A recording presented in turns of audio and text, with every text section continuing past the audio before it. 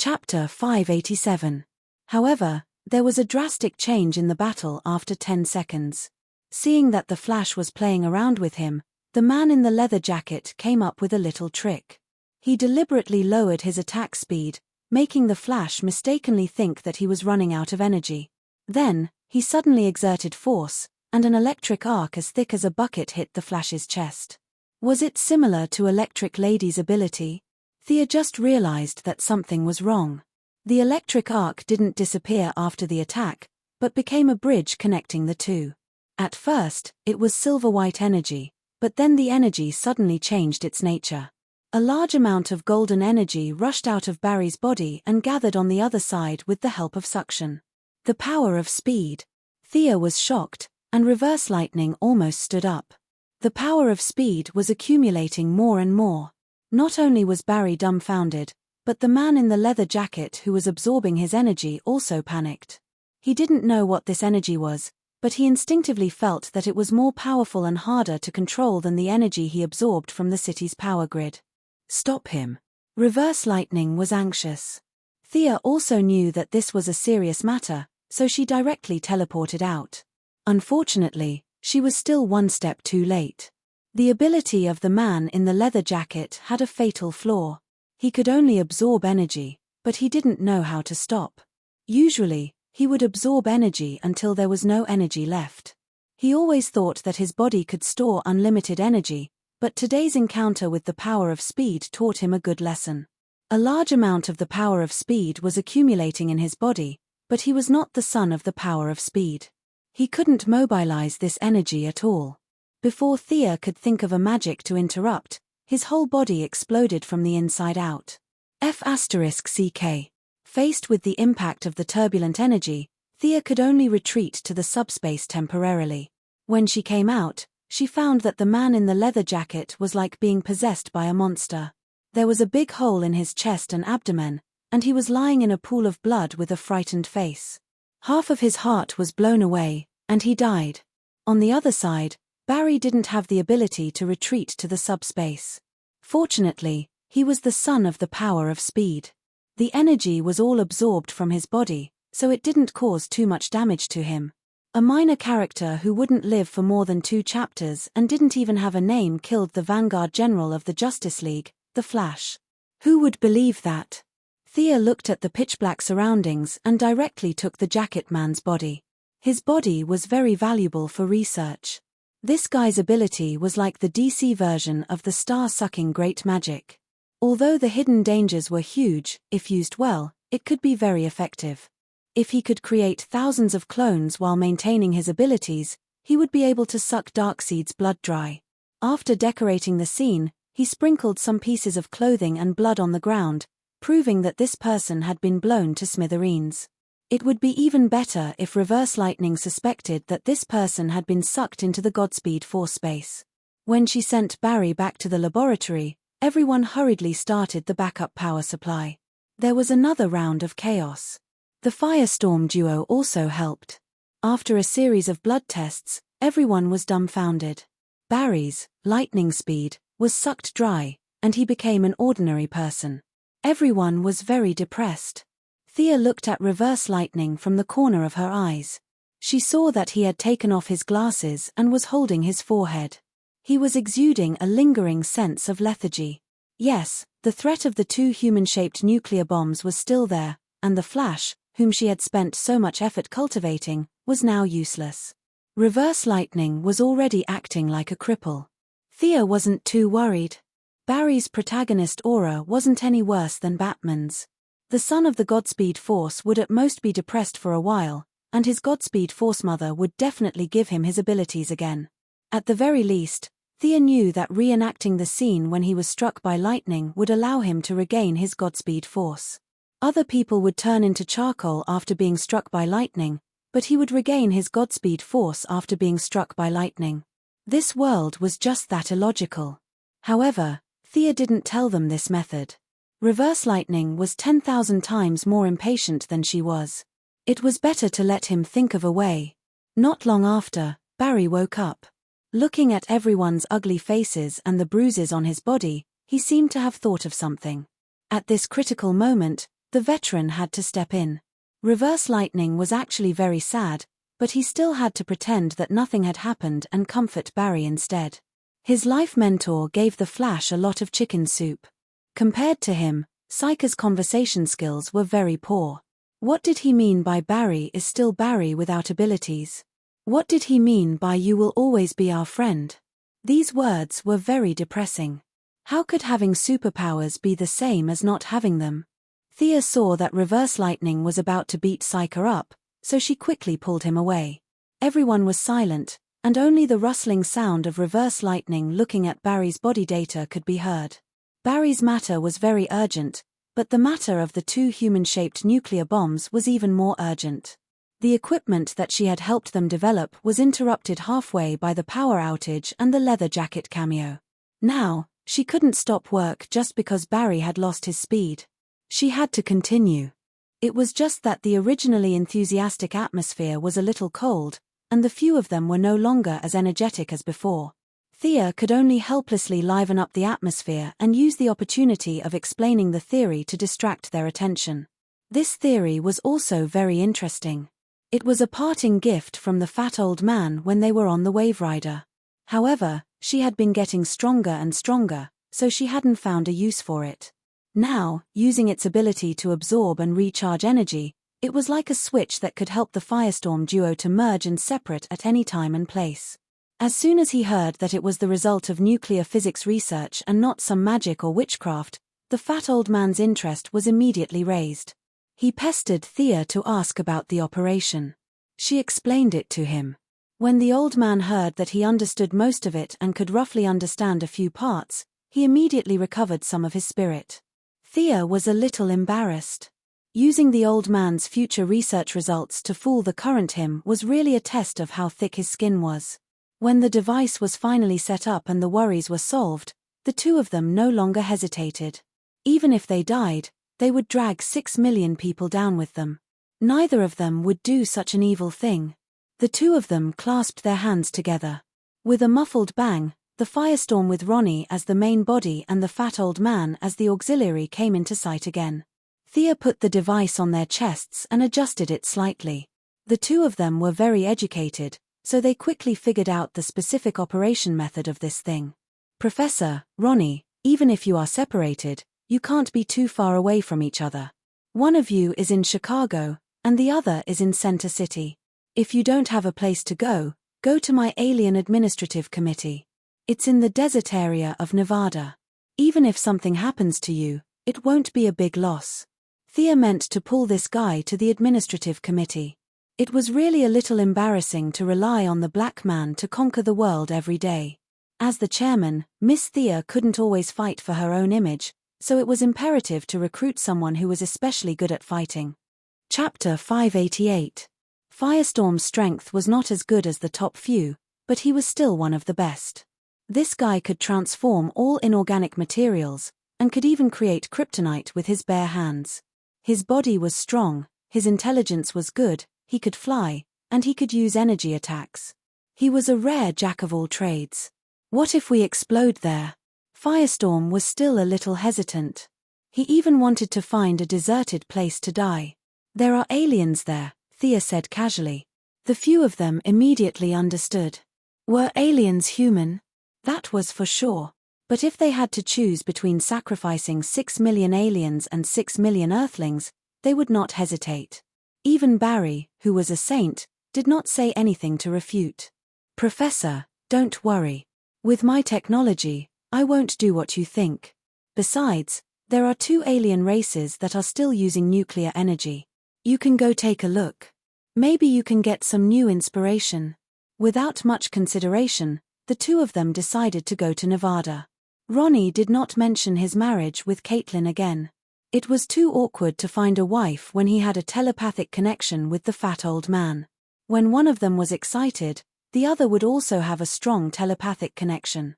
Ronnie would not be able to roll in the sheets happily for a long time. The fat old man also had this problem. He was old, but he also had a wife. Nuclear fission had changed his body. He looked old, but he was not much different from a young man. He did not want Ronnie to know about his passionate communication with his wife. The two tacitly left Central City and flew towards Nevada. Seeing the humanoid nuclear bomb fly away by itself, Reverse Lightning breathed a sigh of relief. What was left was the matter of the Flash. To be honest, Reverse Lightning was really worried about Barry. Unfortunately, he couldn't leave his name behind even though he had done a good deed.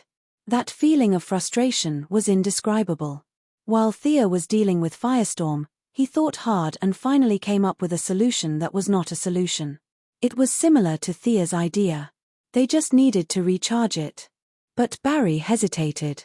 In the face of 20 million amps of electricity, he did not dare to say that he could survive. Thea knew that he was the son of agility, but he did not know. Reverse Lightning anxiously waited for the result. Barry shook his head and said, "Let me think about it." After saying that, he picked up his coat and left the laboratory without looking back. Thea also bid farewell to the others. She had tricked them over, so she had to make some preparations. She did not dare to use the teleportation spell to bring Firestorm over directly, mainly because their condition was too unstable. If they exploded during the teleportation, she would be in serious trouble. Although nuclear weapons did not have a high level of technology, she was not willing to face the impact of a nuclear bomb head-on. Since Firestorm could fly by himself, she would let him slowly fly over. Thea rushed to the administrative committee first and informed her subordinates that Firestorm was going to join the company. Only then did she return to Star City. One must know that she was pulled out of the hot spring while she was soaking in it. It didn't take her more than a few minutes, so she could still go back and soak in it for a while. The girls were still chatting mindlessly, completely unaware that the crisis of the city had already been resolved. The idea of a female couplet gradually took shape in her heart. The venue, the purpose, all needed to be carefully considered. There was still a long way to go before it was officially established. It wasn't until the girls went home that she found out that Barry had returned to the laboratory after she left. Because Ayers was in danger, Barry could only brace himself and accept the electric shock from Reverse Lightning. Fortunately, the results were good. His mother had not given up on him, her biological son. The Flash was in high spirits and played the hero again to save the black girl. The matter of Firestorm was satisfactorily resolved, and Barry Allen's ability was restored. However, there was still no end to the hatred of his mother's murder. A vague fog shrouded him. He had a hunch that he was very close to his mother's murderer, but he had not found any key clues. Thea did not have much time to pay attention to the battle between Lightning and Reverse Lightning. She was super busy now. She did not even have time to study the body of the man in the leather jacket. She was busy making a mascot. Moira won the party's primary election with a large number of votes. This first step was very stable. The next step was to give a national speech, a show, to let ordinary people know her political views and character. As a family member, Thea could only help to build momentum. Originally, Oliver was also a good choice, but compared to Thea's explosively good reputation, his reputation was too bad. The staff collectively rejected Oliver's proposal to walk around the country. They only asked him to be present in a few key cities. The rest of the time, the task of accompanying the mother fell on Thea's head. She did not have stage fright, but she had to be gentle, decent, approachable, and not steal the limelight from the mother. This was a bit difficult. The mother of a superhero, this was the biggest card that the staff had prepared for Moira. It could be said that it was a card that no one had ever played before. The superhero story in the United States was really high. Many people were encouraged by Moira. It was as if Thea was so strong not because of magic, not because of the source, but because of the liberal democratic system. For a long time, the young lady became the other people's child in the mouth of everyone. A large number of middle-class people expressed confidence in Moira's ability to govern. In fact, there were not many fools these days. The reason why the current government was powerless in the face of many unexpected situations was that they did not have an important force in their hands. If the president was replaced by Moira, there would be no problem at all. With a phone call, the superhero would fly over. Thea also contributed a photo of herself with Superman and Batman. The two big bosses owed her a lot of favors. Although they were very reluctant, They still took a photo of her as if they were going to the execution ground. After that, the campaign began to advocate, using the reputation of the three superheroes to endorse Moira. For a time, Moira's popularity was 20% higher than the other party's candidate. There were a lot of benefits in being tied to the superhero campaign, but naturally, there were also troubles. Many medical workers who lost their jobs because of Thea's medical cabin went to the speech venue from time to show their dissatisfaction. The aliens who were dealt with by the Alien Administrative Committee also launched some attacks from time to time. Even Ben, an old friend of Batman, was hired to make trouble at the scene. Yes, Thea felt that this guy was here to make trouble. The 2-meter-tall muscular man with a green can on his back was kicked more than 10 meters away by her in high heels. He did nothing other than sprinkling some green water on the ground. Moira's staff slowly went from the initial panic to later numbness. They also felt the outstanding force of the young lady.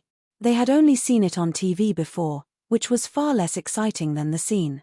The rocket was bounced back to its original place with a snap of a finger, the gunman was scared to pee his pants with a look, and the aliens of all colors and appearances were still flying around like bowling pins. Chapter 589. Every day, Thea heard the same platitudes. The staff racked their brains to prepare a speech for Moira. If it weren't for her eternal life, she would really think that it was a waste of time. Several major candidates were still running around. Even if their strength was not as good, no one admitted defeat. Moira, who now maintained the lead, would not relax. She pulled a large group of candidates from one city to another to fool them. Central City.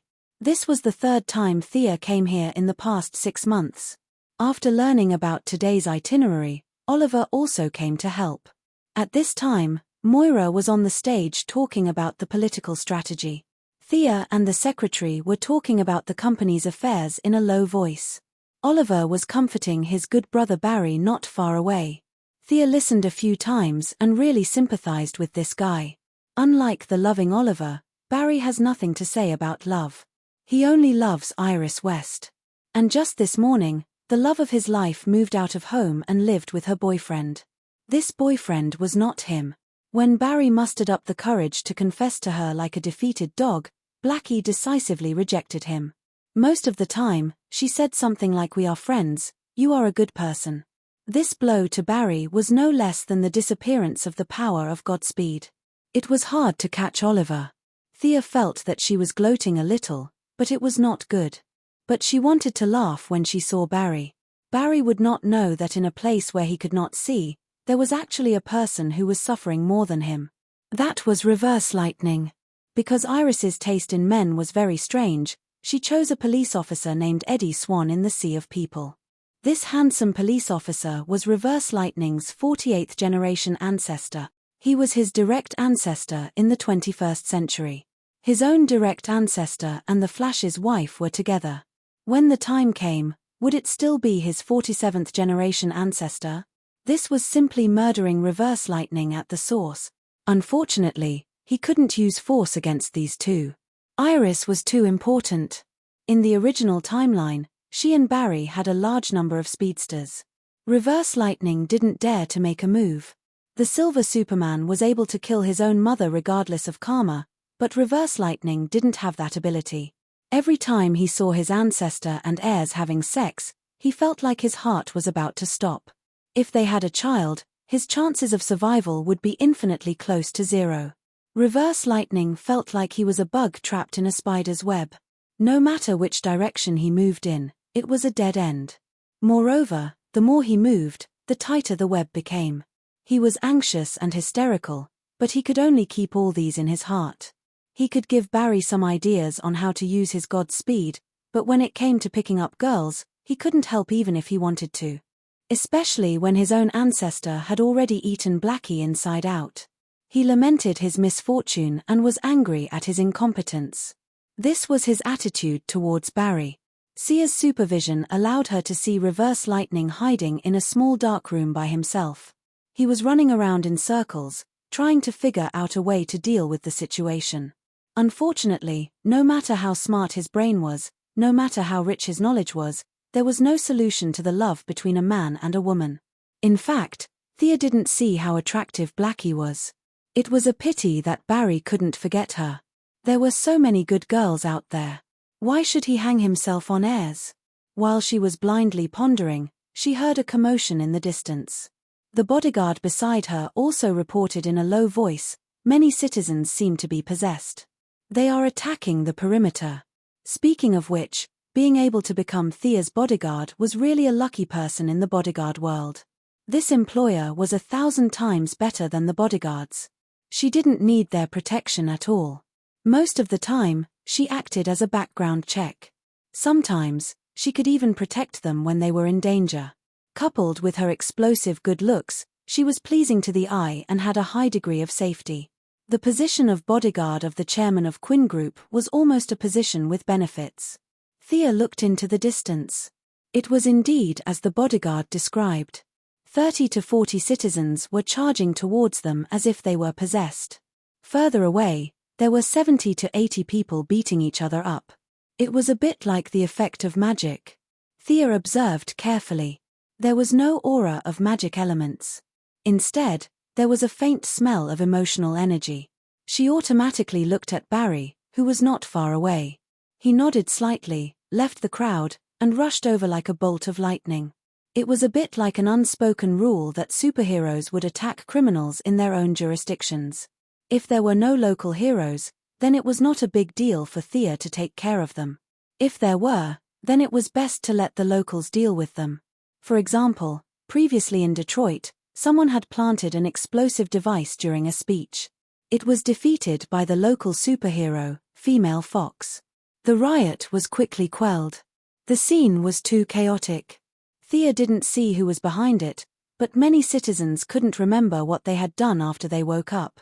This kind of strange thing happened every day. If everything was investigated to the end, then there wouldn't be time to do anything else. Thea was relieved to leave the follow-up to the Flash. He was in a bad mood, so he could relax. That night, Thea had just taken a shower when she heard a rapid knocking on the window. She opened the window and felt a little dizzy. She saw Oliver standing by the window, fully armed. "Barry is in trouble. Protect Mother. I'll go take a look." After that, he shot a few arrows and flew away like a swing. A few black lines appeared on Sia's forehead. Could this kid Barry still live happily? How did something happen again? She activated her supervision. After searching for a long time, she finally found Barry in an alley. Good Lord. At this time, even with a mask, Thea could feel Barry's fierce hostility. The usual gentle sunshine had long disappeared, leaving only anger and bloodlust. The person facing his anger was Air's new boyfriend, the 48th generation ancestor of Reverse Lightning, Eddie Swan. But now the handsome detective was beaten up a little by the Flash. He was an ordinary person, he couldn't resist the Flash, let alone the Flash in his dark form. "Who do you think you are? Do you think you can come in like this and get whatever you want? Who gave you the right to do that, you stupid piece of shit?" The corner of his mouth that used to be quiet was now only ferocious. In the dim light of the night, his eyes were like that of a beast eating human flesh. Eddie Swan was confused by what he said. His head was full of question marks. "Big brother, you have found the wrong person. Did you say that I did it?" In any case, he was a well-trained young detective, and he was quite agile. He rolled over and pulled out his pistol, aiming at Barry and shooting at him. The Flash, who had already been filled with anger, showed him the Matrix's bullet-dodging skills, followed by a series of words. Eddie Swan didn't think about the key points. He threw away the empty pistol and wanted to fight with the Dark Flash. Thea deliberately glanced at Reverse Lightning in the laboratory far away. She saw the old man's palms were blue and his nose was moving slightly. He wanted to transform into Reverse Lightning several times to save his ancestor, but in the end, he forced himself to endure. Chapter 590. Thea couldn't help but sigh at the old man's determination. Looking back, the Flash and Eddie Swan competed with each other. To be honest, their martial arts skills were really weak in front of Thea, a contemporary martial artist. They were better than ordinary people, but their strength was limited. The Flash relied more on his high speed to crush the enemy, and Officer Swan's skills were obviously not good enough. In less than 2 rounds, Officer Swan was lifted by Barry with one hand. Ayres in the distance was scared. She didn't know why the hero in her mind, the Flash, hated her boyfriend so much. She also tried to stop the Flash with words, but unfortunately, her mouth was not good enough.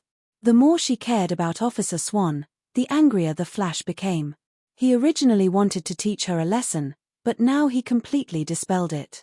He wanted to break Officer Swan's neck. Thea didn't care about defying Lightning's life or death, but if the Flash killed Ayres' boyfriend, then he would be completely evil and there would be no turning back. Would the future Justice League accept defying Lightning as a veteran? She immediately shot, and from more than 10 kilometers away, she sent out a psychic blade and scratched the Flash's wrist.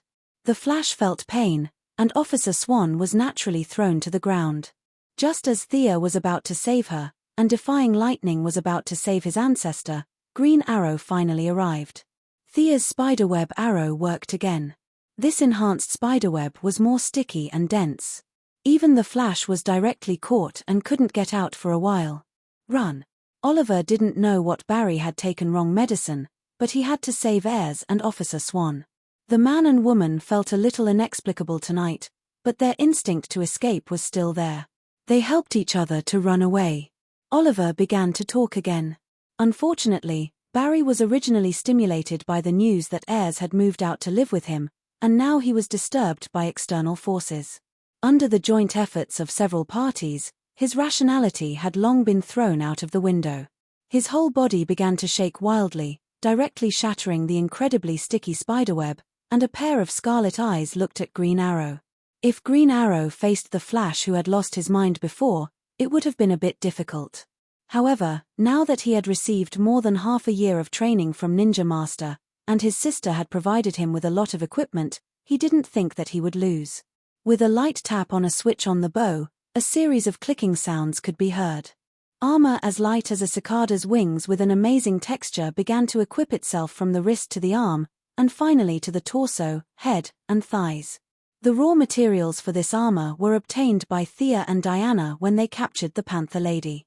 The body of the Panther God was made into a speed-type armor by Thea with her advanced mechanical processing ability. The original silver-white shell was painted green and white by Oliver. The armor was powered by the new energy reactor newly developed by the Quinn Group. In theory, the maximum speed could exceed 2,000 km per hour, and the reactor could allow the user to run at the maximum speed for an hour. The internal skeleton was made up of the body of the Cheetah God, and the exterior was covered with titanium alloy. The joints were made of reinforced glass fiber. In order to take care of Oliver, who was semi-illiterate, the operation interface was almost a simplistic version. The flight system, status system, navigation system, weapon system, and the navigation deployment module, which was specially set up to prevent him from being knocked unconscious, were all integrated together. Oliver's weapon was naturally still the bow and arrow, but now it had been replaced with a cannon. Diana loved the house and the crow that belonged to it. She had plundered a lot of divine metal from Olympus and used modern technology to help him make a longbow. It was certainly not a divine weapon, but Thea felt that this bow could be regarded as a pseudo-divine weapon. When the bow was fully drawn, the speed of the arrow could exceed the speed of sound. However, Oliver didn't have any divine power or magic, and in the beginning, he had to consume his own vitality to draw the longbow. Until the armor came out, Thea improved the energy supply method, and now this pseudo-divine longbow would consume the power of the armor. The Flash was a little stunned, but Green Arrow had already finished equipping. His combat experience was much better than that of the rookie Lightning, and he directly drew the bow and shot an arrow at his calf. He underestimated the speed of Green Arrow, and when Lightning wanted to dodge, it was already too late. With a poof sound, the sharp arrow pierced a hole in his calf. Blood gushed out, and the Flash pulled out the arrow, and the wound cells quickly recovered under the effect of the power of Lightning. Barry, with a fierce look, stared at Oliver fiercely. Anger had already taken over his reason, and he had forgotten all about good friends and brothers. He only wanted to kill. The rushing figure brought out a yellow lightning, and Barry angrily rushed to Oliver. Oliver's normal speed was faster than ordinary people, but it was incomparable to the speed of the Ultralisks. Now that he had the power armor, it was very different. At this time, the remote artificial intelligence took over part of the functions, so he could focus on dealing with the enemy. Limited by physical fitness, nerve reflexes, and other conditions, the highest speed of the armor could not be used. Oliver could only maintain a speed of 900 kilometers per hour. It was true that the blackened version was 5 times stronger, and the whitewashed version was 3 times weaker. The Flash, who had exceeded the speed of sound in his normal state, was now even faster. In terms of speed, the Green Arrow was unceremoniously crushed, but he, who had been through hundreds of battles, did not panic. He exchanged a few moves with the Flash. It was actually a polite way of saying it was exchanging moves, but in the eyes of outsiders, it was more like a one-sided beating. The energy reserve of the armor continued to decrease, and Oliver had roughly figured out the Flash's style. His moves were that he had no moves. Relying on his speed, he would take advantage of his opponent's weakness and throw a few punches. When the opponent reacted, he would run and look for another opportunity. Oliver tried to open up the distance twice, but the Flash caught up and beat him up. He could only use a trump card. With a flick of his wrist, the smoke bombs that were originally installed in the armor were launched 3 times in a row. The Flash did not know what it was, so he did not take it head-on, which created a good opportunity for Oliver. Thick and thick, as if it could not be dispersed, white fog covered most of the street. Oliver turned on the optical camouflage on the armor and disappeared into the thick fog as if he was invisible. "Do you think you can hide like this?" The Flash searched around but did not find any trace of Oliver. With a cruel smile, he began to run quickly on the spot.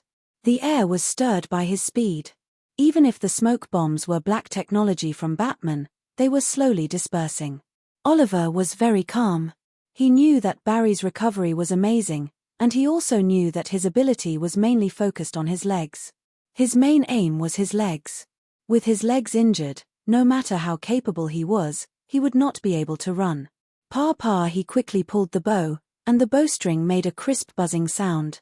Because the movement was too fast, the sound was transmitted through the air and had a unique charm. Chapter 591. In less than 10 seconds, Oliver had shot hundreds of arrows.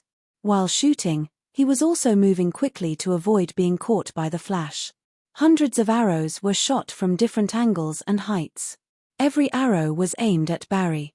Regardless of the accuracy, the choice of direction, or the grasp of opportunities, Oliver could be said to be the best archery master in the world. There was no one who could compare to him. In terms of archery skills, not to mention the original Yarrow Fay, the current Thea, even Batman and Ninja Master were not as good as Oliver. If the maximum level of long-range attacks for others was level 10, then Oliver's maximum level was level 12. This was his talent. Now, after more than half a year of teaching by Ninja Master and the assistance of the black technology armor, his talent had been magnified by several times. To hit the Flash, who was running at a high speed, was a technical skill. Prediction were indispensable. The wind resistance caused by his crazy running was also a key issue for the archer to consider. Oliver did a good job in these aspects. Although more than half of the arrows were shot, the remaining arrows could still hit the target. The Flash realized the danger he was in. His speed, which was already much faster than usual, increased by a lot. Unfortunately, Oliver did not manage to dodge a few of his arrows. At the moment when they hit, the Flash also saw through his optical camouflage and learned to throw lightning without a teacher. This kind of lightning, which was produced when he ran, contained a trace of the power of speed. It was very fast and arrived in the blink of an eye. Obviously, it was later than Oliver's attack, but the golden lightning still hit Oliver first. The speed of the lightning was too fast, faster than Oliver's reaction speed. Even though the auxiliary system had detected the energy reaction, he still could not dodge it. The system could only use the backup plan, which was to activate the energy shield and take it head-on. With a boom, the lightning hit the shield, and the energy was quickly depleted. The collision between the golden lightning and the armor's energy finally ended with the armor's victory. However, the armor, which was almost at full power, had reached the lowest operating alert level. The total energy was less than 30%. This attack had at least depleted more than half of the armor's energy. The Flash on the opposite side was even worse. Oliver had the armor to support him, but Barry completely relied on his flesh and blood to deal with the sharp arrows made of Olympian metal. Oliver's attack angle had been calculated by the onboard computer, and all possible dodging directions had been taken into consideration. Barry had tried his best, but there were still 6 arrows that he couldn't dodge. At this time, the Flash was extremely miserable.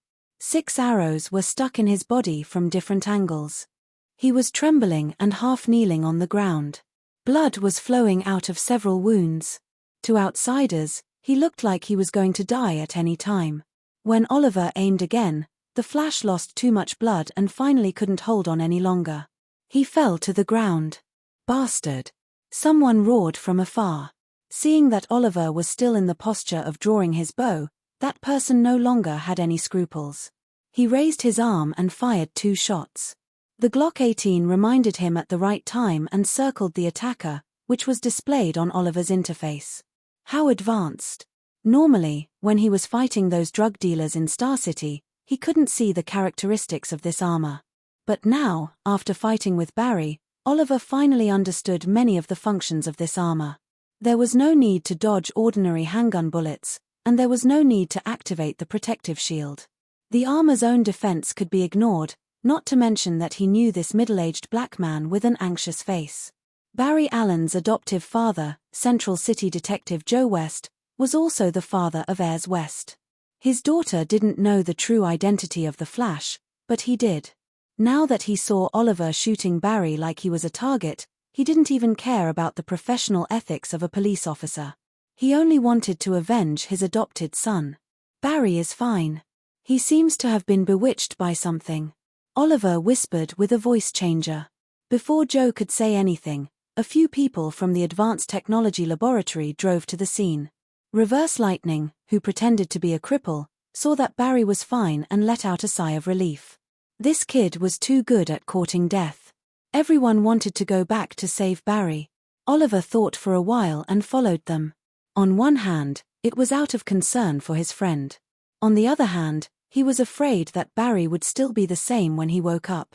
What if he was still in his evil state and killed all the people in the laboratory in a fit of anger? He could at least be safe if he followed him.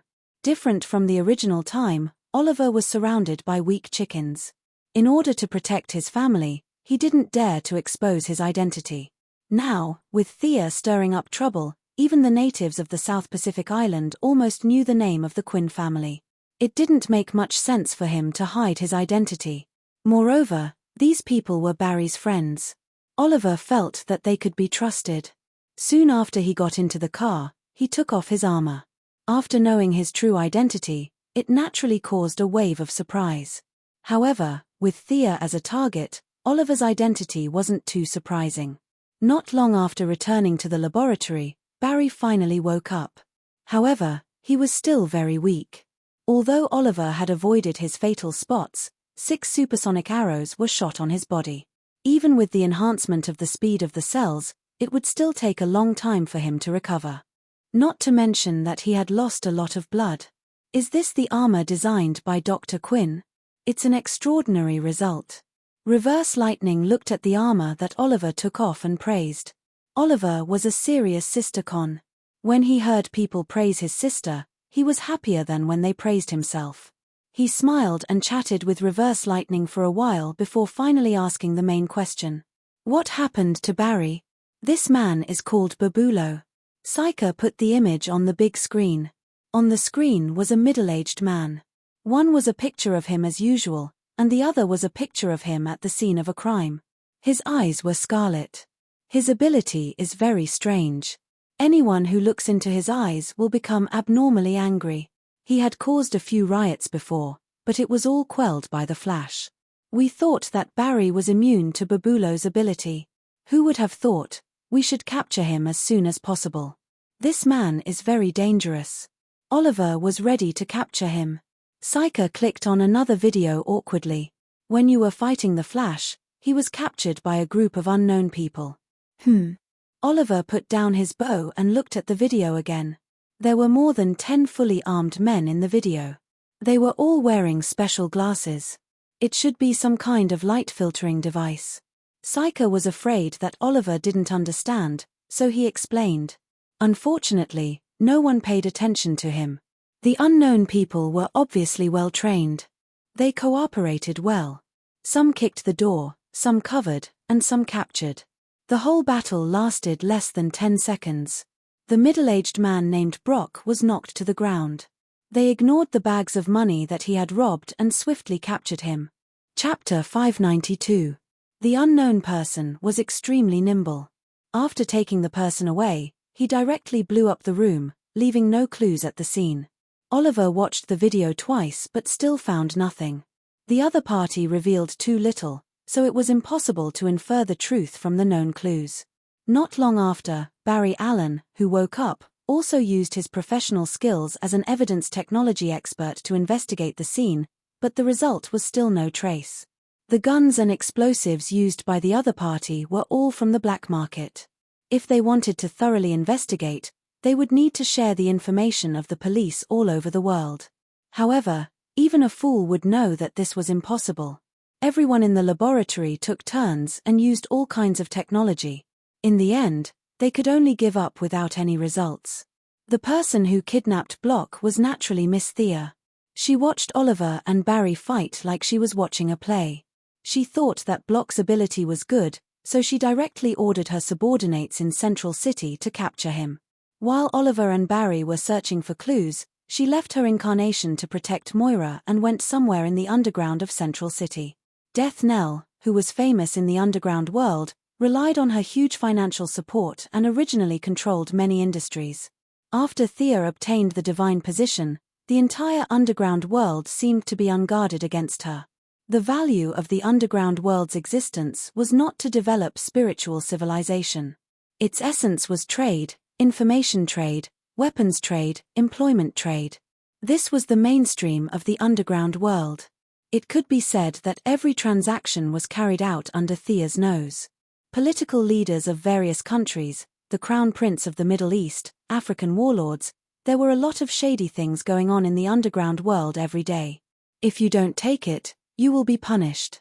Sia knows the details of every transaction, so naturally, she won't be polite to this group of people. Using the advantage of having omniscient information, Death Knell personally took action and used all kinds of shocking methods to almost unify the underground world. It was not easy to find a small person like Block who only knew how to rob banks and only knew how to rob banks. Sia came to a villa area on the outskirts of Central City. The owner of this villa was one of the councillors of Central City. It was said that his family history could be traced back to the Mayflower. Unfortunately, the owner was very stubborn and refused to let go of the tradition. He could be described as a stubborn old man. No matter who it was in Central City, they would avoid this stinky and stubborn guy. In the eyes of outsiders and this owner, this was his residence. In fact, in the huge complex of buildings, whether it was the housekeeper or the workers, they had all been bribed. Except for a few rooms that the owner frequented, the rest of the buildings had been transformed into the stronghold of Death Knell and the others. Now, this unlucky Block was imprisoned in the basement.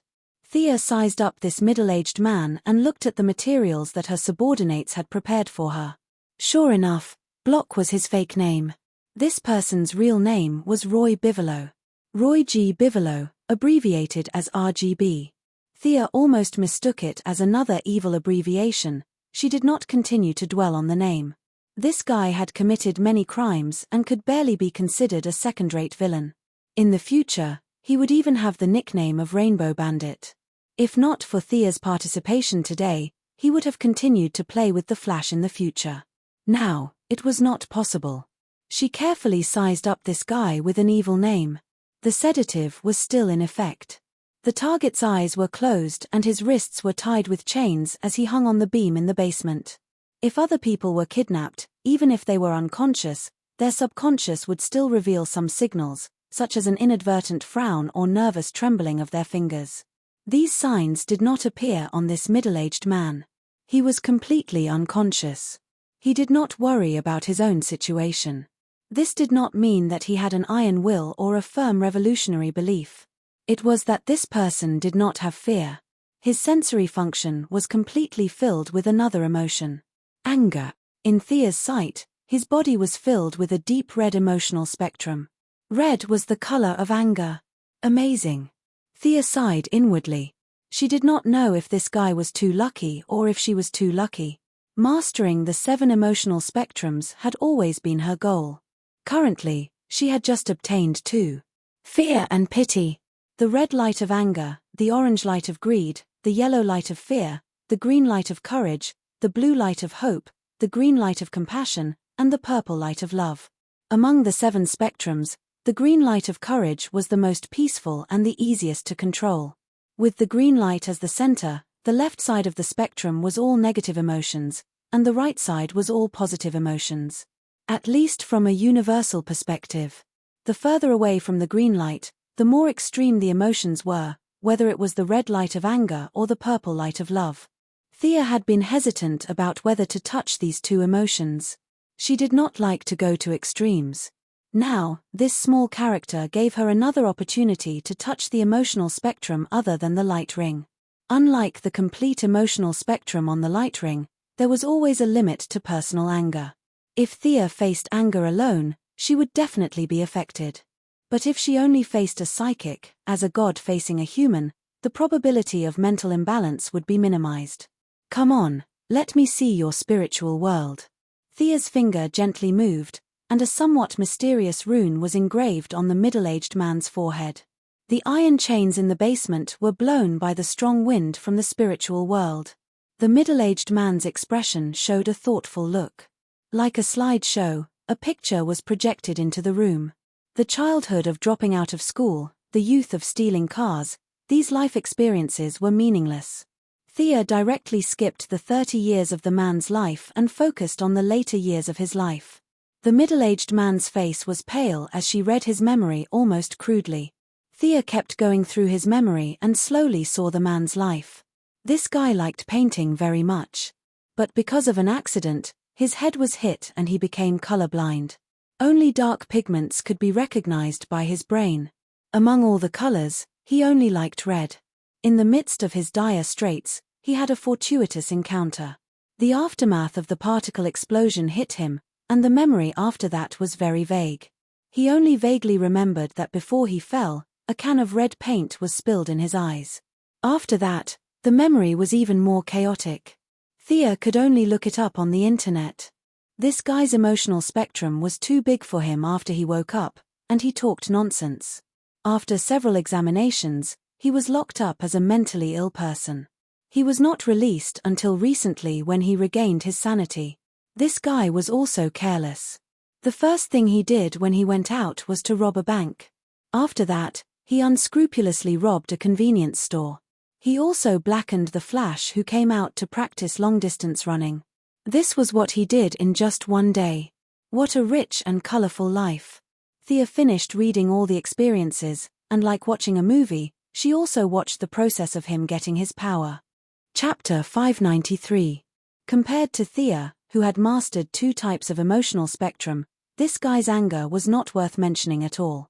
Interestingly, what gave him his ability was not the emotional spectrum, but the dark matter that seeped into this world through the cracks of space during the Big Bang. After that, the dark matter and red pigment combined in some ingenious way, which gave him his superpower.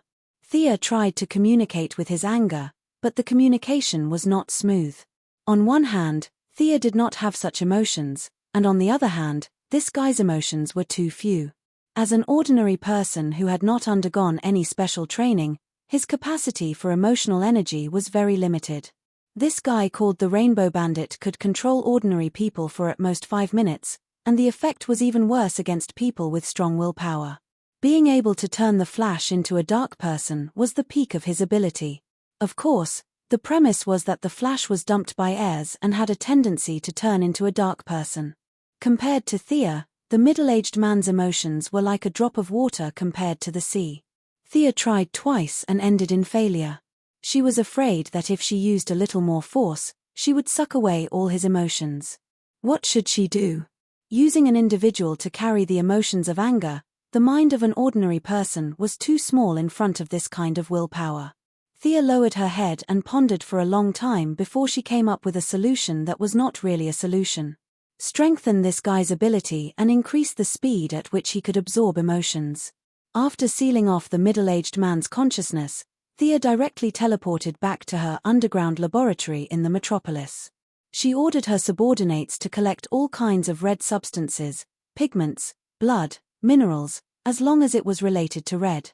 Thea experimented with them one by one and finally found that the absorption and transformation effect of red pigment was the best for this guy.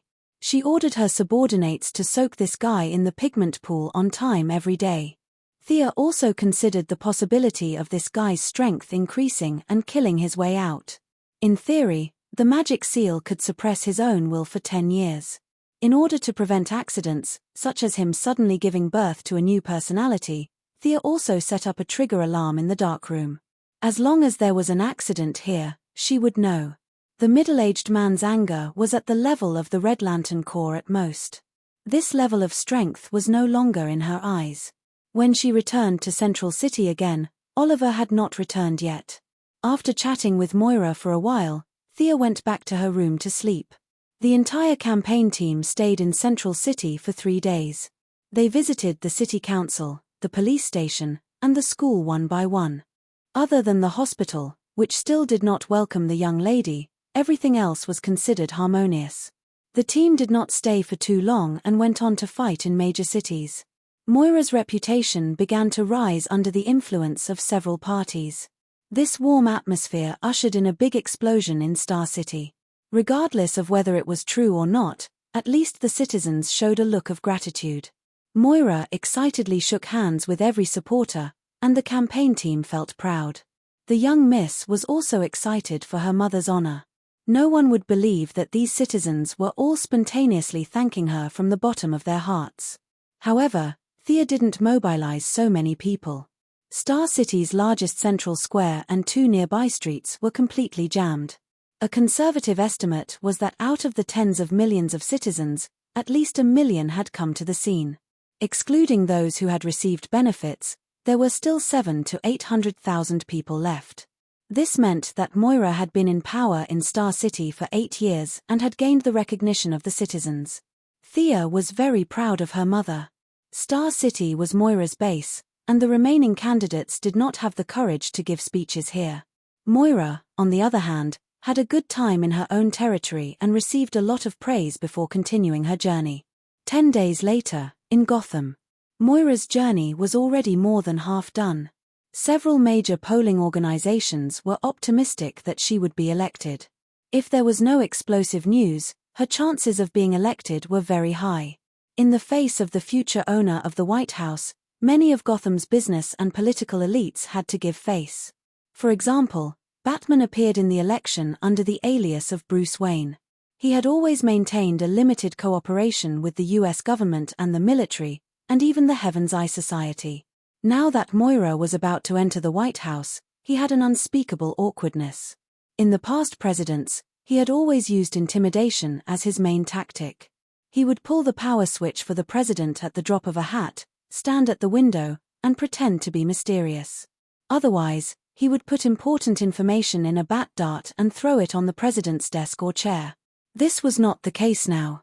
This was Thea and Oliver's mother, and behind these 2 siblings, there were a lot of heroes, such as Wonder Woman, The Flash, and Black Canary. If Batman did not want the hero faction to be split into 2, he had to maintain respect. He had to restrain his arrogance. To be honest, this change in role made Batman a little uncomfortable. He advocated cooperation with the government, but Thea and the others were too close to the government, which was not in line with his intentions. However, he had no choice. No matter how powerful his dark technology was, he could not stop the election. He could only silently watch the situation slide into a situation that he did not like. "You've been nervous since 3 minutes ago. What's wrong?" Bruce stood beside Thea and asked in a low voice as his lips moved slightly. Thea was also very puzzled. 3 minutes ago, she felt an indescribable pressure. It did not seem like a sign of an impending crisis, but the divine position or source was reminding her of something. "It seems that something is going to happen. This is the first time I have such a premonition." Is it about your mother? Thea sensed it with her heart and shook her head with certainty. No. Is it about Diana? This time, Thea sensed it more carefully and finally shook her head. Definitely not. That's strange. What exactly are you feeling? Batman was confused by her words. He was very annoyed by this kind of thing that was out of his control. Unfortunately, it was always a big thing. Thea rubbed her head, and her blonde hair looked like a bird's nest. However, with her explosive charm, there was a hint of decadent beauty, which attracted the attention of the people around her. However, she was so frustrated that she did not have the time to think about her image. It was like a huge rock was pressing down on her heart. She could not answer Batman's question, but she suddenly felt a heavy psychological pressure. For a moment, she even thought that Darkseid had come to kill them, but she soon realized that it was just wishful thinking.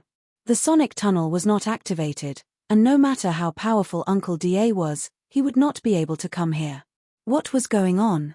If it was not Uncle Da, could it be something in space? Thea did not think so. Other than supernatural beings like Lantern No. 1 and Black Lantern, she was confident that she could deal with everything else. Then, there was only one answer: the problem was on Earth. Leaving a clone behind to cover the scene, Thea flew out of the atmosphere. With her supervision and artificial intelligence, she searched for an emergency on Earth. Metropolis, Gotham, Central City, Star City, and several other cities that were prone to accidents were searched, but there was no result. She even looked into the depths of Africa, in the rainforests of Brazil, in case there were cultists looking for trouble. Unfortunately, it was still useless. Everyone on Earth seemed to be living orderly lives. Occasionally, there would be a few bank robbers, but she could not see them causing much harm to Earth. Just as she was about to search for a second time, Gideon sent a message.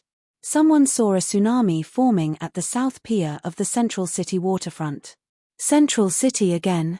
Thea was speechless. How can we continue living like this? Chapter 594. Before the birth of the Flash, the broken Central City was a peaceful place. The citizens lived and worked in peace, and everyone was busy with their own things. Now, things were happening all the time, and every time something happened, it was a big deal. They listened to the wind and thunder in silence. According to Gideon's guidance, Thea finally found the culprit that made her feel uneasy: Barry Allen. The seawater around the Central City was rising rapidly, forming waves that were dozens of meters high. They were rushing towards the city. It was as if this guy had taken an aphrodisiac. He was running around the Central City at full speed, trying to create wind resistance to stop the waves. He ran faster and faster, and in a place where he couldn't see, Thea had seen signs of the time barrier breaking at any time. This guy had traveled through time after running wildly. Whether it was a day or two, Thea couldn't remember. She only knew that such a simple and violent travel through time was thousands of times more harmful to all intelligent life than the lives of the 6 million people in the Central City. Out of the corner of her eye, she also saw the culprit who was causing trouble in the center of the dock. He was similar to the cameo that the Flash defeated in the first battle. This guy also had the ability to control the weather, but he was better than the cameo because he had a name: the Weather Wizard. What Weather Wizard was, of course, nonsense. He was just a person with the ability to control local weather. The Flash was also retarded. Why didn't you just take him down directly? Why did you follow his big move? The culprit was down, and the remaining waves were uncontrolled. At most, they would destroy some buildings, and the death toll might not exceed the single digits. If he traveled through time, the damage would be immense, and the entire universe would be affected. Maybe an accident that didn't happen would cause 2 planets to go to war directly. Maybe an office worker would have a traffic accident because he was late for work, or maybe an evil scientist would have a sudden inspiration and come up with something to destroy the world. All kinds of accidents would happen. The variability of time, even the most powerful computer and the greatest god couldn't predict and estimate it. It was too heavy. Thea herself would not be affected. Diana had merged with the source. Although the source was still slowly growing, it would not be affected. It was hard to say for others. Would Louise in the Metropolis miscarry because of a small accident, and end up with 2 lives, and then Superman would become evil? There was a chance of that happening. She did not know if anything would happen to Gotham's Batman, Damian, or even Moira and Oliver. Thea would never allow such a thing to happen. Barry's current speed was too fast. He had already surpassed Thea. She could only absorb energy from the weave and set up a one-time barrier in front of Barry. Time Stop was the name that the mags gave to this spell. It was a little arrogant, but its principle was actually to change the flow of time in the target area. It was a far cry from the real Time Stop. Thea changed the spell slightly. With the help of the huge amount of magic and divine power, the effect of her spell would be dozens of times stronger than that of the ancient mags. Barry, who was running with his head down, suddenly rushed into her time enchantment. The difference between the normal flow rate and the enchantment's flow rate made him recover from his unconscious running. Looking at the seawater outside the enchantment, the citizens' faces were filled with panic, and their bodies were almost frozen. It was as if the whole world had stopped moving. Before he could figure out what happened, he saw Thea standing in front of him with a serious face. "Mr. Barry Allen, do you know what you are doing?" To be honest, after knowing each other for so long, this was the first time that Mr. Barry saw Thea speak with a serious face. As the saying goes, a person with a good temper looks scary when they are angry. Miss Thea's current state was similar to that. However, the Flash also had his own persistence. He would not back down because of a casual sentence. "I am saving Central City." Hearing his neither servile nor overbearing words, Thea was so angry that she laughed. Perhaps the sneer on her face made Barry uncomfortable, and his tone became serious. "Is it funny? I don't blame you if you don't want to care. Central City is my home. I have to protect this place." He looked around again and felt that the seawater seemed to have risen a little. The citizens' limbs also moved slightly. "Where is this place? Let me out." This is a relatively static time buffer. If you use your ability to read 800 pages of papers in an instant, you can also achieve a similar effect. In Thea's impression, Superman and the Flash could chat in a world where the people around them were relatively static. They were different paths leading to the same goal. When a certain power reached its peak, it would almost have a similar ability. "You keep saying that you are protecting the city. Why don't you just take down the psychic?" Thea asked, a little puzzled. Barry looked left and right, but he could not see the mystery of this place. Time was static. Time was relatively static. He had not touched on these concepts yet, so he could not understand them. Now that he heard Thea's question, he asked, "What about the seawater? Have you thought about how big of an impact the whole city would have? Have you thought about how many people would have died?" Thea was silent. This was the difference between her and a proper superhero. They would save every life. Although Thea would also save people, she did not have the belief to save everyone. In the case of sacrificing one person to save 100 people, if it did not involve her own family, she would choose to sacrifice that person. If her own family was that person, she would kill the 100 people to save her own family. Like Superman, the Flash, and Captain America next door, they would choose to save everyone, even if it meant sacrificing themselves. This kind of moral character could be called great. It would only be seen as a movie or a comic book. But when working with this group of people in reality, there would be a serious conflict of ideas. Thea stood in the future and looked at the Flash's actions. She would think that he was very unwise, but in Barry's opinion, this was his only choice. "Mr. Barry Allen, I need to remind you that I'm afraid you don't know what you are doing. If you continue to run at the speed you just ran, you will pierce a big hole in the barrier of time. This kinetic energy is too big to be calculated with human units of measurement. Do you know the consequences of this? A hole in the barrier of time? What was that?" He vaguely had some guesses, but he was not very sure. After all, he just wanted to run out of the wind wall. He did not intend to pierce a hole in the barrier of time. But when he saw Thea rushing over without even changing her clothes, he could not help but ask, "What consequences?" "You can travel through time. Central City will definitely be saved because of the bearded guy in the long windbreaker over there." Thea pointed to the weather wizard who was still summoning the wind and rain in the distance. "He will definitely be caught by you. This means that the tsunami in Central City did not exist at the time you passed through. Chapter 595. It was a good thing to be able to avert a disaster, right? Barry thought to himself. As long as it didn't involve heirs, his IQ was still working. Thea must have other reasons for stopping him so fiercely. He immediately calmed down and waited for her to continue.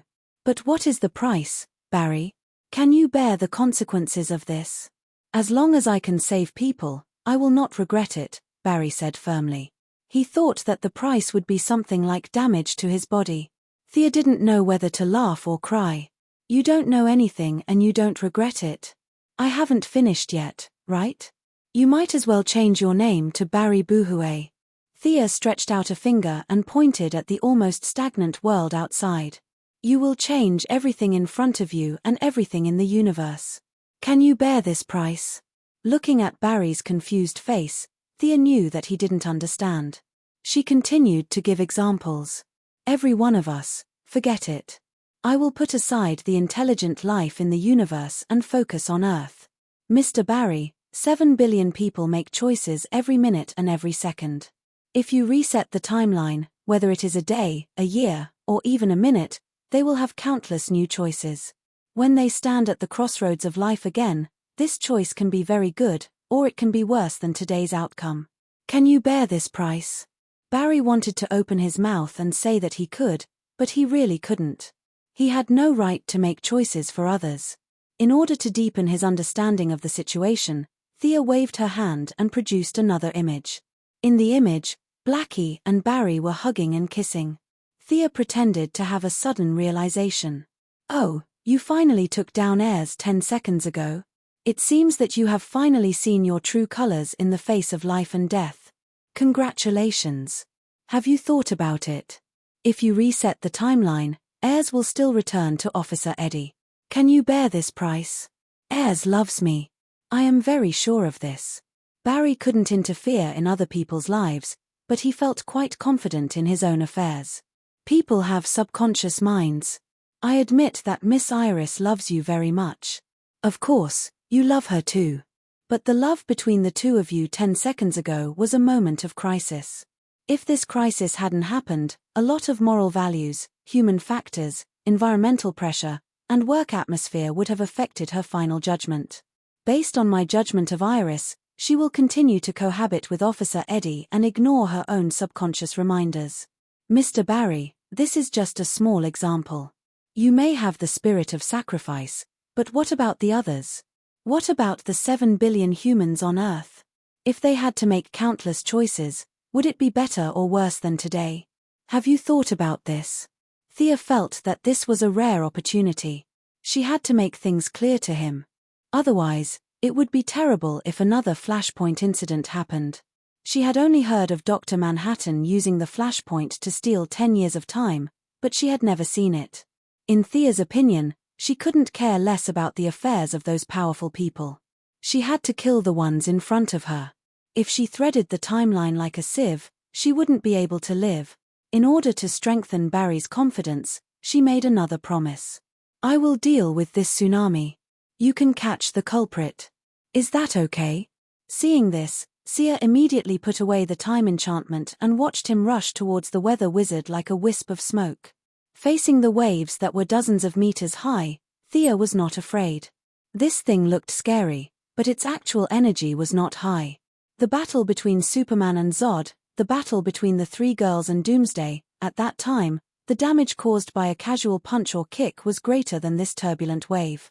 This kind of wave caused by the weather did not have a strong impact on the ground. Thea took out the God of Death's staff. This was an artifact created by the first king of Atlantis. Like the Sea King's trident, it also had the ability to control water. She called the Sea King couple and communicated with them.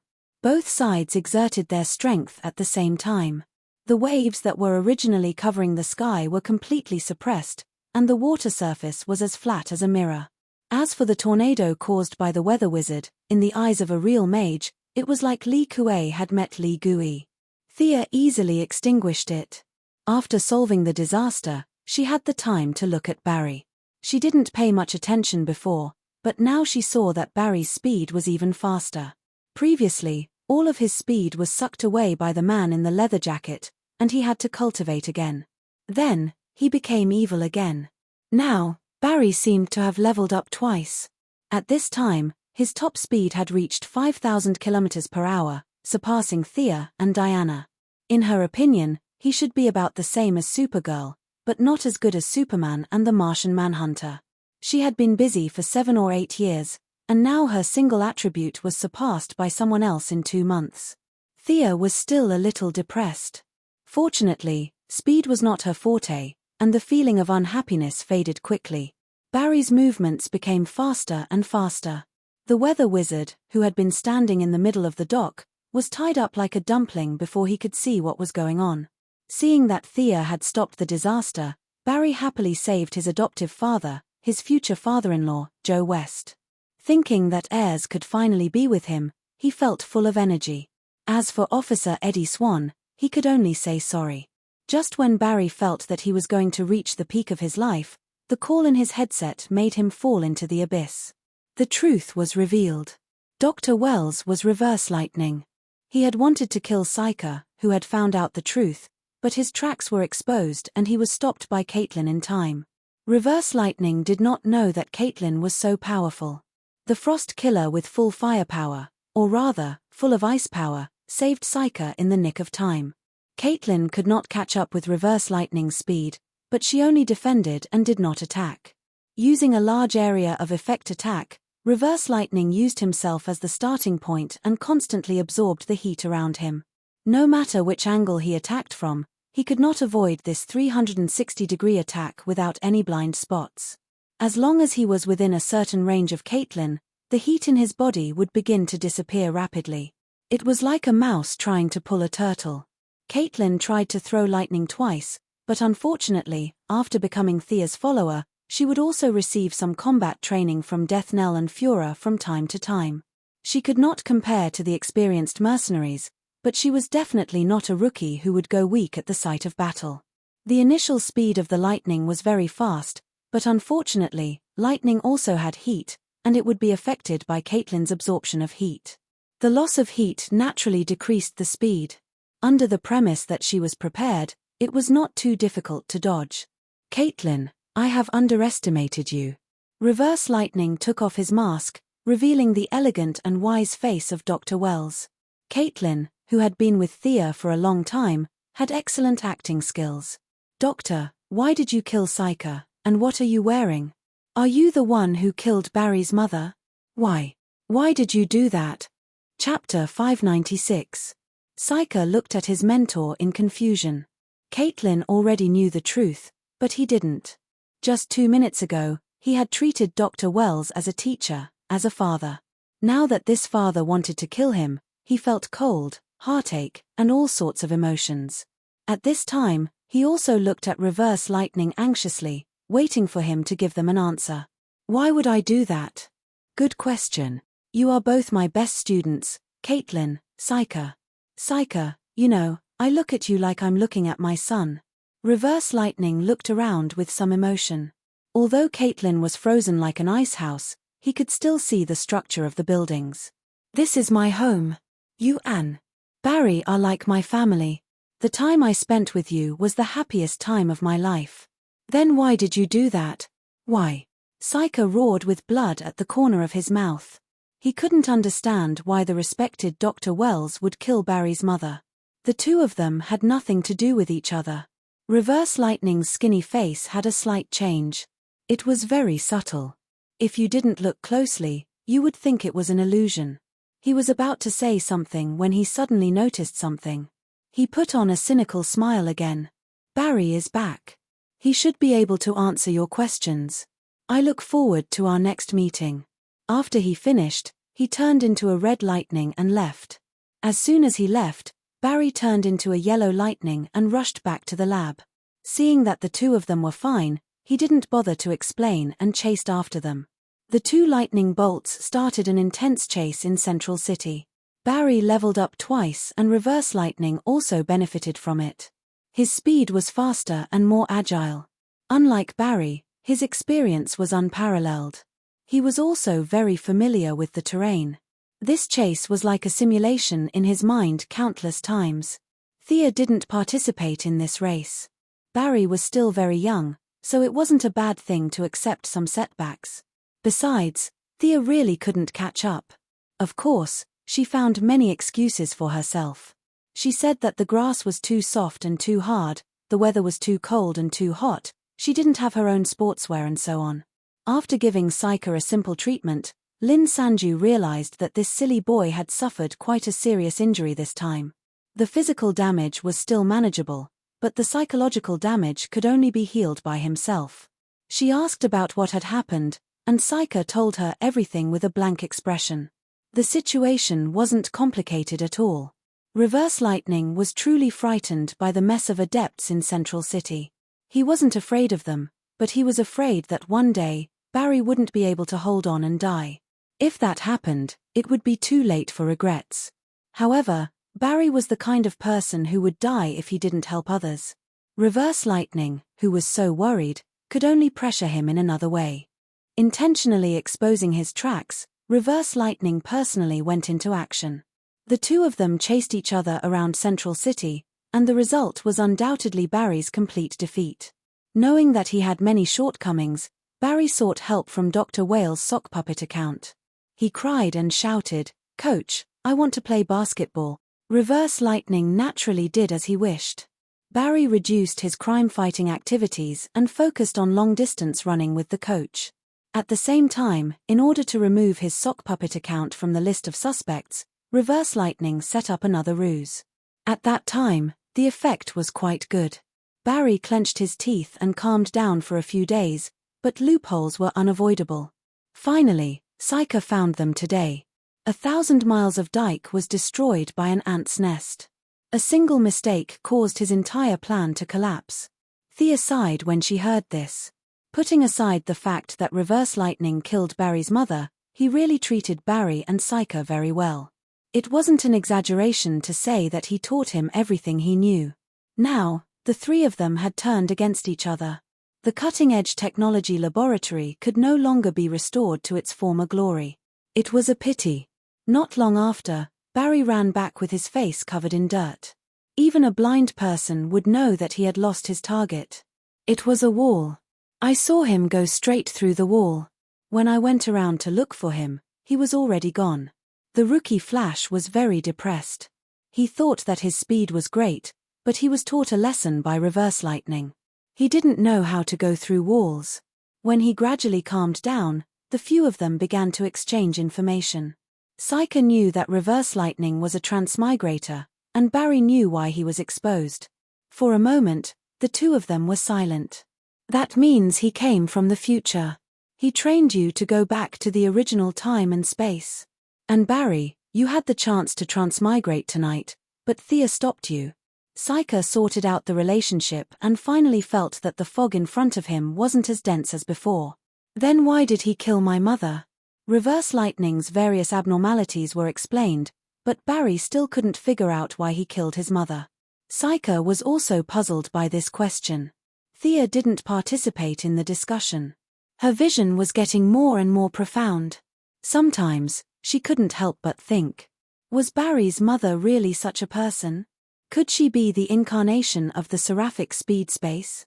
Did she come to Earth specifically to give birth to Barry? Or did she create an incarnation or simply possess an ordinary person's body? Otherwise, it really couldn't explain the close connection between Barry and the seraphic speed space. He was too special. If he was the biological son of the seraphic speed space, then everything could be explained. Like what was said before, it wasn't a coincidence that lightning struck him, but lightning chose him. This was fate. As for the reproductive isolation, it wasn't a problem at all. The Kryptonians could have children with Earth, the three palace magicians could have children with Earth, and Darkseid could have children with the ancient Earthlings and the current Amazons. There was no reason why the seraphic speed space couldn't. Although the genes of the Earthlings were weak, they were extremely tolerant. Thea felt that this was the most reasonable explanation. Barry's mother wasn't dead at all. She was just using Reverse Lightning to complete her mission. However, she didn't say such ridiculous words. Barry was still far from the seraphic speed space. She would let him find out the truth himself. What's your plan after this? Thea felt that there was nothing for her to do here. She still had to go back to be the mascot of the election. I want to catch him and ask him why he killed my mother. I also want to find evidence to clear my father's name. Barry had always been the deputy leader of the team. Now that the leader had run away, he had to make the decision. Do you need my help with your father's matter? Thea wasn't bragging. She didn't need magic or any means. With her current influence, the so-called justice could be done with just a word. It might be a little difficult to release him directly, but it wouldn't be a problem to get him out on medical parole. This simple sentence stumped Barry. He wasn't deaf or blind. He knew what Thea meant, but this was the main reason why he hesitated. Chapter 597. With his speed, saving his father from prison was as easy as buying a pizza, but he didn't want to use such a dishonorable method to get his father out of prison. Now that Thea had provided him with another method, although he knew that it wasn't fair, at least his father would be able to walk in front of people without having to hide all day. Barry, who had always valued relationships, was in a dilemma. Should he stick to justice or reunite with his father? Thea nodded. This kid had integrity. She just had to make a few calls and get him out. It was really easy to control the underworld and get someone out of prison. This matter would be done quietly, and Thea wouldn't be involved. Flash couldn't send his father back to prison when he saw him, right? He would most likely admit the truth when the time came. She was experienced in dealing with these arrogant heroes. Ignoring Barry's father, Thea still wanted to ask Reverse Lightning what their attitude was. What are your plans for Reverse Lightning? Caitlin continued to pretend to be invisible, while Psycha and Barry looked conflicted. First of all, kill? Impossible. Not to mention that they had been together for such a long time, they still had feelings for each other. Reverse Lightning couldn't kill them, so Barry and Cisco had to add the word update. They couldn't let him go either. Barry felt that this was his responsibility. He had to catch Reverse Lightning. All right, I'll help you.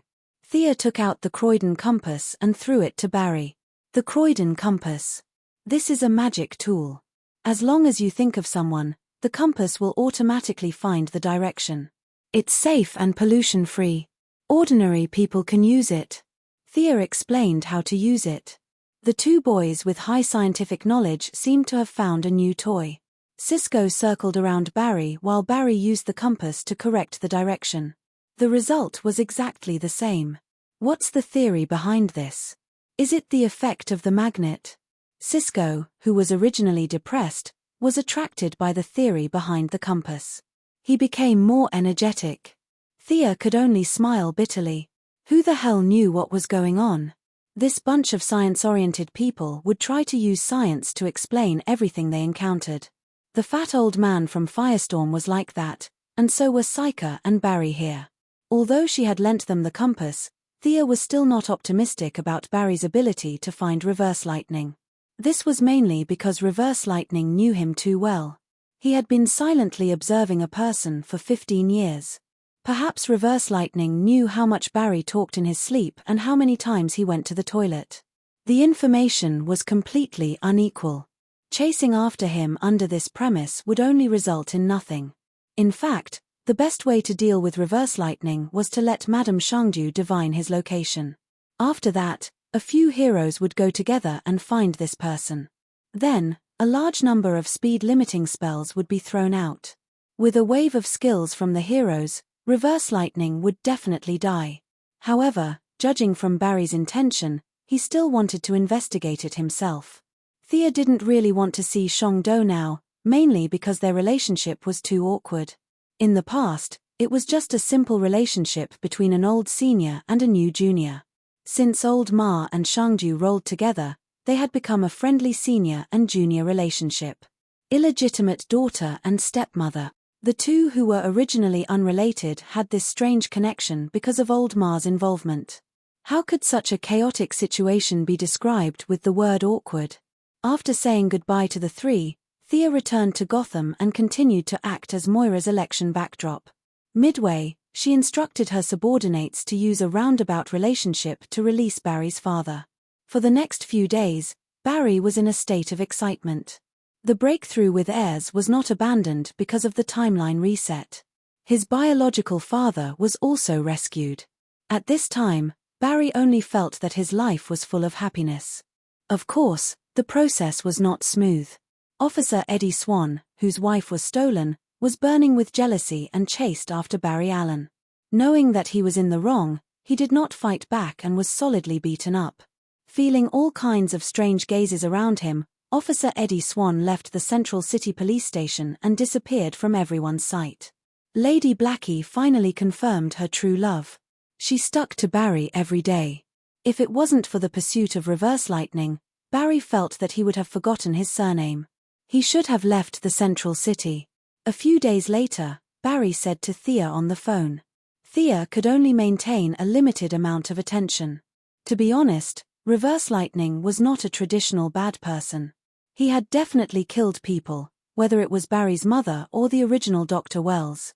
But to say that he was so bad that it was hard to remember, it was not so bad that it was hard to remember. From a certain point of view, because he led the birth of the Flash earlier, the technological level of human society had improved by a few years. For example, Psyker, who had been learning from him for many years, had received a lot of cutting-edge knowledge of future technology. His vision and perspective had greatly improved.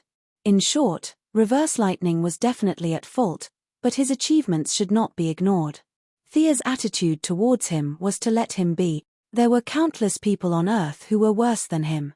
It did not matter if there was one more or one less. She was just the goddess of trade and wealth, not the goddess of law and justice.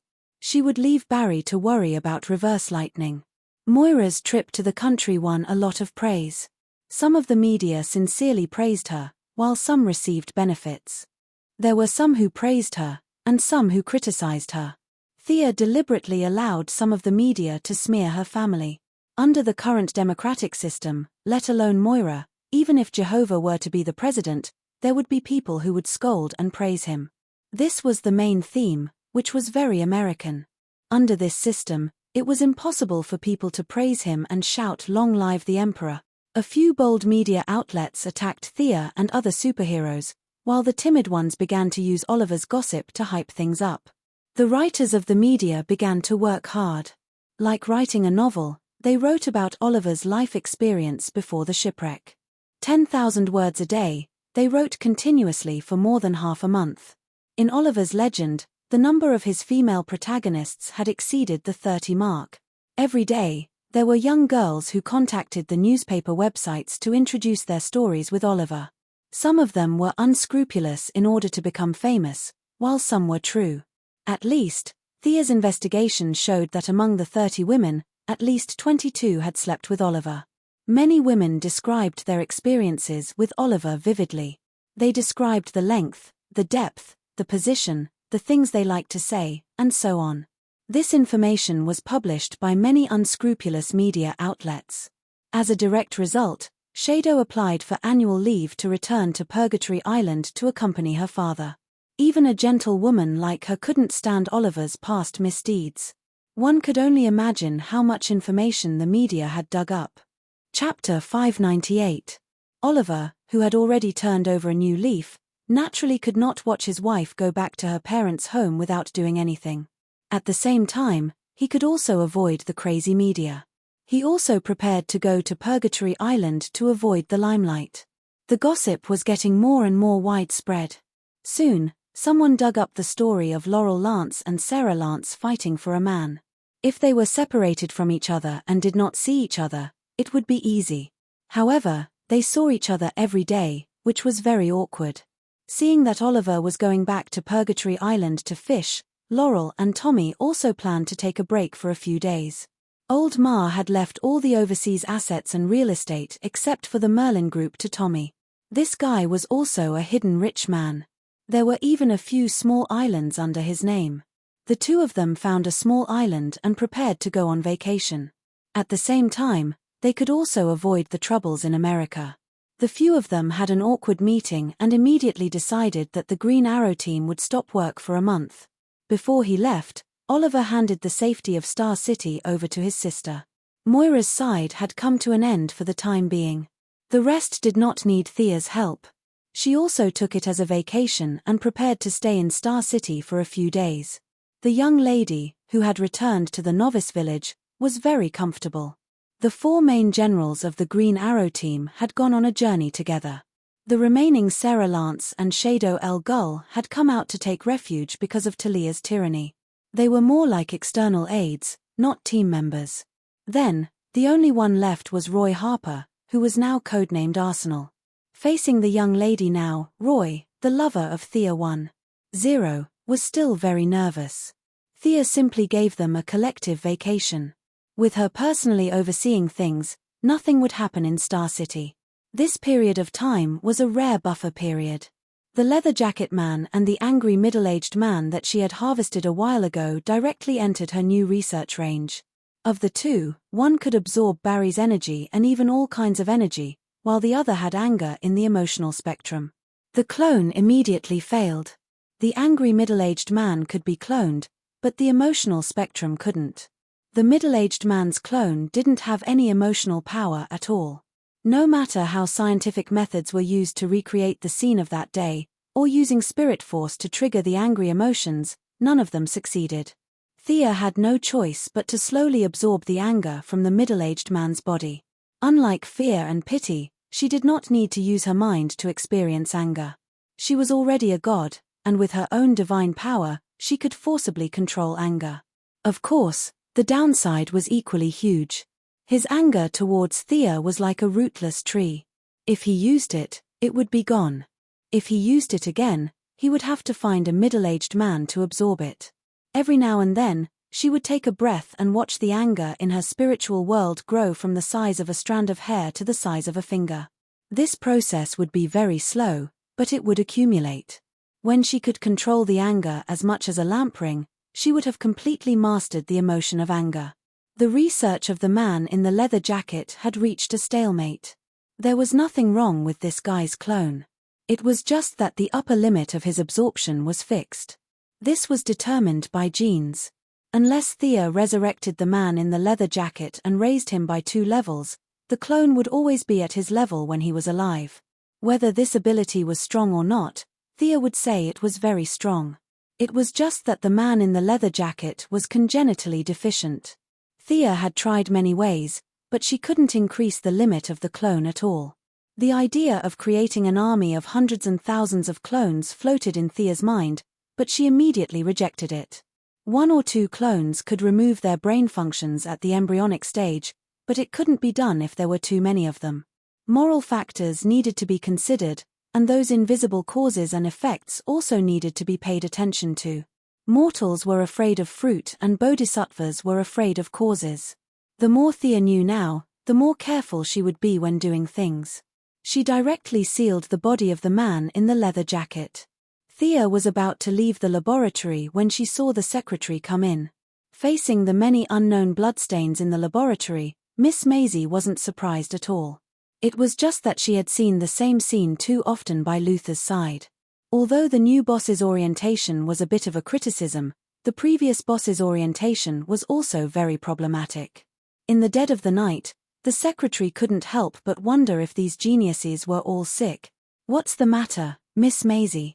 "Yes, boss. 3 minutes ago, someone took control of the Star City TV station.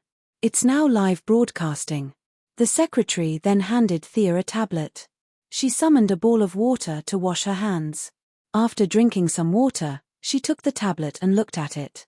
In the picture was a young woman, but her taste in clothes was very poor. She had light yellow hair and was wearing an orange jacket. Coupled with the big round black-rimmed glasses on her face, she looked very stupid. The woman, who didn't know that she was called stupid, was dancing with excitement. She shouted at the camera, "Quinn Group's idiots, you rejected the greatest invention in the world. You and your superhero boss are all idiots. Fart." Thea, who was drinking water, spat it out. It wasn't because she was scolded, but because she heard this woman's words. Was she related to her own group? She thought it was Star City's trouble, but she didn't expect that the other party's target seemed to be her. Without looking at the crazy woman on the screen, Thea asked the secretary, "Who is this guy?" The secretary was chosen by Luther. She was really capable. Now that she had the green light lamp ring, it was very easy for her to investigate anything. She had already collected the information. When she heard Thea's question, she directly answered, "This woman is called Brie Lavin. She graduated from the University of Chicago with a degree in biomechanical engineering. She came to work at Quinn Group 3 years ago.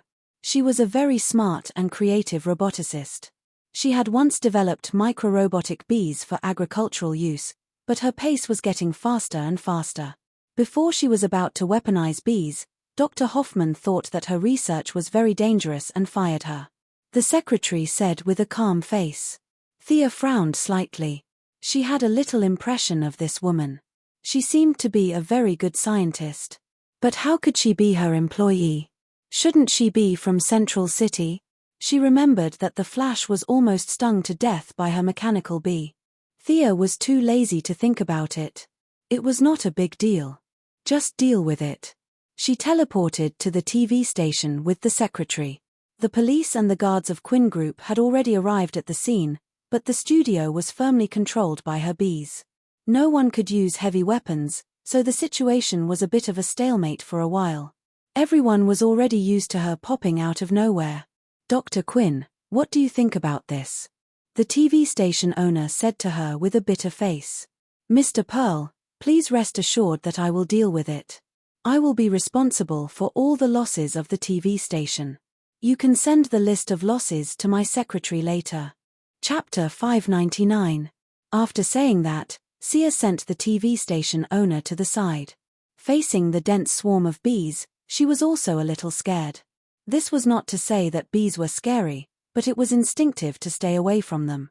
Looking at the bees all over the broadcast room, the floor, the ceiling, all kinds of wires, and all kinds of utility rooms, the constant buzzing made the secretary, who could defeat dozens of American soldiers with her bare hands, a little pale. She carefully looked at Thea's face and observed her expression for a while. She thought she understood the boss's plan. She waved her hand, and dozens of Quinn Group security personnel began to clear the area. "Use electromagnetic weapons."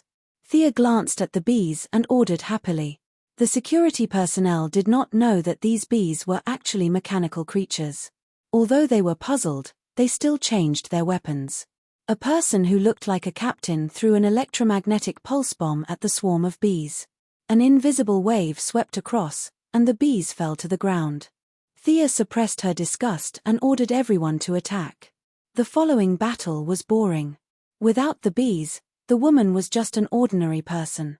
She was sent to the Star City police station by the security personnel. Thea asked Gideon to download all her experimental data. It seemed feasible to combine a large number of bees with the Jacket Man's cells. The surface of the mechanical bees was covered with bionic skin containing the Jacket Man's cells. In this way, the problem of limited energy absorption would be solved, and the moral problem would also be solved. Imagine a wave of bees when facing an enemy, and the enemy's mana would be depleted. What a magnificent scene that would be. However, Thea was a little allergic to bees, so she did not want to use this trick. She asked Gideon to work on the combination of the two. Thea did not use it herself, but others could use it. She was going to ask which fierce woman was not afraid of bees and teach her this trick. After staying in Star City for a week and defeating 2 gangs, Milady's current strength was like using an atomic bomb to kill chickens. Olivier went fishing, Tommy went swimming, Superman stayed at home with his wife, and the Flash and heirs were intimate every day. Since they all went on strike, Thea felt that she could not treat herself badly. She didn't have any conscience to blame her at all. She left an incarnation in Star City to put on an act and took Diana to travel with her in the name of improving her state of mind. Diana agreed wholeheartedly. Traveling was a good thing. She set 3 rules with her. No magic, no magic, no magic. The two of them had been busy for the past few years and rarely had time to relax. Thea needs to slowly adapt to her new identity, and Diana needs to grow up. Thea tells the secretary not to call her if there is nothing important, and takes Diana out for a stroll. The two of them carried a large backpack, a water bottle, a sun hat, outdoor equipment, and hiking shoes like ordinary people and began their pleasant journey. At first, Thea didn't think it was necessary to bring these things, but Diana insisted, so she could only agree. Thea can survive in the wild, but her ability is based on the convenience and speed of magic. Now Diana asks her not to use magic and to experience the hardships of ordinary people. Thea is exhausted. "Have we left the mountains?" Thea asked Sister Di with a gloomy face. The two of them crossed the Rocky Mountains on foot. At first, they followed a group of people. The two of them were wearing scarves and sunglasses, so no one recognized them. Soon after they entered the mountains, the group of backpackers left, leaving only the two of them to climb the mountains. Diana's ability to survive in the wild was very strong. Whether it was the previous 100 years of living alone or the recent journey to find the source, she was worthy of being a powerful warrior. Diana repeatedly said that she could not use magic, so Thea could only follow her on the long journey. Fortunately, she had a divine body. Otherwise, how could she drag an ordinary woman to climb the mountains with her? She was exhausted. Unfortunately, they met a black bear before. Sister Di stopped her idea of using lightning to barbecue the bear, so the two of them fled in the forest like ordinary people. The silly black bear didn't know how lucky it was. It chased the two of them for nearly a day. In the end, maybe it was wondering why the two of them were so strong, or maybe it was just too tired. Anyway, Thea and Diana found that it was gone. The two of them breathed a sigh of relief. This bear was too persistent. Haha. Diana laughed as she clutched her stomach when she saw that Sia's face was as messy as a cat. "What are you laughing about? You're not much better than me." Thea looked at Diana, not knowing whether to laugh or cry. The Valkyrie also suppressed her strength. Otherwise, even 1,000 bears of that level would not be enough to kill them. In the process of being chased by the black bear, the long-legged goddess missed a step and fell into a ditch. Thea had to pull her out. The two of them looked at each other and couldn't help but laugh. Thea touched Diana's face with her fingers. There was a lot of dust on the Valkyrie's face. Her skin was very elastic and had a texture like silk. "Diana Prince, has anyone ever told you that you're too beautiful? It's my honor to meet you. Why are you suddenly so serious?" Diana was a little stunned. Then she saw Thea's sincere eyes, and she was also infected. "You're the real beauty. Even Aphrodite can't compare to you. My lover is the most beautiful goddess in the world." At this moment, words were no longer effective. Everything was explained by actions. The two women's lips were close together. Diana's lips were thick and dark, while Thea's lips were thin and light.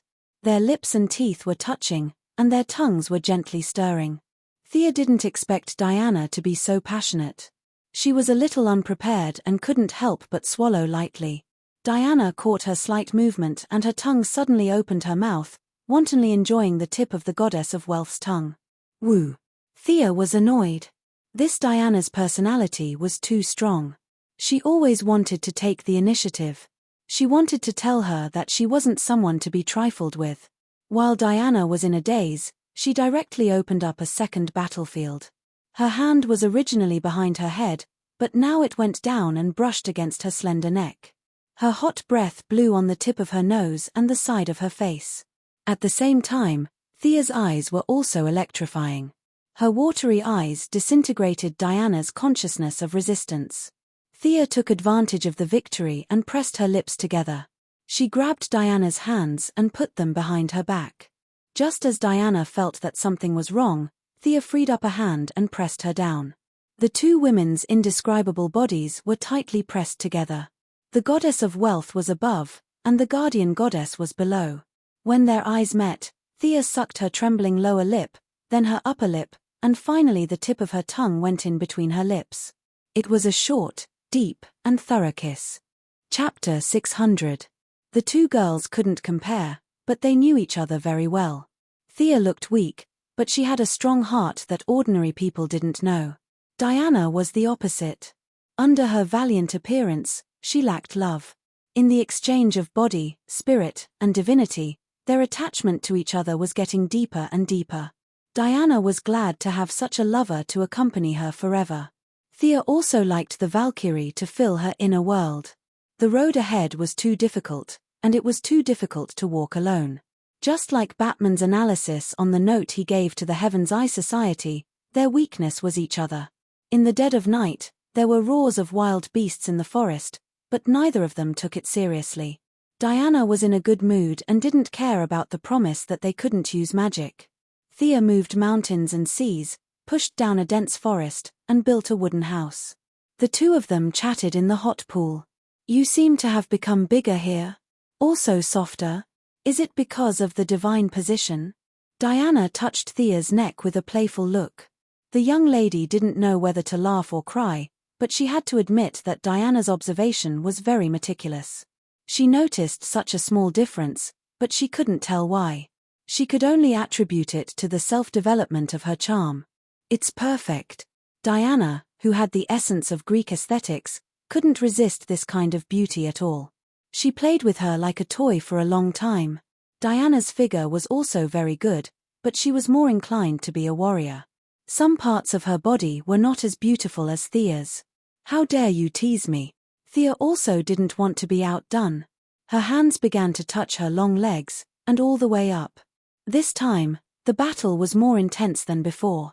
Halfway through, Thea suddenly thought of finding a few pairs of silk stockings for Diana. Her long legs with black stockings really had a unique flavor. Diana also didn't let her go. Thea tried it on, and the coffee color suited her. The two pairs of long legs intertwined together, and the atmosphere in the wooden house was so thick that it was like water that couldn't be dissolved. After a night of intense fighting, Diana sat up very early the next day. "My origin seems to have taken a big step forward."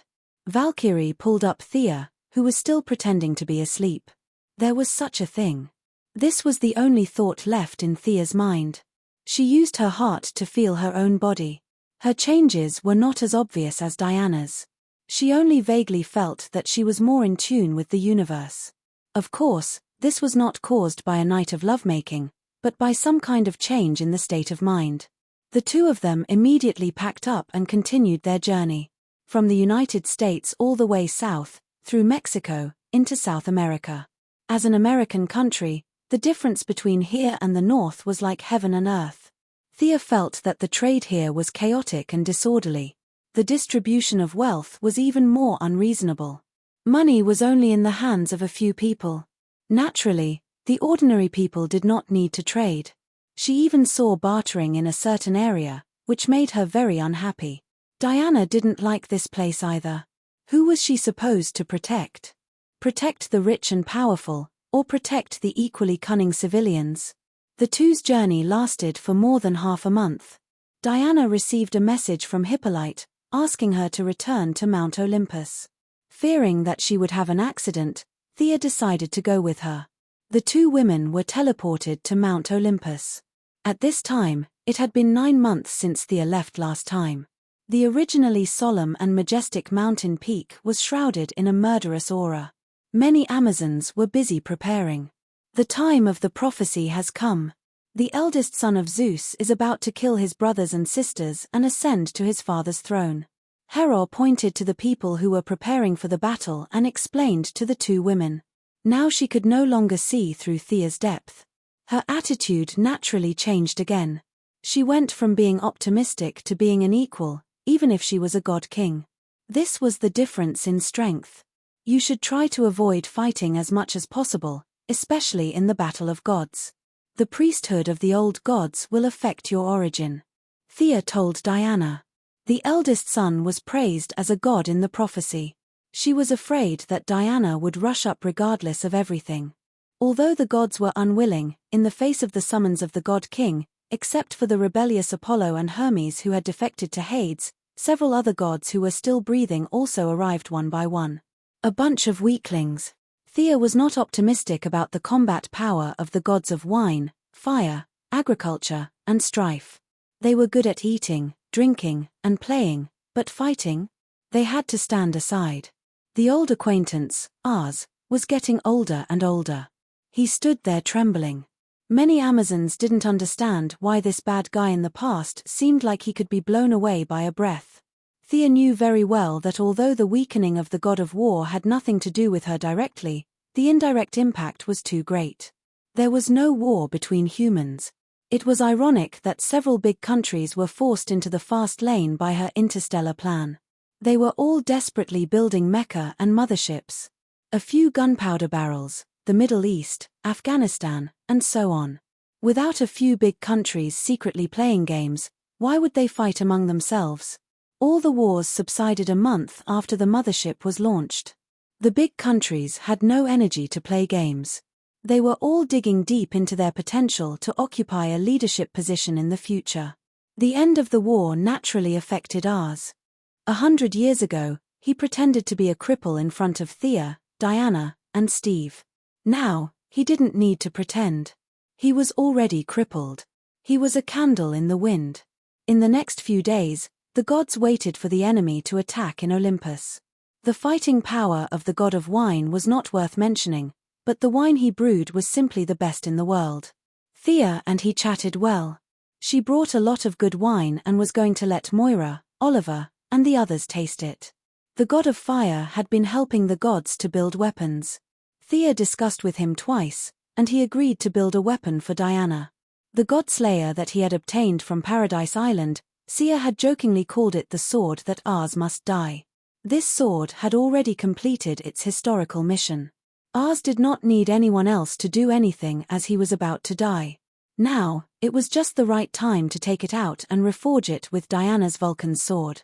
These two swords were built by the god of fire.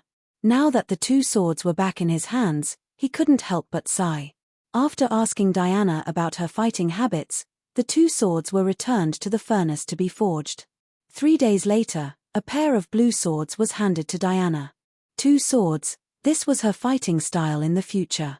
The combination of sword and shield was no longer suitable for Diana's increasing strength. Low-level enemies couldn't break her defense, so she didn't need the shield. High-level enemies couldn't defend her with the shield. Instead of being awkward, it was better to give up the shield and strengthen her attack power. With golden armor and a red cloak, and 2 long swords in her hands, Diana now looked more heroic. Thea had a different style. It was not suitable to wear the old gods' equipment in the territory of the new gods, but it was okay to wear the new gods' equipment in the territory of the old gods. At least, Hera and the others couldn't see the origin of Thea's divine robe. They just thought it was very mysterious. Chapter 601. Diana gave people the impression of a brave warrior, while Thea embodied the mystery of a spellcaster. The hood covered most of her face, and her beautiful chin, slightly opened lips, and the occasional strand of golden hair peeking out from the hood were filled with a tranquil aura. The gods waited for 10 days, and the enemies in the prophecy finally appeared. Mount Olympus, which was covered in starlight, seemed to have been hit by something, and a deep crater suddenly appeared on the empty ground. Countless evil creatures descended upon the land of the gods. The leader was a tall and strong man with a fierce face and an open chest full of scars. His hair and beard were like weeds, and his equipment was very simple, as if he had stripped off the skin of some animal and put it on his body. However, no one would underestimate this leather outfit. This was dragon skin, the skin of an adult black dragon. It was barbaric, coarse, and violent. Even from thousands of miles away, one could still feel the bone-deep hatred from this person. He hated this place, hated everyone here. He was a nameless god, the eldest son of Zeus and Hera. When he was born, he was abandoned by his biological parents because of the prophecy that he would sit on the throne of the gods. He grew up in the wilderness and fought with wolves during his childhood. When he became an adult, he tried to prove his worth to Mount Olympus, killing evil dragons and fighting everywhere. Unfortunately, his bravery was not valued. Instead, it aroused fear. Zeus personally took action and sealed him in the depths of the Earth's core. With hatred for Mount Olympus and the whole world, he climbed with his bare hands for 6,000 years. After countless hardships, he finally saw the light of day again. He wanted revenge and to take back what belonged to him. He was the eldest son. The appearance of the evil creatures naturally attracted the attention of the gods. At this time, Thea was chatting with her new friend. It was Aramani, who had the upper body of a woman and the lower body of a spider. She had followed Thea out when Heror was wreaking havoc in the underworld. She was also at the level of a demigod and was one of the few important combat forces under Heror's command. Thea happened to pass by and saw her spinning silk at the same time, which attracted her interest. After that, they started chatting casually. Even though Sia was now in the camp of the Greek gods, she still felt that these gods were quite f***ked up. Back when Aramani was a mortal, she was the wife of a king. Her hobby was weaving, which was completely harmless to humans and animals. Not only that, it also had a very positive effect on ordinary women. Men would farm and go to war, while women would weave. Logically speaking, such a harmonious and positive scene should be a good thing. Unfortunately, the goddess Athena heard of her good weaving skills, and Athena, who had nothing better to do, personally descended to the mortal world to compete with her. Naturally, ordinary people couldn't compare to the gods who had cheats, and Aramani couldn't take it anymore and committed suicide. If things stopped here, it would already be too much, but the worst was yet to come. For some unknown reason, Athena captured her soul and reincarnated her into a half-human, half-spider. How could such a vile thing be described with the word f***ck? Do whatever you want, submit to me and prosper, oppose me and perish. Even if you die, you have to carry shame with you. This was the thinking of the gods at that time. After listening to the outrageous story, Thea couldn't help but look askance. Others were afraid of Athena, but she didn't have to. Athena wouldn't send a group of Saint Seiras to push her, so what was there to be afraid of? She stood in Aramani's position and scolded Athena. Only then did the Spider-Woman and her have a little friendship. Over the next few days, Thea chatted with her every now and then. The two of them could barely be considered friends, and Thea made her request. She wanted to use her divine spider silk to weave stockings. She wanted a variety of colors so that she could spar with the long-legged goddess in the future. Ordinary people's stockings were too easy to wear and tear. Only quasi-divine items could match them. The Spider-Woman, who didn't understand her evil intentions, was puzzled. What was the purpose of weaving stockings with spider silk that was as thin as a cicada's wing? Was it for defense or to increase one's speed? Although she couldn't figure out the purpose, Aramani, who could spit spider silk and had max-level tailoring skills, made a few pairs of stockings according to her request even though she had turned into a spider. Aramani, who felt like she had found a treasure, returned the favor and helped the Spider-Woman check it. Athena's technique wasn't brilliant. Originally, Thea could have helped her return to her original form, but unfortunately, her spider form had been completely fixed during the process of her returning from the underworld to the world of the living. Even with Thea's ability, she couldn't change this situation. She could only take a step back and cast a permanent human transformation spell on the Spider-Woman. This spell allowed her to maintain her human form for 4 hours a day. This simple effort gained the Spider-Woman's strong goodwill. In the end, Thea received a large number of silk products and said that if she needed more, she would have more in the future. When the firstborn arrived, she and the Spider-Woman were researching how to make new underwear. Since the stockings had been changed, they might as well upgrade the underwear too. Both of them were unhappy that their research was interrupted. Thea brought Aramani a lot of information about the development of clothing on modern Earth, which made the Spider-Woman feel like she had found a treasure. Although the aesthetic of ancient Greece was different from that of modern times, it was still very useful. Thea also told the Spider-Woman her favorite style of clothing and asked her to make a few sets according to it. Unfortunately, the enemy had come, so the two could only stop their research and run outside to do the fighting. When they arrived outside, the enemy army had already begun to form up. The main force was the wild wolves that had raised the firstborn. Because they had been contaminated with a lot of divinity, some of the wild wolves had already shown signs of walking upright.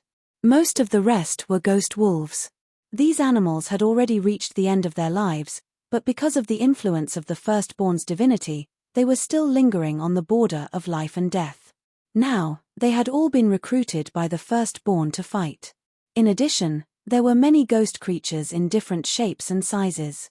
Some were humans, some were beasts, and some were strangely shaped like humans and beasts. The gods reckoned that these creatures were the cannon fodder that the firstborn had recruited. Their role was to consume the magic power of the gods. Compared to the organized army of the Amazons on Mount Olympus, the army of the firstborn could be said to be endless. These cannon fodder were valuable as long as they could contain one god.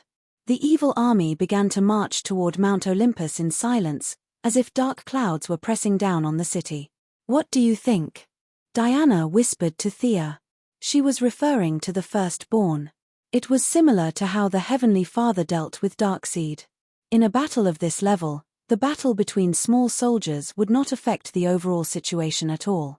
As long as the firstborn could be dealt with, the ghost creatures would not be of any help. Thea looked a little serious. The strength of the firstborn was not a bluff. Just looking at its powerful and murderous appearance, she was not very confident. Chapter 602. It was a battle of revenge, a battle to the death, not to mention true divine power.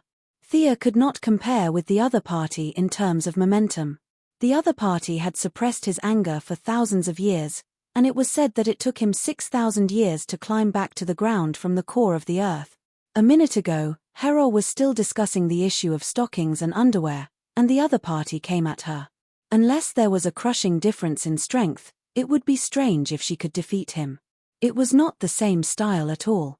And she was the goddess of trade and wealth, which had nothing to do with fighting. And this firstborn was similar to Hercules. They were both old gods who had escaped the twilight of the gods and were in relatively good condition. No one knew what his specific clergy was, but in Thea's view, it was very similar to fighting and revenge. Diana asked again when she didn't answer for a long time. Sia saw that she was eager to try, and she complained in her heart. Between her and the firstborn, who was stronger and who was weaker, she needed to really fight, but Diana was definitely a little weaker, and this was the critical moment of her fusion of the source, so it was better not to fight. For her wife, the goddess of trade and wealth could only fight the firstborn of Zeus. "Far worse than me," Thea whispered to Diana, and also pretended to be arrogant as if the enemy was not in her eyes. "No, I think he's quite strong." Diana had not seriously fought with Thea for a while.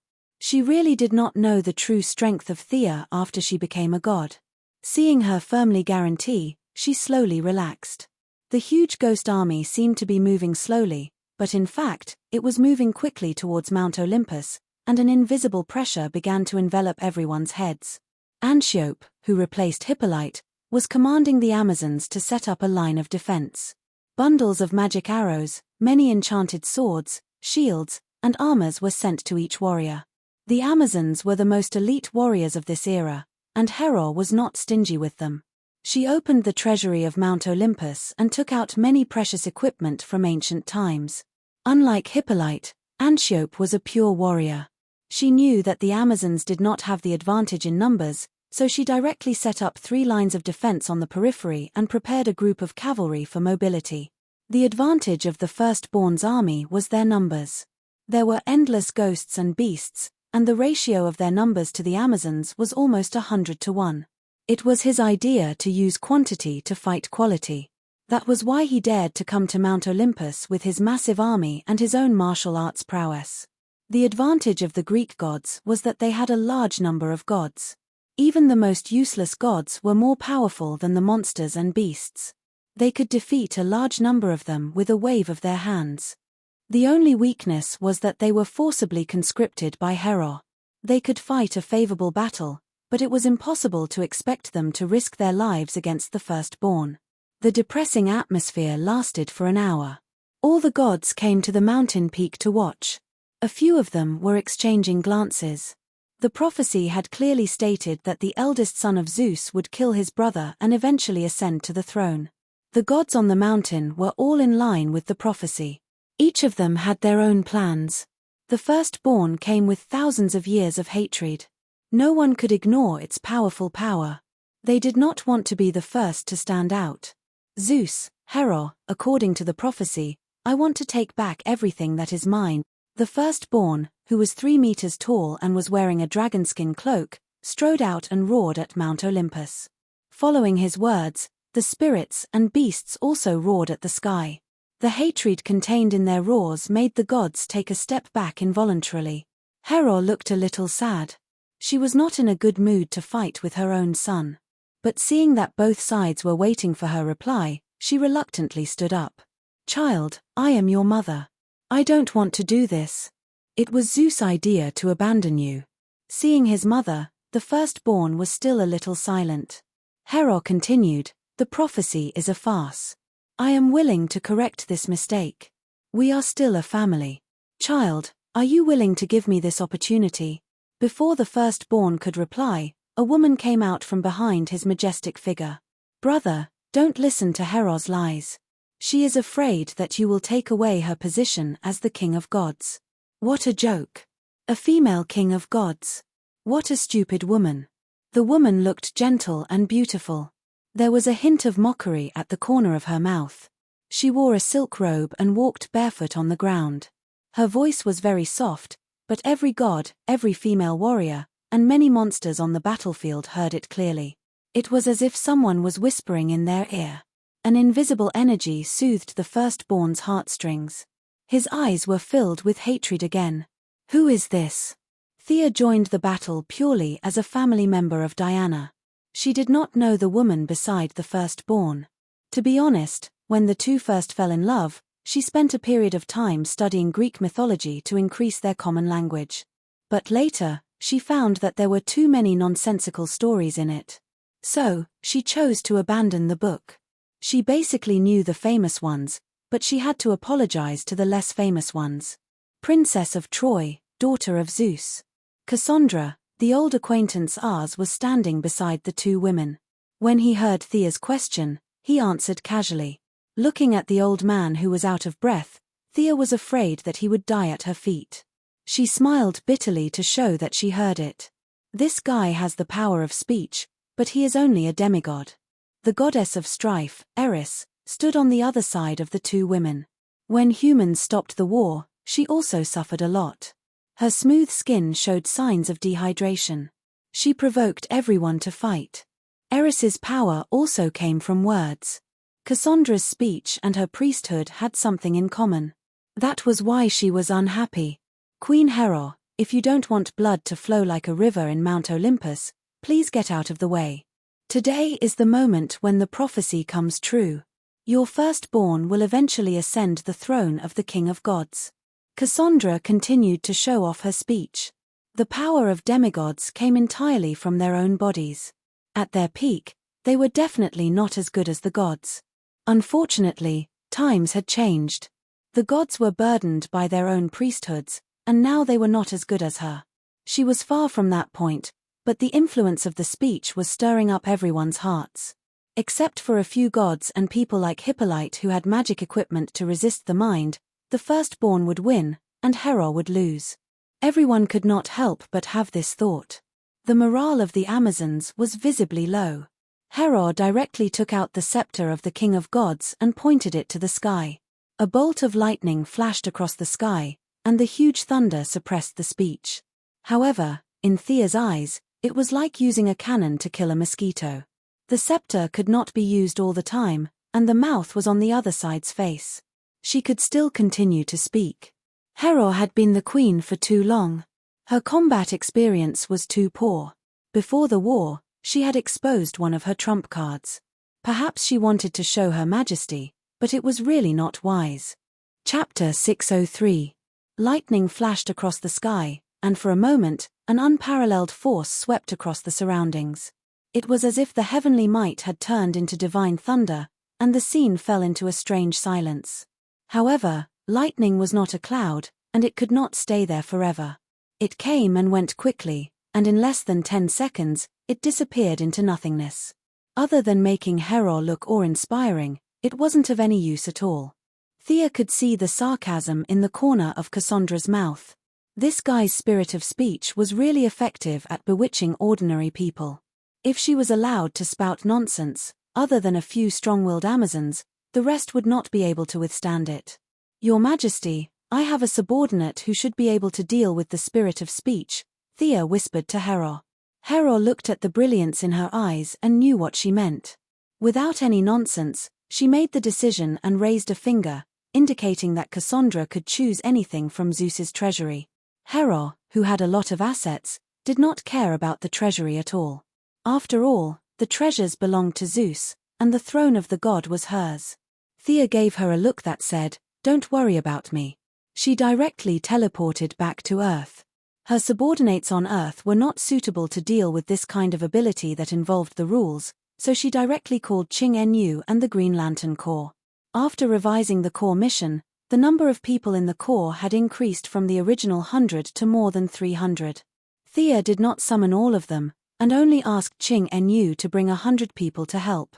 The Green Lantern Corps teleportation ability was unparalleled in the world, and the Corps came very quickly. Thea briefly explained the situation and brought everyone back to Mount Olympus. The strange appearance of the Green Lanterns attracted a burst of amazement from the gods. Thea felt that their worldview was still stuck in the era of the square sky and square earth, and they really could not explain what kind of existence aliens were. Ching En-yu, who was holding the Book of En-yu, directly showed the giant book. Compassion turned into subtle energy and poured into the hearts of the wavering Amazons. The fearful ones were encouraged, and the hesitant ones regained their courage. The reckless ones regained their rationality, and the cowardly ones straightened their chests. The remaining Green Lanterns established a new line of defense, a line of defense for the soul. Compassion was incomparably inclusive. It could accept good words, and it could also absorb evil words. This was the purpose of Thea calling them here. That person really needs to be pitied. Ching En-yu saw her eldest son and said in a calm voice, "You want to brainwash a god?" Thea looked at Ching En-yu, who was becoming more and more otherworldly by the day, and her mind began to churn. To be honest, this was a good idea. The firstborn's strength was similar to hers. If he was washed into the green lamp's weak fighting power would be improved.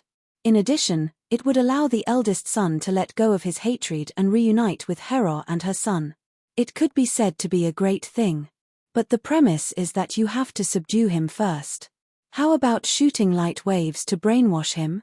Thea didn't have the ability to do that. The resistance of the gods was too high. She needed some ingenious plans to carry it out. While Thea was thinking about the feasibility of brainwashing the firstborn, Cassandra was still talking at the foot of the mountain until her throat was dry. She found that there was no movement on the mountain and looked at the firstborn awkwardly. Trash. The ferocious firstborn pushed Cassandra away like a ferocious beast. His eyes were murderous.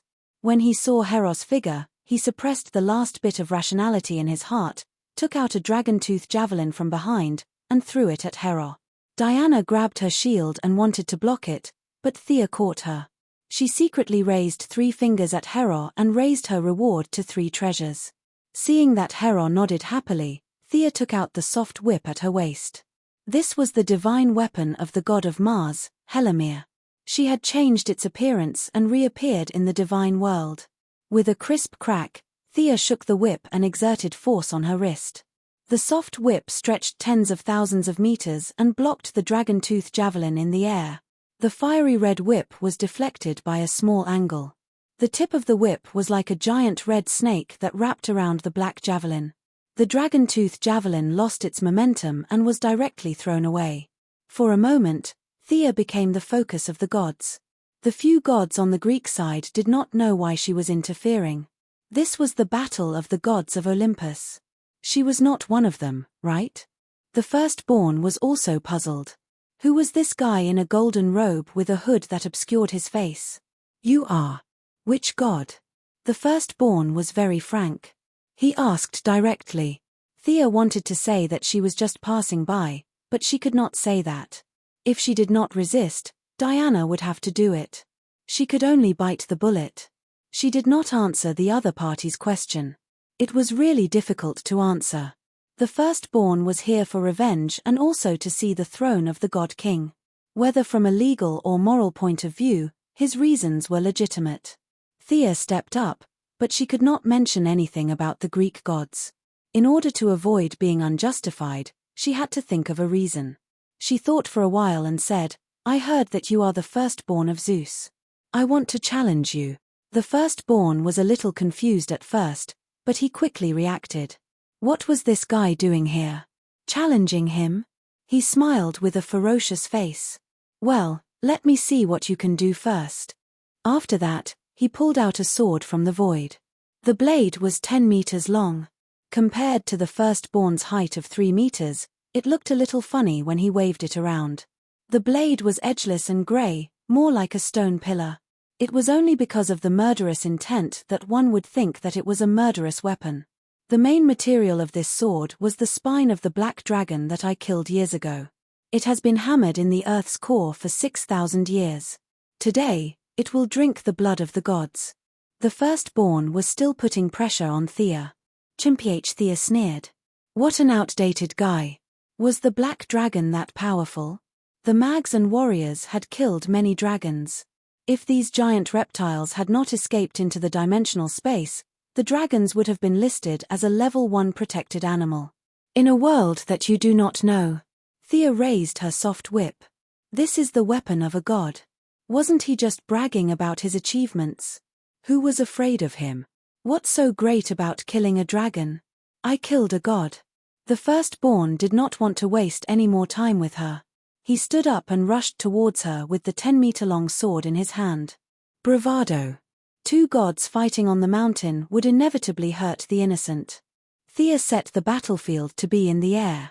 She swung the soft whip in her hand and poured magic into it.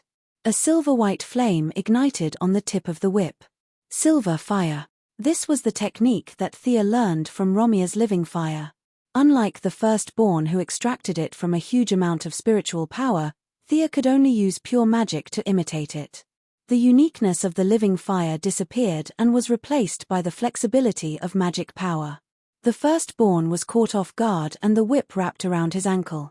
He hurriedly swung his sword at the soft whip. Thea pulled back the whip, but the silver fire was still attached to the firstborn. The dragon leather boots with amazing magic resistance sizzled as they were burned. Not bad. The firstborn reached out his huge palm and grabbed the silver fire. He exerted force with both hands and crushed the flame. I'm very capable. The silver flames that filled the sky were continuously danced by her. Chapter 604. You can take 1 or 2 balls of fire, but try hundreds or thousands of balls. Thea's magic quickly transformed. Her whip was like a snake, constantly flinging out silver flames. For a moment, the originally starry realm of the gods seemed to have multiplied. Countless silver flames with deadly light shrouded the whole sky. Try my silver flame cage. The flames were controlled by Thea, advancing and retreating in an orderly manner like a group of well-trained soldiers. The firstborn swung its long sword with all its might. The dragon sword tempered by the core of the earth was not afraid of the silver flames. The flames transformed from the purest magic were shattered by the firstborn. The residue fell to the ground, but it could still burn the spirits into ashes. Cassandra, who was in command of the army, hurriedly led the army away from the battlefield. The firstborn's fight was not ineffective. It was just that the firstborn was fast, but Thea was faster. The colorless and transparent silver flames gradually piled up in the sky. The firstborn saw that the flames were increasing. It immediately stopped slashing and increased its speed to the maximum, ready to fight Thea in close combat. The firstborn ignored the flames. Its dragon skin with amazing magic resistance was burning black smoke. A large part of its open chest was also burned by the flames. But the distance between the two was rapidly closing. Your father is the god of thunder and lightning. I don't know how resistant you are to thunder and lightning. Thea's long whip kept dancing. It wrapped around the firstborn's wrist that was holding the sword. Her left hand gathered an amazing amount of thunder and lightning, and she threw it at the firstborn's face. Sparks danced. The gorgeous and deadly lightning struck the firstborn with an invincible momentum. The god who could make Zeus afraid did not hesitate. The muscles in his arms bulged, and he used all his strength to punch the lightning. With a muffled bang, Thea's lightning was shattered by the firstborn's physical strength. He did not use any divine power or skill, just an unparalleled amount of strength. She hated this kind of guy who did not use any skills. Thea was secretly angry. Although her attack was ineffective, at least she knew what the firstborn was relying on, and that was his strong body. The firstborn's physical strength was extraordinary. The two quickly closed the distance between them, and the 10-meter-long giant sword was swung horizontally towards Thea's waist. In the face of this sword that made a sonic boom, she could only temporarily dodge. She took out the holy sword and swung it with 10,000 rays of light, aiming straight for the firstborn's head. Under her control, the raging silver flames that filled the sky also rushed towards the firstborn. This guy ignored the burning of the silver fire, ignored the dazzling light, and focused on fighting Thea. After 3 moves, even though the firstborn seemed to have crawled out of the oven and Thea was forced to retreat, both of them chose to land on the ground and fight on the ground. Thea abandoned her whip and held her sword with both hands. Without any fancy moves, she slashed straight down. Of course, the firstborn would not use its head to test the edge of her sword. With a quick twist of its wrist, the firstborn drew an arc with its greatsword, trying to use its advantage of strength to deflect her attack. Unfortunately, it underestimated Thea's strength and the sharpness of the holy sword. In terms of pure strength, Thea was definitely not as good as it. Even a pure warrior like Diana was not as good as it. It was just that Thea had mixed the power of the soul in her sword. The power of the soul could be strong or weak. The Martian hunter could slay gods with this power, but she had not reached that level. She just added the power of the soul to herself, and for a short time, it was enough to contend with the firstborn. The firstborn, who had underestimated its opponent, did not expect that this slender opponent had so much strength. Not only did it not deflect her attack, but it also left itself wide open. The holy sword with great force was about to hit the firstborn's head. The firstborn's weapon was too long, and it was too late to turn back, so it could only stretch out its left arm to block. The firstborn had a gauntlet on each of its arms. She did not see it clearly before, but now Thea saw that it was not a gauntlet, but 2 huge dragon teeth. The dragon teeth that resisted the holy sword were naturally the dragon teeth. They were as white as jade, and there were bursts of dragon aura emanating from them. However, against Thea, even the black dragon himself would be finished, let alone a dead tooth. With a crisp crack, the bright holy sword cut directly into the dragon teeth. At first, there was a slight delay, but soon it went all the way down, cutting the giant tooth in half from the middle. The holy sword did not stop and directly cut through the firstborn's dragon skin armor. Seeing that it was about to hurt the firstborn's body, the firstborn sacrificed the armor to buy himself less than 1/10 of a second. The firstborn's giant sword also turned to attack Thea. He relied on his own body and traded injuries for injuries. As the eldest son who relied on himself to fight since birth, he had suffered countless injuries. His strongest weapon was not so much the great sword, but rather his tempered body. If Thea continued to cut, even if she could cut off the firstborn's arm, she would also be injured. She was only there to help, so naturally, she would not risk her life so much. She stepped on the ground and left the firstborn's attack range. Sneaky guy, you are qualified to be my opponent. The firstborn's fighting spirit was completely aroused. It had been a long time since he met a god of the same level, and he was too lazy to ask who his opponent was. Mate, you talk as if you are so powerful, but that's all there is to it. Thea's voice was blurred by divine power, and it was impossible to tell whether it was a man or a woman. The firstborn had rich combat experience and would not underestimate the opponent because of the opponent's weakness, nor would it be angry because of slight. Realizing that the opponent was not inferior to itself, its fighting style began to become more stable. The gods watching the battle on Mount Olympus naturally had their own thoughts. Some were surprised, and some were jealous. Eris, the goddess of strife, walked to Diana with a sinister smile on her face. Your little lover seems to be more powerful than you. As your sister, I really feel sorry for you.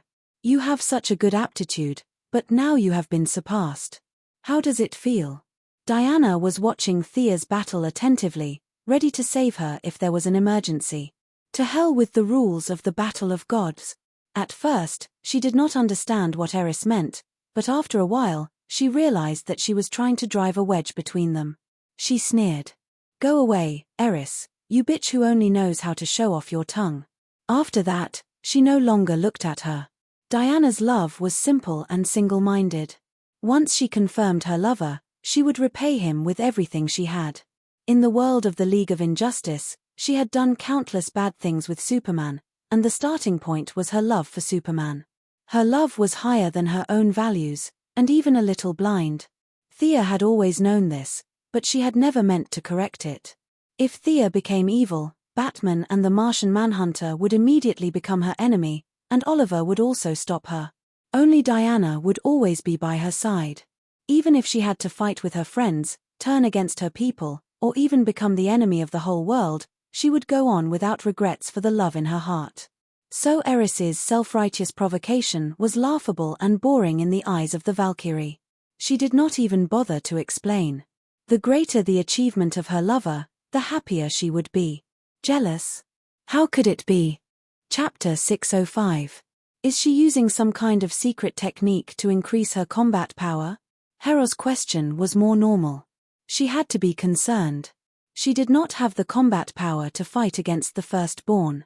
If Thea and Diana left, she could only ignore the dignity of the Divine King and live like a coward. This choice was worse than death in the eyes of Hero, who had always been prideful. In the face of her mother and Antiope's superior, Diana still maintained a relative respect. She answered readily, this is her real combat power. There are still many tricks that she has not shown. When it came to her lover, Diana's heart was full of joy. She was not boasting. Seeing that Thea and the Firstborn were evenly matched in close combat, she was confident that her lover could win. After all, Thea's strength was not close combat. She used her weakness to attack the enemy's strength. She was more testing the enemy's strength. It turned out that her guess was not wrong. Thea was indeed gathering information. There was not much divine power in the Firstborn. It relied more on its physical strength to fight against the combination of divine power and spiritual power. It was not weak. A strong body brought about an all-round improvement. Its strength was great, its speed was fast, and its stamina was almost endless. However, the Firstborn's weakness was still obvious. Its strength was completely dependent on its body. Opponents who were not as strong as it could only feel deep despair because they could not kill it. If one was on the same level as it, one would find a weakness that was not a weakness. The Firstborn lacked the means to win in one blow. Thea, who was confident, began to attack. The strong confidence made her spiritual power rise to another level. The Firstborn on the opposite side had the trait of becoming more and more courageous as it fought. It also squeezed out physical strength crazily in the fierce battle. And as the number of injuries increased, its physical attack power became more and more powerful. The Holy Sword and the Giant Sword kept colliding. The Holy Sword that gathered the faith of all beings was still shining brightly, while the Firstborn's Giant Sword was a little overwhelmed. So what if it was the spine of the Black Dragon? So what if it was buried in the Earth's core for 6,000 years? It was still cut like a saw by Thea. The range of the battle between the two was getting larger and larger. At first, the Firstborn was still worried about its subordinates. Later, when the battle became more intense, it became hot-headed and could not care less. Many ghosts and beasts were hit by the aftershocks. Some were directly scattered by the enormous force of the Giant Sword, while others were hit by the radiance of the Holy Sword and turned into ashes. It was as if they had never existed. Cassandra could only tell the army to dodge. It was easy to say, but the army of close to 100,000 could not dodge at all. The evil Thea purposely dragged the Firstborn into the enemy's army, and many of the ghost creatures were in for a bloodbath. Wherever the two of them passed, it could be said to be a mess. The battle lasted for an hour. The Firstborn was still in high spirits, but Thea was a little tired. Combining multiple powers required a lot of energy. She had finally figured out the strength of the Firstborn, and she began to go all out. Spotting an opening, Thea infused a large amount of soul power, divine power, and mana into her holy sword as she slashed down at the Firstborn who could not dodge in time. Not knowing why the opponent suddenly attacked, the Firstborn chose to defend cautiously. It moved its great sword horizontally, trying to block the attack. What happened next stunned him. Thea did not intend to hurt the enemy at all. She wanted to destroy the Firstborn's sword. The Firstborn's parry missed.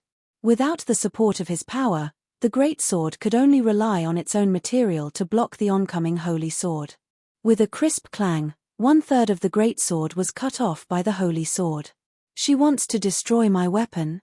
The firstborn felt very distressed for a moment, and thought that he understood Thea's sinister intentions. However, this was all an illusion. To deal with a person who could create miracles with great power, one had to use a dirty trick. Using the loophole in his mind, Thea finally began to use the divine power of wealth when the two of them passed by each other. She took off her hood and revealed her stunning face. "Look into my eyes." Her confused eyes mixed with a large amount of compassion directly hit the firstborn's mind. Anger was still not fully mastered, and the opponent's rage points were already high enough. There was really no need to add fuel to the fire. As for fear, it was not practical either. Hatred had a strong counteracting effect on fear. In the end, Sia chose compassion, which was the most inclusive of all. "I'll be merciful and pity you." Such a strange attack really hit the firstborn's weak spot. Growing up in the wilderness, there were no gods to teach him how to use his divine power. Without guidance, he only knew how to train his body over and over again. He had no experience in dealing with emotional shocks. Even if his chest was full of hatred, Thea's confusing divine power still pried open a gap, and a large amount of compassion poured into his heart. He hated the heavens and the earth, but was it not because he lacked love and a kind of self-protection from his loved ones? As the compassion poured into his heart, the direct result was that his fierce eyes showed signs of calmness, and the murderous aura that shrouded his body shrank visibly. Unlike mortals, the firstborn was after all a god, and the first son of Zeus and Hera. He knew that he was confused and struggled to suppress the calmness in his heart, trying to find himself again. After 2 tries, he found that the effect was not great. No matter how great his hatred was, it was not enough in the face of the compassion of all intelligent beings in the universe. Helplessly, he could only force himself to chase after Thea. His combat instinct told him that as long as he killed this woman, he could find himself again. Thea did not feel good about brainwashing a god with compassion. Compassion poured into the firstborn's heart through her body as a medium. She also had to stay awake at all times to avoid being taken advantage of. Her advantage over the firstborn was that her spiritual power was much higher than the other parties. Although her compassion was a little indiscriminate between friend and foe, she still had some advantages as a controller. To kill 1,000 enemies, she would lose 800 of her own men. No matter how she looked at it, her chances of winning were higher. The seed of the heart had been planted, and the next step was to continue to absorb emotions and then transfer them into the firstborn's heart. Thea did not want to fight the firstborn head-on. She used flash to buy time. No matter how powerful a god was, it was still an individual. How could it resist the convergence of the universe's emotions in the spiritual world? It was not that such an existence did not exist, but the firstborn in front of her certainly did not have this ability. Their chase slowly came to a stop because they were too tired. Thea's forehead was soaked with sweat, and round beads of sweat dripped down her smooth chin to the ground. The firstborn on the opposite side was even worse. He barely stood there with his long sword, his whole body covered in sweat. The speed of losing control of the spiritual world was accelerating, and the external symptoms were that half of his face was calm and peaceful, while the other half was full of tension and resentment. Thea did not expect this guy to be so resistant. He was using his strong points to attack the enemy's weak points, and it was so tiring. But seeing that victory was in sight, she unilaterally increased the output of emotions. She had to convert this guy before the 2 armies. Chapter 606. The gods were watching. Some of them did not know what Thea and the firstborn were doing. Gods like ours, the god of war, and Dionysus, the god of wine, could not understand. Some knew, such as Hera and Eris, the goddess of strife. These magic and spiritual types could feel the emotions violently attacking the self-consciousness of the firstborn. Hera, the biological mother, was a little conflicted about the brainwashing of the firstborn, but it was not a bad thing to be brainwashed. As for Diana, who knew Thea best, there was only nervousness left. The confrontation in the spiritual world was very dangerous, and she could only look at her lover worriedly. Most of the gods were watching with an optimistic attitude. The firstborn was defeated, and Thea had the upper hand. This could be seen without a deep vision. Cassandra, who was leading the army of the firstborn, could only watch. Limited by her realm, she could only be anxious and helpless. Just as she was hesitating, a subtle and undetectable voice floated into her ears. After a little hesitation, she finally made up her mind. Firstborn, think about your past. Your revenge has not been avenged. You were exiled at birth and persisted for 6,000 years. Remember your mission, remember the injustice of fate. Remember. Cassandra spoke quickly. Her voice was so loud that it resounded throughout the battlefield. The firstborn, who was getting more and more confused, finally managed to suppress the erosion of compassion with the power of the spirit of speech. However, the price of Cassandra's participation was extremely high. The spirit of speech always had a limit, and the emotional energy that had been accumulated was suddenly detonated. The firstborn could be said to be the strongest old god except for Zeus, Hades, and Poseidon, and Thea was also the best of the new gods. The gods, including Diana, had been watching on the sidelines. On the one hand, it was because the battle of the gods had always been one-on-one, and this was a matter of rules. On the other hand, it was beyond their power. If they were not at the level of Zeus or the Father, rashly joining was simply courting death. Cassandra understood this, but she also vowed to take revenge on the gods. Without the help of the firstborn, she could do nothing. If the firstborn was instigated by the other party, it would be even more disastrous. Therefore, after receiving the secret reminder, even if she knew the price, she still rushed into this battle.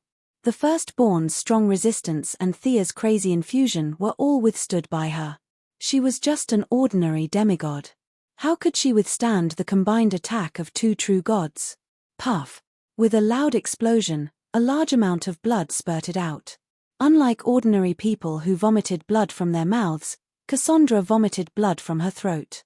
The violent emotional energy directly exploded in her throat, and her vocal cords, trachea, and throat were blown to pieces. Her innate gift of speech was directly crippled, and her neck was badly mangled.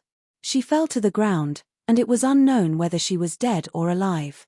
On the other side, the two true gods were also suffering. The firstborn barely kept his consciousness and escaped the fate of being brainwashed, but he looked extremely tired. His original brown-black skin was now as white as paper. When his emotions exploded, he and Cassandra spat out a mouthful of blood at the same time. Their hands holding the sword trembled uncontrollably. Thea also had blood in the corner of her mouth. The emotional backlash made her very uncomfortable.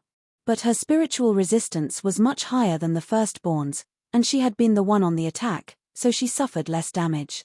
Thea's eyes wandered, and she automatically looked at the empty space on the other side of the battlefield. She waved her soft whip, and a figure jumped out from the raging silver fire.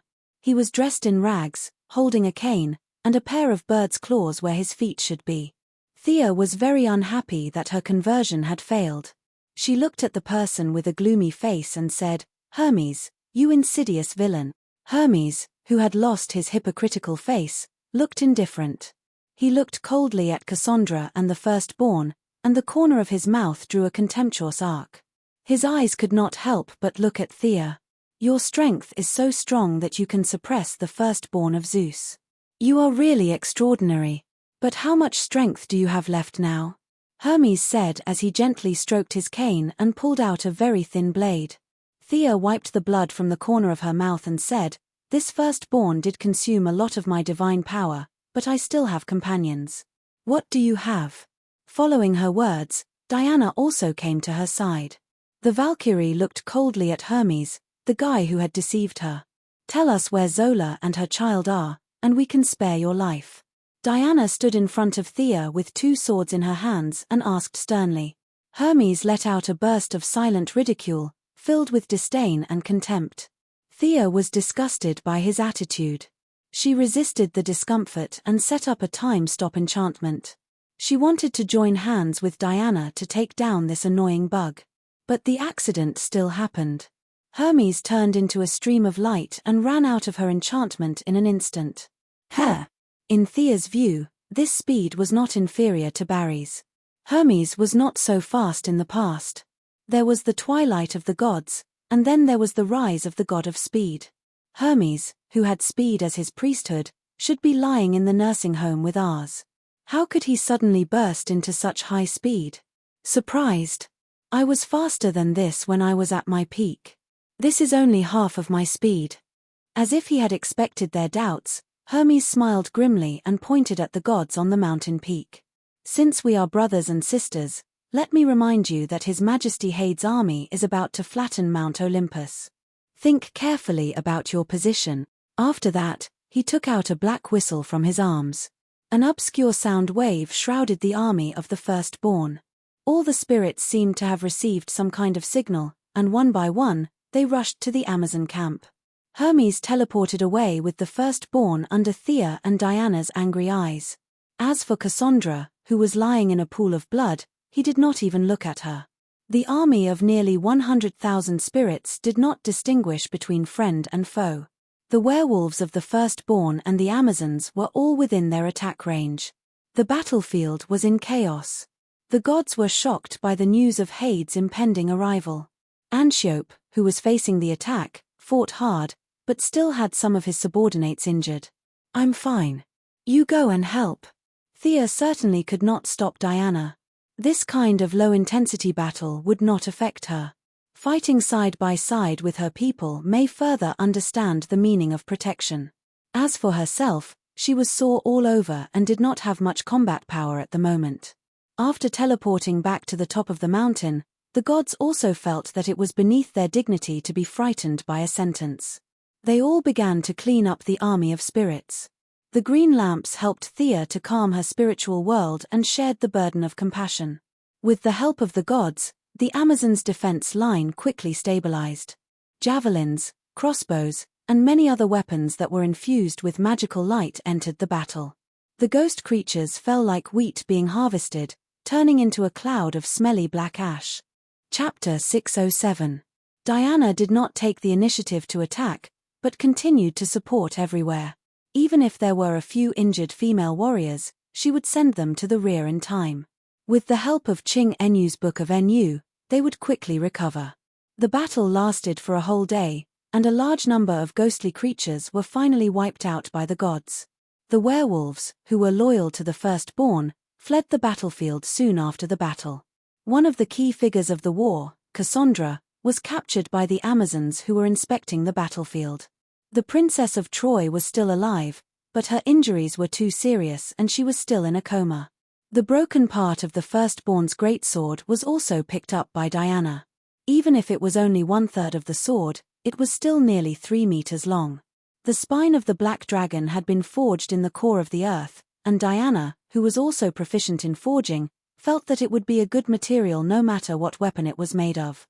Thea finally eased her discomfort with the help of the Green Lanterns, and Diana entered her spiritual world again to help her slowly stabilize. The Valkyrie was also exhausted. She was a very pure warrior goddess, and she liked swords, fists, and feet more than spiritual power.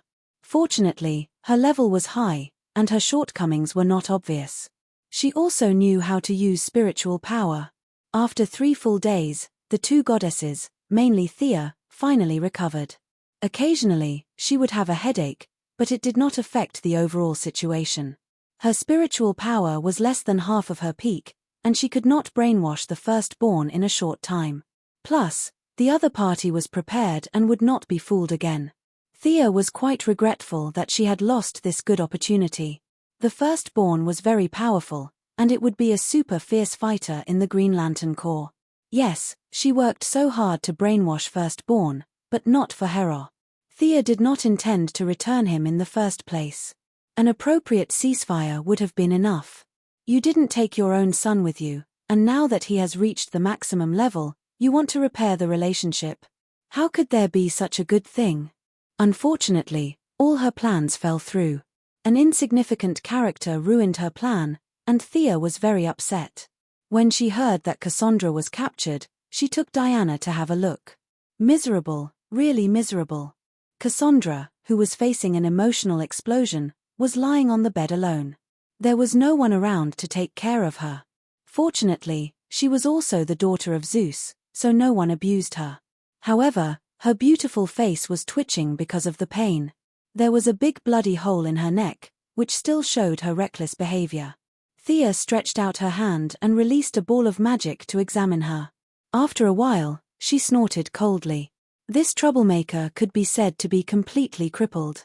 Her vocal organs had exploded into a bloody mist. Even if her skin and flesh grew back, her talent had already left her forever along with her vocal cords. In order to take revenge against the gods, this woman was willing to sacrifice herself in order to retain the power to challenge the gods. Needless to say, it was similar to the spider woman Aramani. There must be a tragic story behind this. Thea could only say that the Greek gods had done too many immoral things, and she had to take the blame for them again. Walking out of the lounge, he saw that the Amazons were still passionately preparing for battle. However, the gods were a little disappointed. The Netherworld king had given them too much pressure. In the evening, Hera gathered the gods to discuss the next step of the plan. There were 2 empty chairs at the scene. The goddess of agriculture and the goddess of strife had run away. The only one left was Ars, the god of war, who was on his last breath. The old man sat on the chair with his eyes half closed. If it weren't for his weak breathing, Thea would have thought that he was dead. The other 2 present were Dionysus, the god of wine, and Hephaestus, the god of fire. The god of fire had a good relationship with Diana and Thea. Unfortunately, he had a good clergy in vain. Because of his hobbies, he had changed his talent tree from the original god of fire to the current god of blacksmiths. He was also a god of faith. Where could you find a blacksmith in the 21st century? He was supposed to be a fierce warrior in the front lines, but now he had completely become a support staff and was extremely weak. The remaining god of wine had some fighting power. There were people who liked wine in all ages. He did not have many believers, but it had never stopped. He could be said to be the god in the best condition. But the god of wine, just by hearing his name, one could tell that he was weak. It was impossible to expect him to defeat Hades. Hera was speechless as she looked at her subordinates. The old were old, and the weak were weak. This was also the reason why she hurriedly invited Thea and Diana when she heard that they had recovered. "Your Majesty Hera, what's with Hermes' speed?" Thea asked her own question first. Unlike Barry's reverse lightning, the resistance of mortals to magic was completely different from that of gods. If many speed reduction spells did not work, Thea would be very passive when dealing with an extremely fast enemy. It should be that Hades gave him something from the underworld. If I'm not wrong, Hermes' way of life has been rewritten. He doesn't look like a living being now. Without the disadvantage of being jealous, Hera's knowledge was unparalleled after following Zeus for so many years. She analyzed calmly. Undead. Lich. Zombie. These were the things that came to Thea's mind. Sacrificing one's life to turn oneself into a high-level undead creature. But Hermes' sacrifice was not a small one. Giving up the dignity of a god and becoming Hades' henchman was not a good decision. However, Hermes had recovered a lot of strength, which troubled Thea. Speed was really not something she was good at. Hera lowered her head and pondered. The army of the underworld was boundless. Even Zeus couldn't ignore it when he was still alive. Due to the rules, the number of dead in the underworld had to be maintained at a certain level. Hades couldn't mobilize all of his forces, but even 1/10 of them was a terrifying number. Judging from the fact that Hermes could control those ghost creatures, the Firstborn and Hades must have some behind-the-scenes deals. The difficult situation gave Hera a headache. She looked at Thea. "The next time the Firstborn comes, can you still stop him?" Thea thought for a moment. She did not want to give up the Firstborn as an excellent fighter. Olivier was stubborn. In fact, she also had this trait in her character, but she thought it was called persistence. "He must be prepared. I can't guarantee it. Our comprehensive strength is about the same. He's good at close combat, and I'm good at long range. It's hard to say who will win." Of course, Thea would not guarantee it. At the same time, she thought to herself that the Firstborn would attack again. If she did not recover to her best state, perhaps she should gather all the green lamps together next time. The meeting ended hastily, and no one could make any constructive suggestions. In order to encourage or comfort Thea, Hera directly opened Zeus's collection room and let her choose 3 treasures. This was a deal for Thea. Her friendship with Hera was far from the point where she would stand up for her. Getting paid for doing things was in line with the purpose of the goddess of wealth and trade. In the face of the wide-open treasury, she did not stand on ceremony. She pulled Diana and walked in. As a powerful and restless god-king, Zeus's treasury could be said to be the best in the world. Unlike the heavenly father who liked to stay at home and did not step out of the house, Zeus's old man was young at heart. He wandered around the world and found many little girls, and he did not let go of any treasures. He was powerful and had a good eye. Countless treasures were picked up by him and brought back to his home. The goddess of wealth had her own identification skill. Even if she could not name many treasures, Thea knew the general purpose, and that was enough for her to choose. Many treasures, even with Thea's current strength, were tempting. The dazzling brilliance made her little heart beat wildly. She was not a law-abiding person.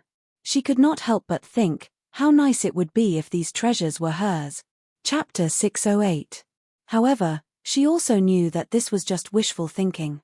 After all, Boss Zeus was still alive. Making a deal with Hera was fair and just. No one would say anything if she took a few treasures, but if she took them away in the dark of the night, she would be in big trouble.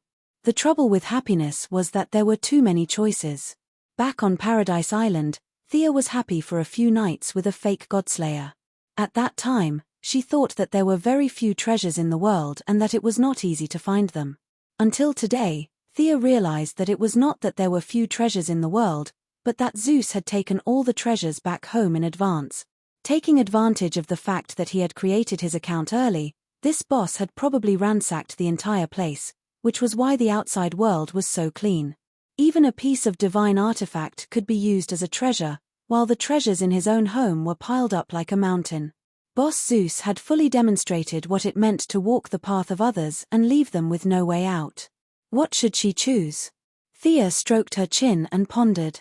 Diana was looking at these treasures with the intention of broadening her horizons. She could not give any constructive suggestions. Thea looked at Hera, who was standing outside the door of the treasury. This person was also very cunning. She seemed to be generous and let Thea choose whatever she wanted. In fact, there were definitely good and bad treasures in here.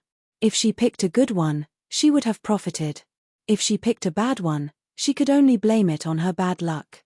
Hera was not responsible for explaining. Everything depended on her. Thea could only concentrate her divine power in her eyes. She wanted to use her position as the god of wealth to find the most valuable item in this treasury. Her eyes were full of radiance. Thea could not name many treasures, so she could only judge by the god of wealth. A nameless gauntlet, 1 meter of golden light. Thea picked it up and looked at it, then put it down.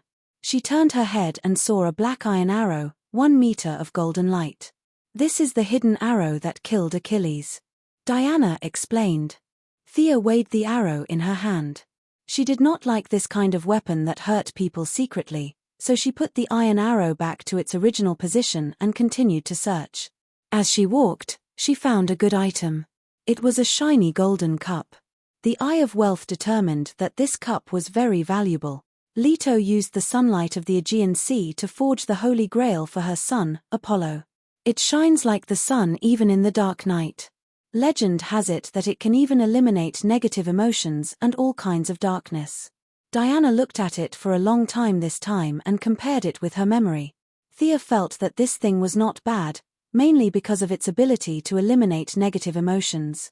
It was very convenient for her to control anger. She ticked this holy grail in her heart and left it for last. After that, she saw many treasures. She wasn't lacking in weapons and armor at the moment, so her gaze was all on those treasures with miraculous effects. Most of the evil items were not in his consideration. His main focus was on the legendary treasures, such as Odysseus' ruby, which was given to him by his wife, Penelope, on the eve of his expedition to Troy. The ruby contained the love of a wife. Thea also saw the famous golden apple. As long as she carried this apple with her, it would increase her charm. Her charm attribute was about to explode. It was better to leave it for Hera to admire. Hey! While she was strolling around, a ball in the corner suddenly caught her attention. Golden fleece. A furry ball of fleece was casually piled up in the corner. Compared to the many divine weapons and sub-divine weapons, this ball of fleece was insignificant. However, Thea's divine power of wealth told her that this thing was priceless. How could this be? Thea touched the fleece.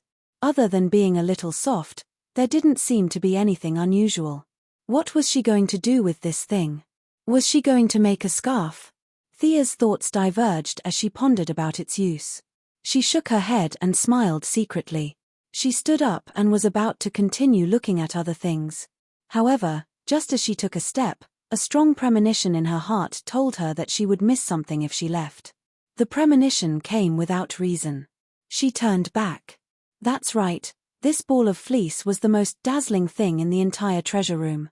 Perhaps it had an unknown use or contained some secrets. Trust your intuition. Thea didn't hesitate and picked up the fleece. After picking and choosing for a long time, she finally chose Austin's ruby of love, Leto's golden cup, and the golden fleece whose use she couldn't explain. Hera didn't comment on her choice. She had the right to choose.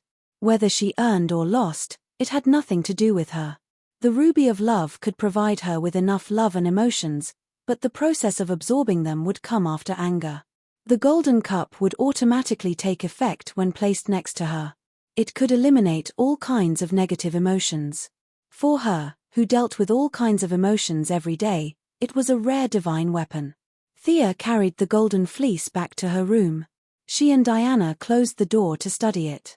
The two studied from myths and legends to the golden fleece's diet and genetic mutation, but they didn't find anything.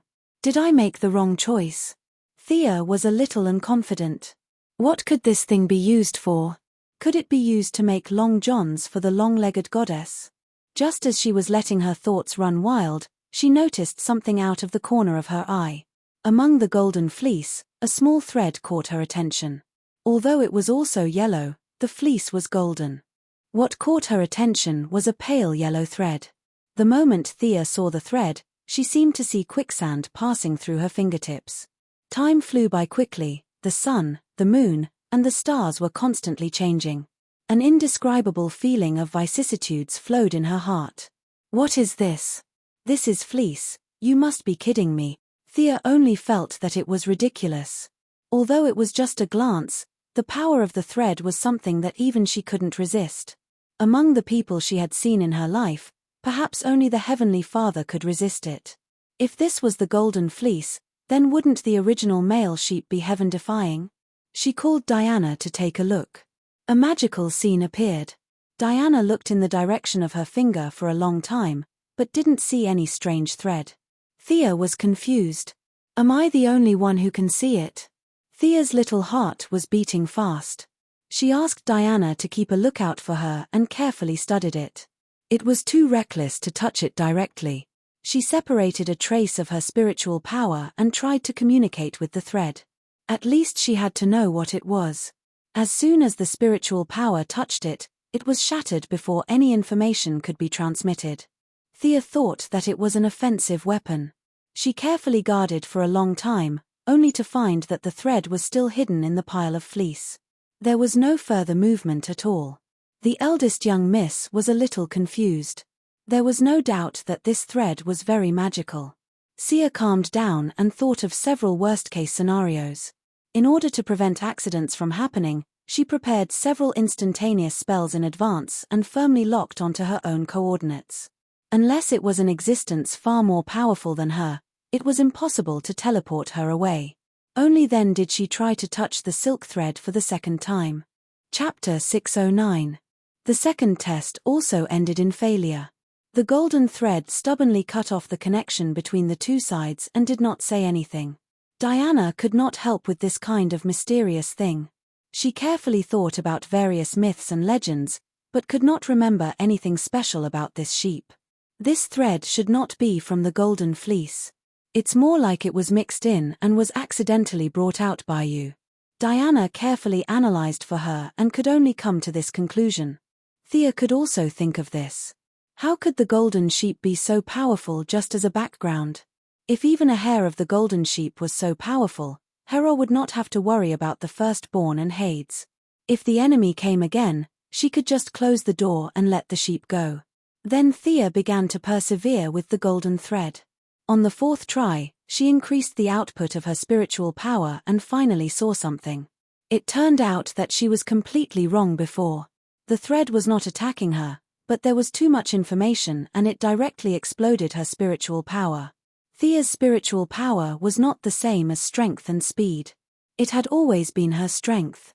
Even if it was only a trace of her spiritual power, it was stronger than the total spiritual power of an ordinary person. Although she was not a god of faith and needed to respond to the prayers of believers from time to time, her total spiritual power could still crush 80% of the old and new gods today. She began to gradually increase her spiritual power while maintaining the necessary vigilance. At first, the images transmitted back were fragmented, like the ravings of a lunatic. She only saw scattered images of some tall buildings and people in the city. It was not until she injected a full 1/3 of her spiritual power that the mysterious thread was finally revealed in front of her eyes. What the hell was the golden fleece? Thea deeply realized the importance of the stacking of modern corporate items. She should tell the old man Zeus about the advanced concept of classification later. The way he piled all the treasures together was too low. After a long time, the old man would not know how many treasures he had. Now the thread mixed in the golden fleece was a clear proof. Diana couldn't see it because she didn't have enough mental power. Hera was a god who was good at magic, and she was now in charge of the king of gods' scepter. If she looked carefully, she would most likely be able to see it. It was only because she hadn't been paying attention that a treasure was mixed in with the wool, allowing Sia to pick it up. These were the threads of the three goddesses of fate. The three goddesses were Croso, who was in charge of the future and weaving the threads of life, Lachesis, who determined the length of the threads of life, and Atropos, who was responsible for severing the threads of life. The three goddesses were born at the beginning of the universe's chaos. They controlled the fate of the 12 titans represented by the second-generation god-king, Uranus, and the 12 Olympian gods represented by Zeus. Their authority could not be measured by the standards of the old gods or the new gods. They were not gods of faith like ours, nor were they gods of nature like Zeus. Their status was more transcendent. As the masters of fate, they were more like conceptual gods in Thea's eyes. The thread that Thea was in contact with was the thread of the future woven by the smallest of the three goddesses, Croso. It contained a power called fate. Ordinary people would talk about the future with longing, but from the perspective of the gods, there was only fear. The gods' level of life had reached the peak. In fact, they were very afraid of change. Today, there was a new god to replace the old one. Tomorrow, there would be a new god to replace the old one. Wanting to transcend the arrangement of fate was an impossible task.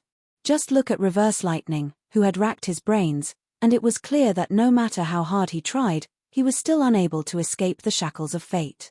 The more he struggled, the closer fate would entangle him, until he breathed his last.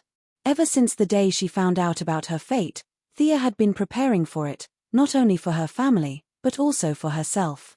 Back then, she had wanted to ride on the coattails of Superman and Batman, but now, the tables had turned. It was time for others to ride on her coattails. It seemed like she had gained a lot, but fate still did not let her go. Instead, it pushed her into the teeth of the storm. Because of her struggles, fate's shackles on her became tighter and tighter. Putting everything else aside, she was the main force in the war against Darkseid. Whether it was from the perspective of the Heavenly Father or from the perspective of the people on Earth, she was responsible. Those who were weak could do nothing, but those who were strong could not do so. Transmigrators could not do whatever they wanted. As long as they were in the game, they were also pawns of fate. Whether it was Reverse Lightning from the 25th century, the Queen of Emerald Eyes from the 31st century, or Lantern One, who had traveled 10 billion years and was nicknamed Reverend Eading, they all proved this. It was as if there was an invisible hand constantly pushing her forward. And now, this thread brought Thea a possibility. Perhaps she could break free from the shackles of fate in the future. It was too early to talk about the future. Aside from the unconventional forces, Thea was considered a powerhouse on Earth and in the universe. But so what? Even the fate of Darkseid's first lantern had been sealed. It was still a long time before she could break free from her fate. Thea tried to put the thread of fate into her spiritual space, but unfortunately, the thread could not go in at all. Should she find a place to hide it? But she was still worried. She now understood that Zeus had probably hidden the thread of fate in the golden fleece because it could not be taken away. Thea could not think of a better idea. The golden fleece could not be hidden, and she could not parade it around the city every day. She chose to hide it in her hair. She had blonde hair anyway, so it was not out of place. The golden fleece was still shining after the thread of fate was taken away, but it no longer had the inestimable value in Thea's eyes. It was now just a decent decoration. Should I make a scarf for you? Thea looked at the long-legged goddess mockingly. The golden fleece was of no use to gods who fought and killed all day. Diana knew her character, so she just laughed it off. The next day, Hera asked her about her thoughts on the underworld invasion in private. Although the main reason was that Thea did not have good taste, the second reason was that Thea did not tell the truth. As the subject of the transaction, the two sides had completed the transaction. Thea could take it with a clear conscience. She was willing to give it to her, but she still felt a little guilty when she remembered that Zeus was still alive. Your Majesty Hera, let me give you 3 suggestions. If Hades were to attack Mount Olympus, she would feel that the reward would be too much for her to handle. If she were to put in the effort to settle the matter, Zeus would have nothing to say even if he were to think about it in the future. Oh, please go ahead. Hera saw that she was serious and became serious. First, I suggest that you recall Hercules. He is an important fighting force of Mount Olympus. Wait, you mean Hercules is still alive? Hera was a little incredulous. I saw him a while ago. He just escaped from the seal. Thea nodded and waited for Hera to digest the news. To be honest, the relationship between Hera and Hercules was at the level of hatred in her opinion. Hercules was the son of Zeus and Alcmene. This woman was Zeus' great-granddaughter according to seniority. She was very evil with Zeus and gave birth to Hercules. The feud between Hera and Hercules could be written into a book. What's the next suggestion? Hera gritted her teeth. She was not very willing. Join forces with Poseidon and attack the underworld, Thea said with certainty. Chapter 6:10. Hera looked at her as if she was crazy. Are you talking nonsense? We were discussing how to resist Hades' army, and now you're telling me to fight back and join forces with Poseidon? You heard me right. I mean to gather the gods and fight in the underworld, forcing Hades to sign the treaty. Thea felt that fate was encouraging her to rush forward, but she really had to follow the established route. If Hades attacked Mount Olympus from time to time, Diana would have to come back every few days, and she wouldn't have time to do anything else. The final outcome would be the defeat of the gods, who would give up Mount Olympus and flee to the human world. Didn't Hades have an endless number of soldiers? She didn't need to use guerrilla warfare. She didn't want to fight a war of attrition with him. She wanted to attack his weakness and lead the gods to attack his base. Our soldiers are far inferior to his, but the gods are here. If Hercules is included, our high-end combat power can completely crush Hades. Poseidon's army will also take a large part of the pressure. Seeing that Hera was still hesitating, she could only continue her analysis. Mount Olympus, Poseidon, and Hades. Among them, we are the weakest, followed by Poseidon, and Hades is the strongest. I heard that the ownership of the river Styx has always been the focus of their debate. We can use this as a breakthrough to attack the underworld. Hera was still hesitating. This idea was too bold. She felt that it made some sense, but she was afraid that it would completely collapse because of a mistake. She clenched her fingers tightly and couldn't make up her mind. You want to start a war? I heard it. I have to say that it's a good idea. Ars, who was already in his twilight years, suddenly walked into the room and spoke his mind. Thea ignored Ars and continued to give Hera ideas. Diana can go find Hercules, but you have to give up your past views and accept him again. I can also persuade Poseidon. Hera was a little surprised that Milady was going all out for the thread of fate. She didn't understand why Milady was so proactive. "I'm still the God King. I'm not in a hurry. Why are you so anxious?" She couldn't figure it out, but it was a good thing. She lowered her head and thought, "Hercules, as long as he doesn't object, I can accept him again on behalf of Mount Olympus. As for the personal grudge between us, if he is willing to take a step back, I can pretend that it never happened." Hera said through gritted teeth. The grudges between her and the Hercules were far too abundant. How could they be erased with a smile? How could that be? The only way was for both sides to take a step back at the same time. Otherwise, they would start fighting when they met. As for allying with the Sea Monarch, she had obviously spent a lot of time thinking about it. Once the alliance was complete, he would have to send out his troops. He couldn't possibly tell the Ocean Emperor that he was just teasing him and that he should just go back to where he came from. If that happened, the Ocean Emperor would have to attack Hera first before using the underworld. Not long after, she thought of a new question. "Can you find Poseidon? I only know a general location, but I remember that he was very close to the Atlanteans." Of course, Thea knew about this. Otherwise, she would not have come up with this idea. "Don't worry, I'm also friends with the Atlanteans." Poseidon had always been a god worshipped by the Atlanteans. It was said that he lived in the deepest part of the sea. Thea felt that it would not be difficult to find this god with the help of the Sea Monarch couple. As for how to persuade him after that, it could only be said to be improvisation.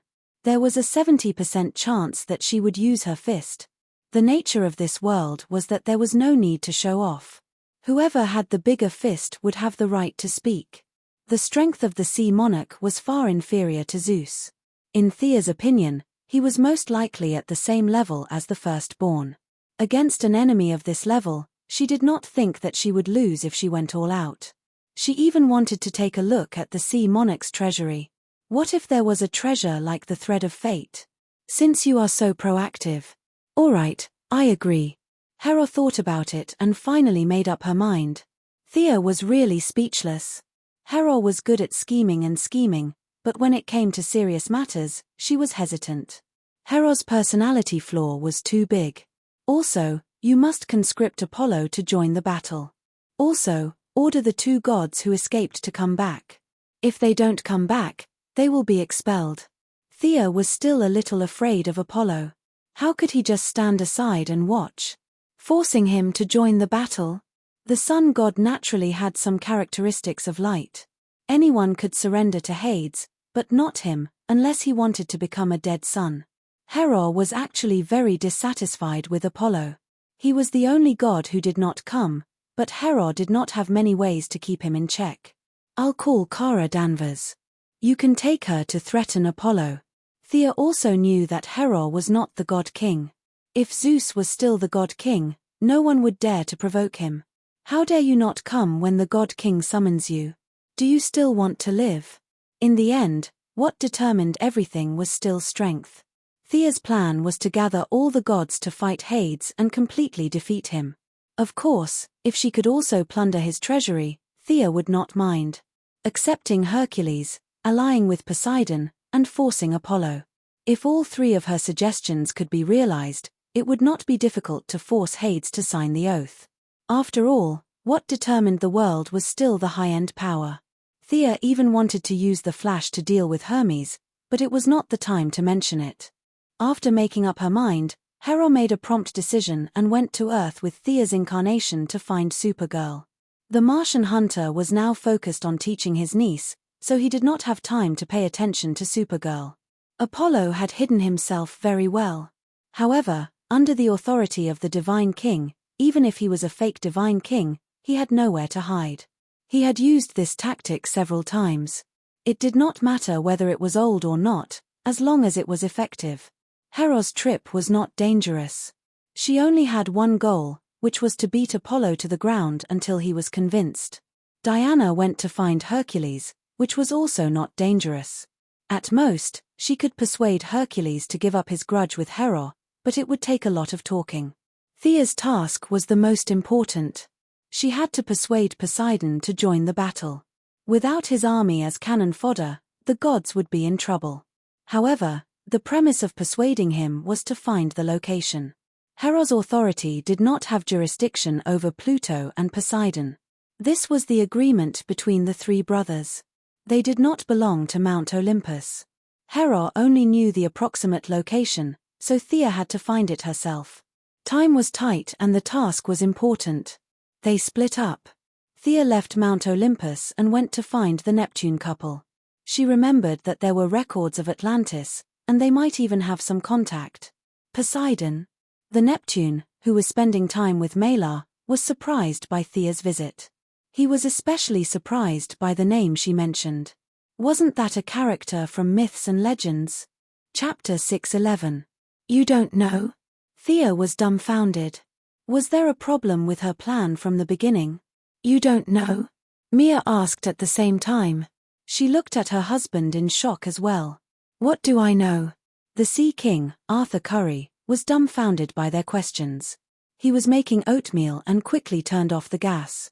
With his sharp mind, he realized something. Thea was confused by the couple's questions and answers. Seeing the slight change in Mia's expression, she signaled for her to speak first. Poseidon has always been a god worshipped by Atlantis. Didn't the Elder Council mention it to you? The Sea King shook his head, indicating that he did not know. He had a strange expression. No one has ever mentioned it to me. I thought you knew. Mia was a little speechless. She felt that she was being ignorant. At the same time, she was also a little annoyed. She should help her husband with his studies. He had lived in human society all his life and knew too little about many of the customs of Atlantis. Sia coughed softly when she saw the young couple's lovey-dovey look. Unlike a simple young couple, she felt a strong sense of rejection and conspiracy from it. She didn't need to think to know that it was the Elders' Council behind this. She was a political figure now, but she still didn't like politics. Unfortunately, she couldn't escape the influence of politics because she was in the middle of it. Even the evil Lord Darkseid, despite being so powerful, still had to make some compromises with politics and split up the power in his hands. For example, he let the Wasteland Wolf lead his army, and Desard managed all the affairs on the Apocalypse Star. Darkseid could kill these people instantly, but if he wanted them to work for him, he had to make some concessions. This had nothing to do with strength, but a deeper problem of order. The Elder Council that the Sea King was talking about was the product of a few parties' coordination. However, she did not want to be involved in other people's affairs. She had enough problems. She just wanted to find the Sea King's hiding place. Understanding her intentions, the Sea King was very happy. Let's go. You haven't been to Atlantis, right? I'll ask the council. Besides, there should be records in our library. Thea immediately followed them. To be honest, she had admired Atlantis for a long time. The couple jumped into the water. Thea, who was already a god, did not need any water armor. She could follow the couple with her own divine power. The three of them dove all the way down and passed through several huge underwater caves. Thea followed them as they flew through the sea. Thea followed them with her divine power. 10 minutes later, they had entered the deep sea. This was a forbidden area for humans. Perhaps only the most advanced underwater detectors could observe this place. Many nameless deep-sea fishes caught sight of the three of them. Some of them chose to avoid them, while others pounced on them fearlessly. Unfortunately, they were all controlled by the Sea King's ability to control marine creatures, so they turned around and went home. How did your body survive in the deep sea? Miaula was very curious as to how Thea could keep following them. She wanted to use her ability to control water to help her, but seeing how relaxed Thea was, there was no need to do so. Sia could only laugh and change the topic. She bragged that she was some kind of god, and that she could come and go as she pleased in this small pool of yours. She was not thick-skinned enough. At first, they were worried that Thea would not be able to withstand the huge water pressure. Seeing that she was observing the strange environment around her as if nothing was wrong, they stopped worrying and used all their strength to swim to the deepest part of the sea. There was no sound in the depths of the sea. It was pitch black from top to bottom, left to right, front to back, and her sense of direction was completely confused. Her well-known phobia of the deep sea was not just for show. Fortunately, her eyesight had been following the Sea King, so she did not lose him.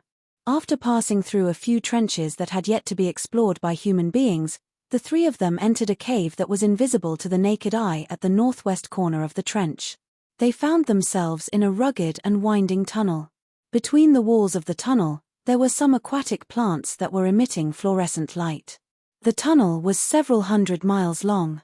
The three of them passed through the cave without making any sound. In the deep sea stood a magnificent and vast city, Atlantis. This city that had sunk into the deep sea still retained its former beauty. The blue stone pillars still emitted light even in the deep sea.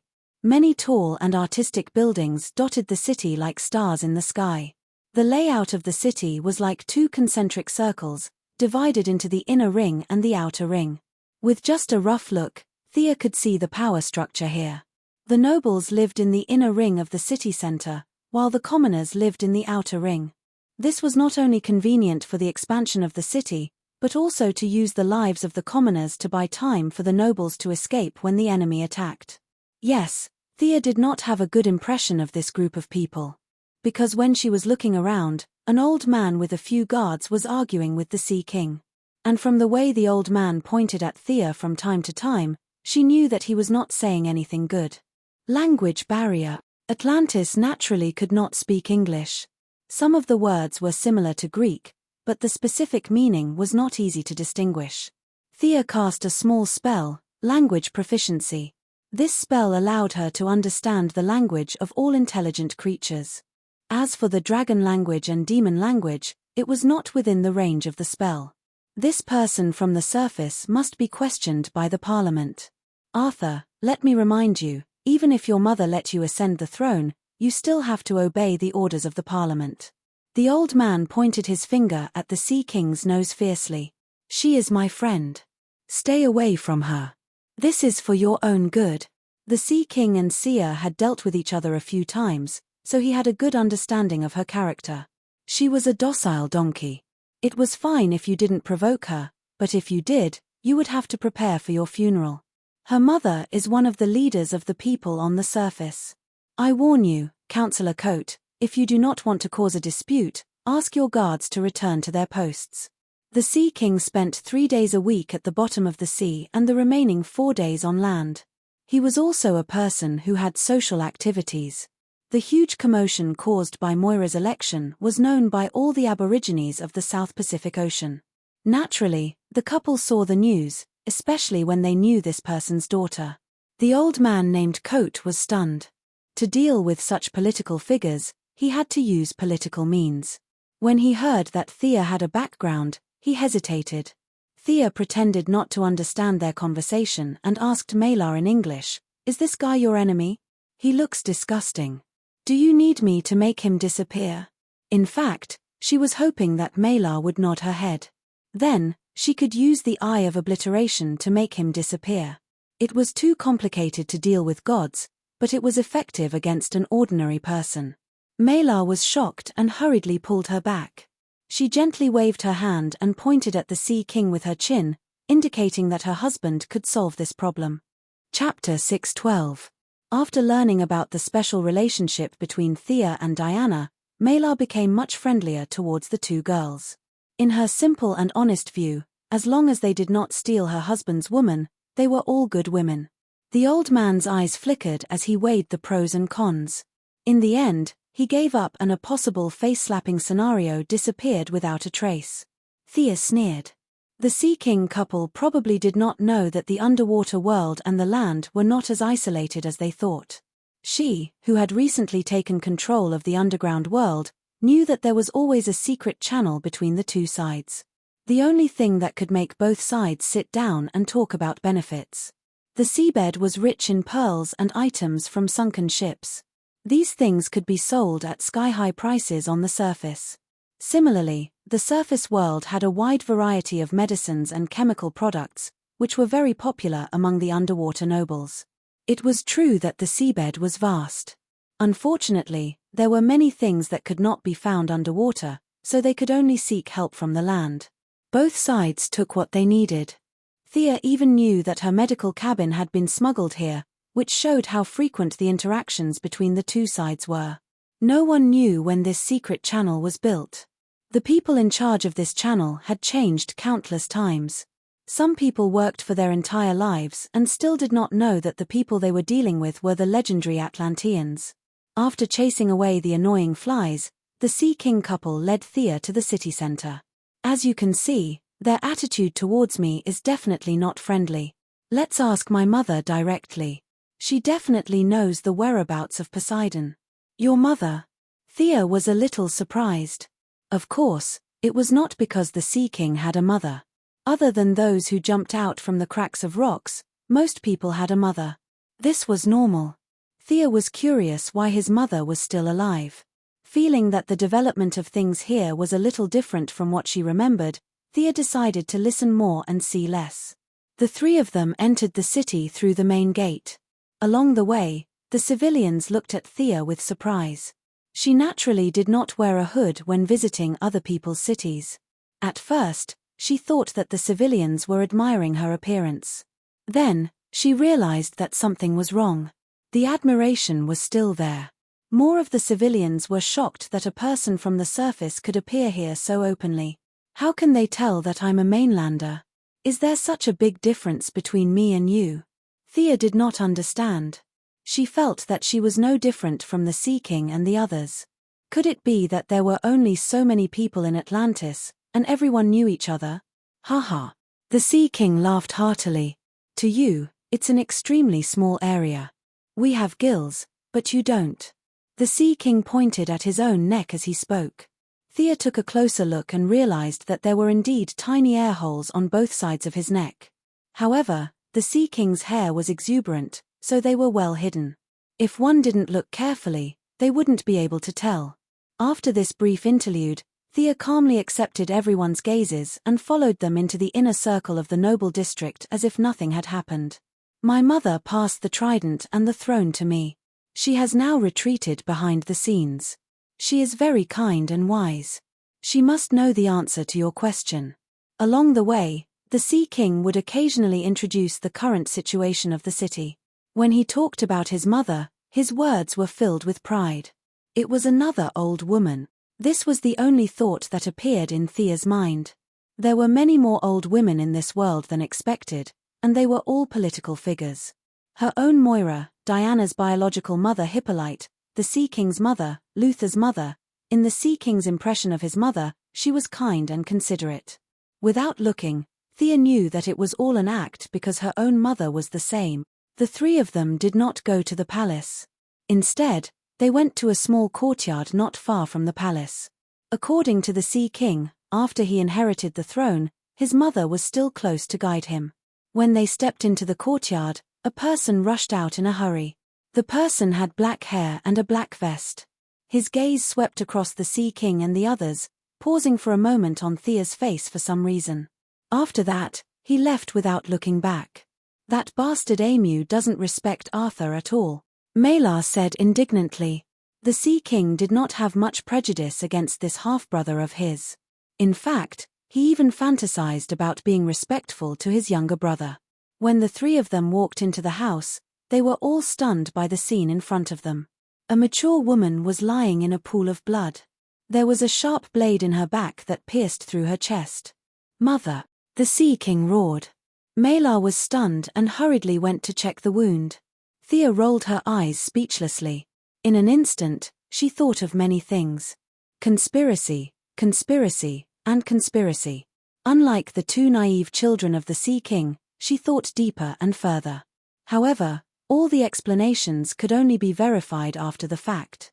The most important thing now was to save the mother. I'll save her. Thea asked Malar to stand aside. This girl had no experience in treating people. The Sea King's mother was about to die. How could she use water to freeze the wound? External injuries could be treated in this way. However, in this situation, the more her body temperature was lost, the faster she would die. She raised her hand and used 3 healing spells on the mother to keep her alive. Thea immediately took out her special medical cabin. Magic was not omnipotent. For fatal wounds like this, Some surgical methods were more effective than magic. Thea scanned the woman's organs with her supervision. They were similar to those of modern earthlings.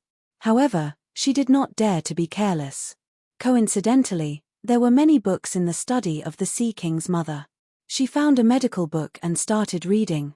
With the help of the time acceleration enchantment, she finished reading all the medical books in Atlantis in just 30 seconds. Next, she started to work. She built an extracorporeal circulation system, cleaned the wound, and used magic to promote the self-growth of the cells.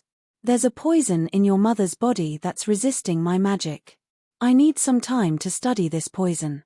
It's best that we go to the surface to treat her. Thea's treatment was extremely fast.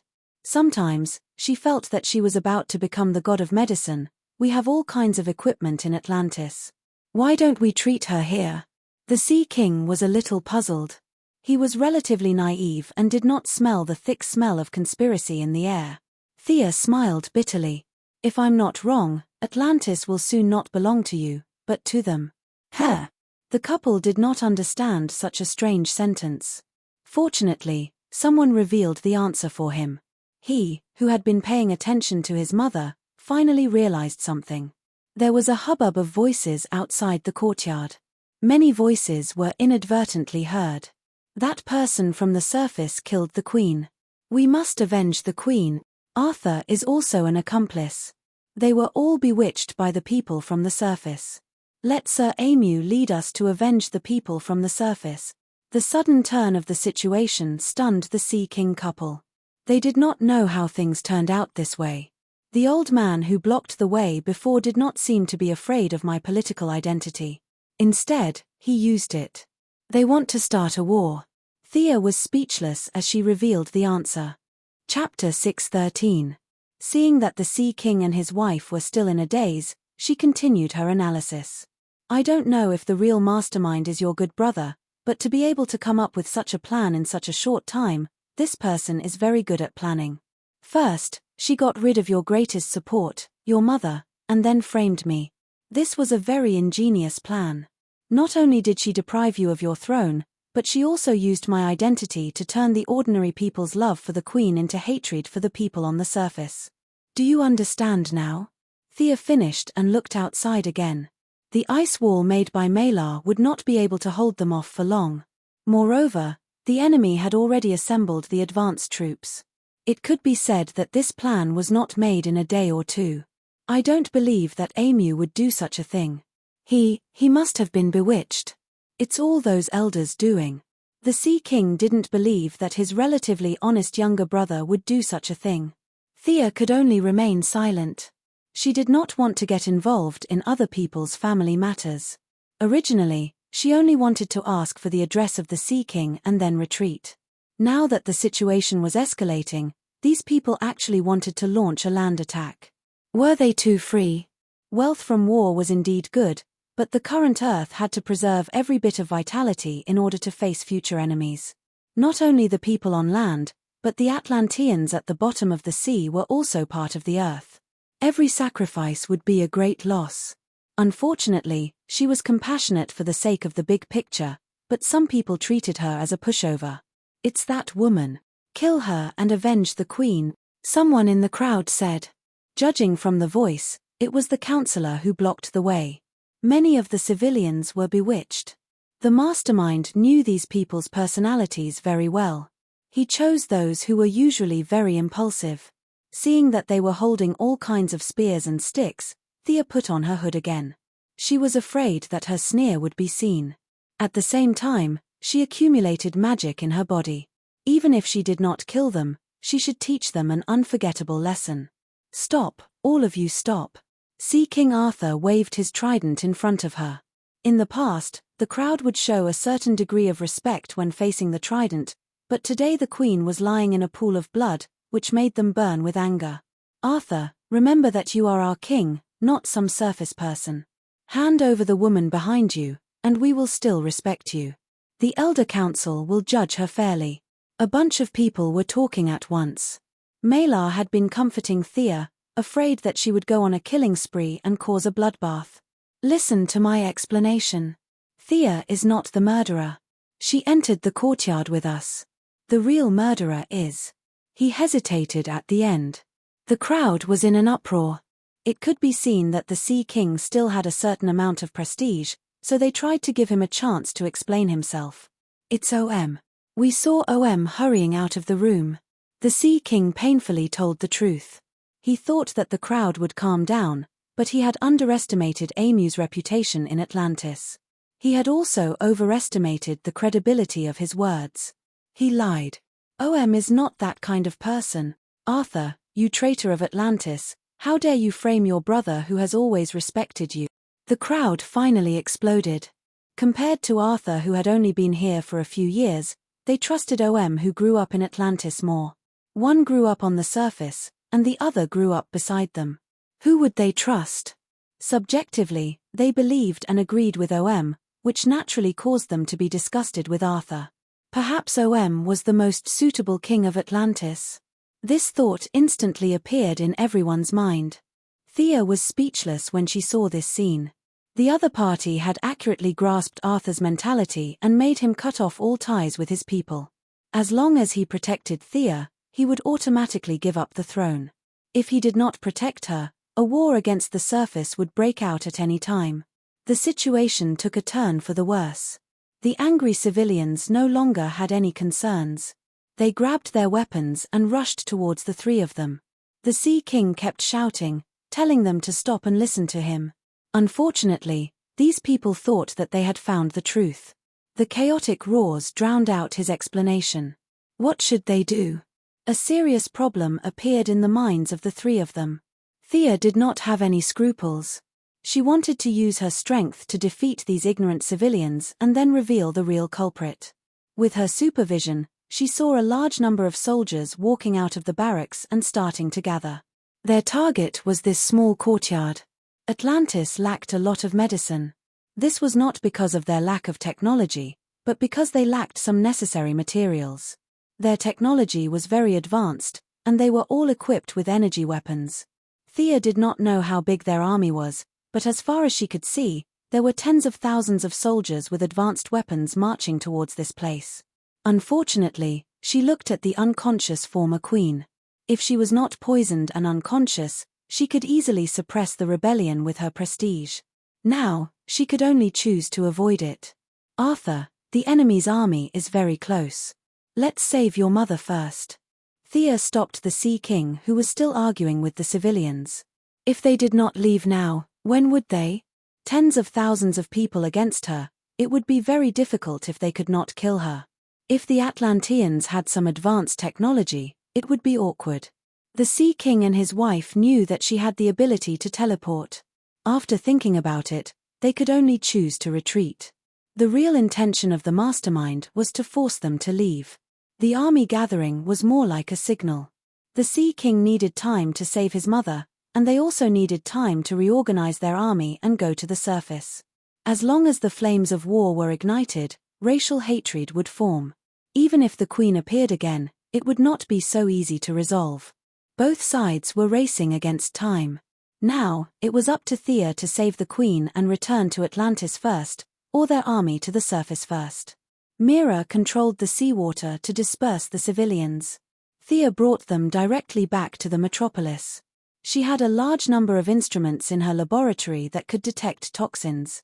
In order to speed up, she also called Poison Ivy to help with the examination. Modern technology checked again and again, but in the end, they could not analyze what kind of poison it was. Thea suspected that it was a secret recipe of the palace, or a toxin refined from some substances that were extinct on Earth. However, her magic did have a miraculous effect.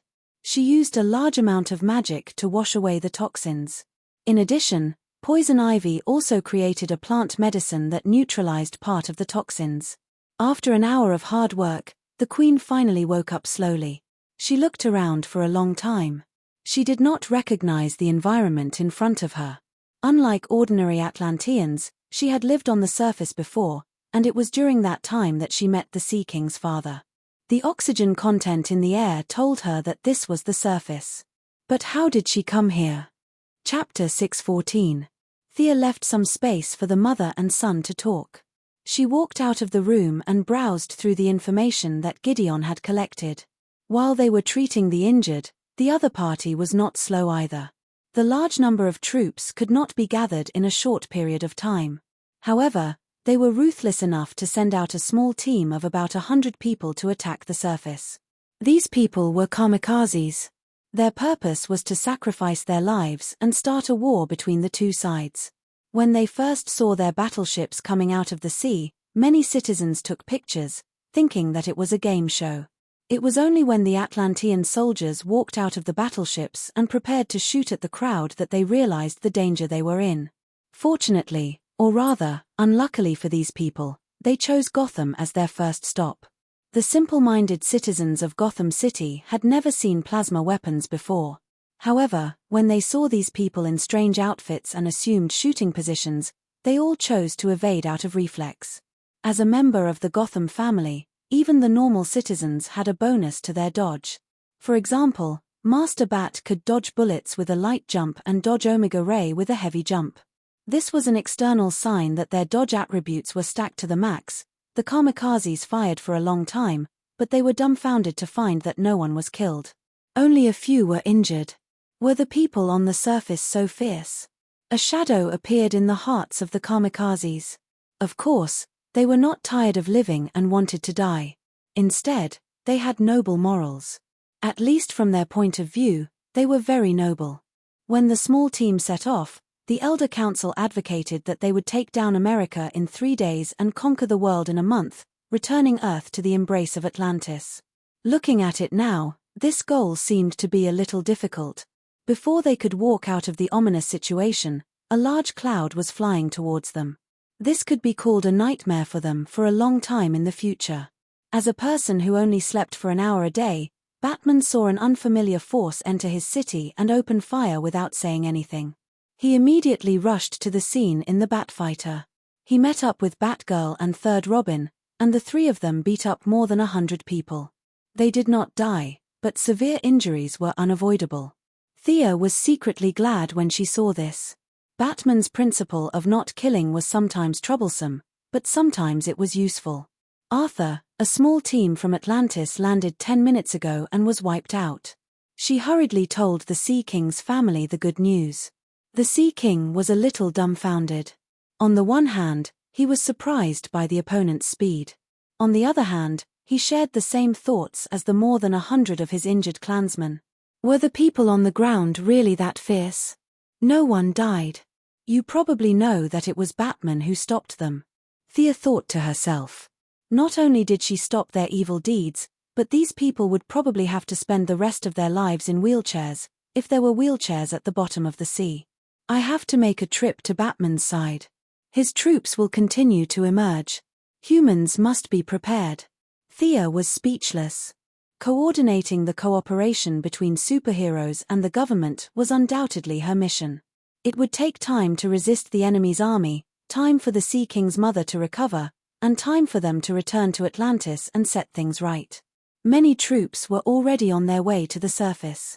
Even if the order was changed at the last minute, there would be those who refused to obey the order. Thea could only coordinate and build the humans' defense line first. If a few casualties were unavoidable in this war, it would have to be the Atlanteans. She checked the Queen's injuries again. Her physique was also very strong. It was just that the residual poison had suppressed the speed of her recovery.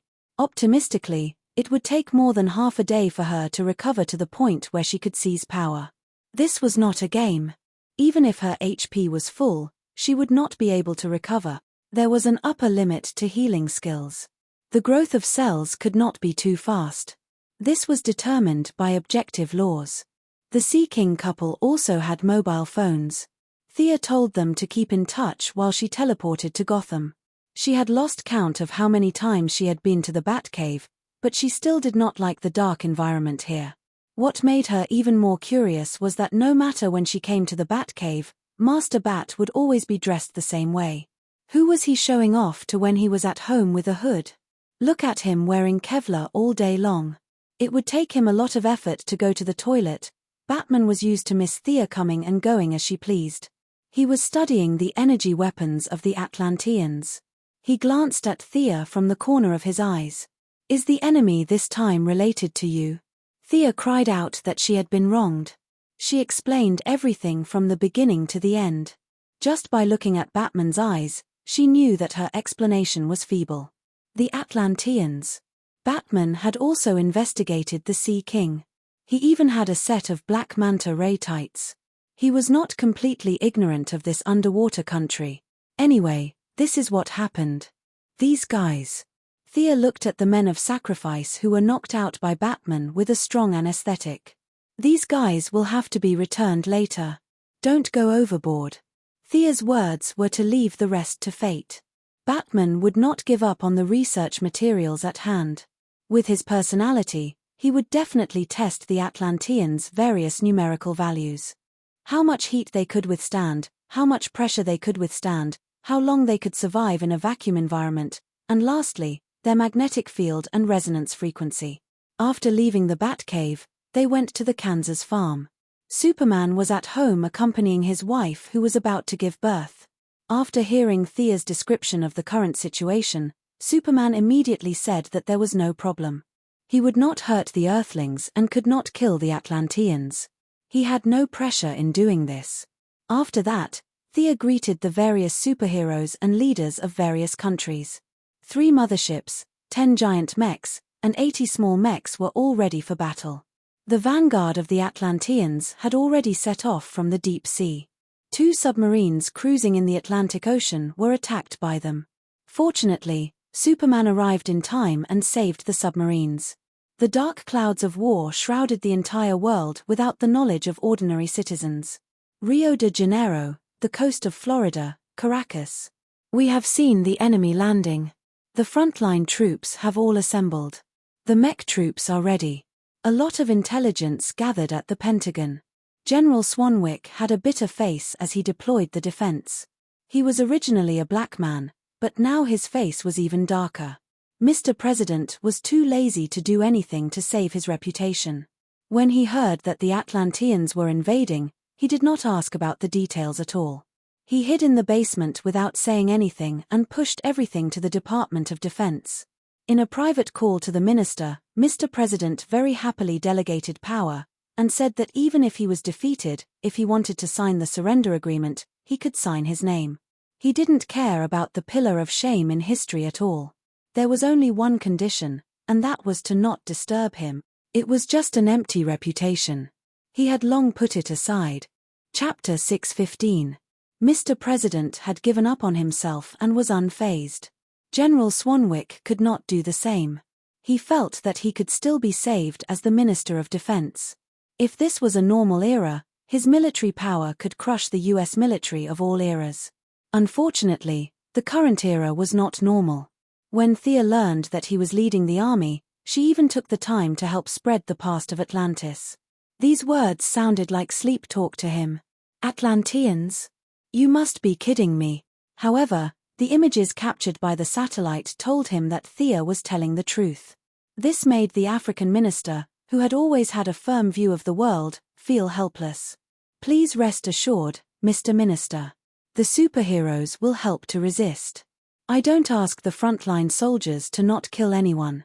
That would be making things difficult for them. However, we can't take the initiative to provoke them. This is just a conspiracy of a small group of people. There is still a chance to salvage the situation. Thea nagged at the generals to reason with them.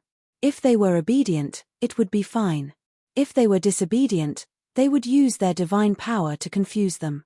She was doing this for the sake of everyone's peace. She did not feel burdened at all. Thea worked non-stop to coordinate the relationship between all parties. Superman was in charge of the sky, the Flash was in charge of the ground, and the remaining heroes were in position to prepare for the enemy's first wave of attack. The Sea King's mother was called Atlana. It was a very beautiful name. After treatment, she had regained some ability to walk. After understanding what had happened, she also did not want a war between the ground and the sea. Regardless of her weak body, she insisted on stopping the war. This was completely in line with Thea's plan. She did not have time to ask about Poseidon. She teleported again and brought Atlana and the Sea King couple to the landing point of the Atlanteans to stop their actions. The first 2 landing points were considered successful. Neither the generals nor the soldiers expected the respected queen to still be alive. They were here for revenge. This made them feel dissatisfied that they were fooled by the Elder Council. The 2 dangerous situations were eliminated. The generals on both sides were ordered not to fire. Unfortunately, they encountered a huge obstacle at the 3rd landing point. The Sea Lord Amu, who was wearing a fish-scale armor and holding a magic halberd, walked out with a crowd. When he saw that his biological mother was still alive, he pointed at Atlana and said loudly to his subordinates, "This woman is not my mother. This woman is not my mother at all. She was transformed by that surface witch." He was the one who had called a deer a horse, but there were still people who believed him. There were 3 old men behind him. From Thea's point of view, their clothes were absolutely gorgeous. The 3 of them didn't wait for Amu's words to finish before they immediately voiced their support. This person said, "That's right. The queen can't be so weak. It's as if a gust of wind could blow her away." The other one pointed at Thea. "It's all because of this surface witch's disguise. The queen's corpse is still in Atlantis, waiting for you to avenge her." If Amu's words were a little tough on the outside but weak on the inside, the acting skills of these old guys could be said to have reached perfection. They used Atlana's weak body and Thea's teleportation to make an issue out of it and cleverly linked the 2 together. Their purpose was to refuse to admit that what was true was false even if it was true. The soldiers below were completely confused. In general, the idea of attacking the surface people had a certain market among the Atlanteans. However, most people opposed it. Their physiological structure had completely changed, and they could not live on land at all. After killing all the surface people, they would have to retreat to the sea. This kind of war was completely meaningless to the soldiers below, except for the satisfaction of conquering the surface people. "Kill that witch and we can break all the magic," one of the old men pointed at Thea and ordered. The people on Earth had satellites, and the Atlanteans also had similar monitoring methods. Thea had been teleporting around the world for a few hours, so it was not difficult to find her. In their view, once this Earthling died, the conflict between the 2 sides would become obvious. On the other hand, they were also annoyed by this kind of teleportation that came and went without a trace. Most of the soldiers did not follow blindly. They could still feel the smell of a conspiracy. However, there were always a few simple-minded weirdos who, upon hearing the order, opened fire on Thea without thinking. In order to help resolve the conflict between the 2 sides, she had spent the past few hours trying to persuade them. Now, the other party treated her as a soft persimmon, which completely angered the goddess of trade and wealth. The rolling divine power was no longer suppressed, and all of it surged to the other side. An invisible force that everyone could feel swept across the Atlanteans. Next, she saw the black technology of the Atlanteans. They had activated some kind of force field device, and a sky-blue energy wall shrouded them. Thea was a little surprised because she found that this device was operated by water. The other party's water controllers, the people of Mia, were constantly pouring seawater into the device to maintain the energy shield. The few old men who were scared **less before became complacent again when they saw that their safety was guaranteed. One of them even gave Sia a provocative look, as if to say, "Aren't you awesome? I'm standing right here. What can you do to me?" Thea's temper also rose. The brainwashing of the firstborn was disrupted and came out to find trouble. These days, it had not been smooth sailing. Now, even a nameless cameo dared to provoke her. She was ready to give these guys a hard time. The abundant divine power began to hit their shield like a giant hammer. The faces of several people operating the shield changed drastically. They directly turned a certain switch of the device to the maximum. At the same time, the water controllers were desperately pouring seawater into the shield to convert it into energy to resist the suppression of the divine power. It had to be said that their utilization of energy was much higher than that of the Earthlings. The energy contained in the seawater was almost 1-to-1 added to the shield. Seeing that the shield was constantly changing colors, from dark blue to light blue, the few old men looked at each other and did not look too good. They did not know what kind of invisible energy Thea was controlling. The scientists stayed in Atlantis and did not follow the army, but they knew that the other party must not have good intentions by hitting the shield so hard. The seawater was being consumed violently. The people were busy, but quantity was still not as good as quality. Relying on the black technology and the efforts of countless mortals, they could not stop the true god. Thea was confident that with 3 more hits, she could break the turtle shell. Just as she was about to break the shield in one go, a huge whirlpool appeared at the end of her sight. At the same time, a sharp and majestic divine power slowly rose from it. Damn it! She, who had always thought of herself as a lady, could not help but curse. What a coincidence! Thea stopped attacking and looked a little speechlessly into the distance. She laughed self-deprecatingly. This saved her a lot of trouble. She did not have to ask about the whereabouts of Poseidon because Poseidon had come to find her. Chapter 6:16.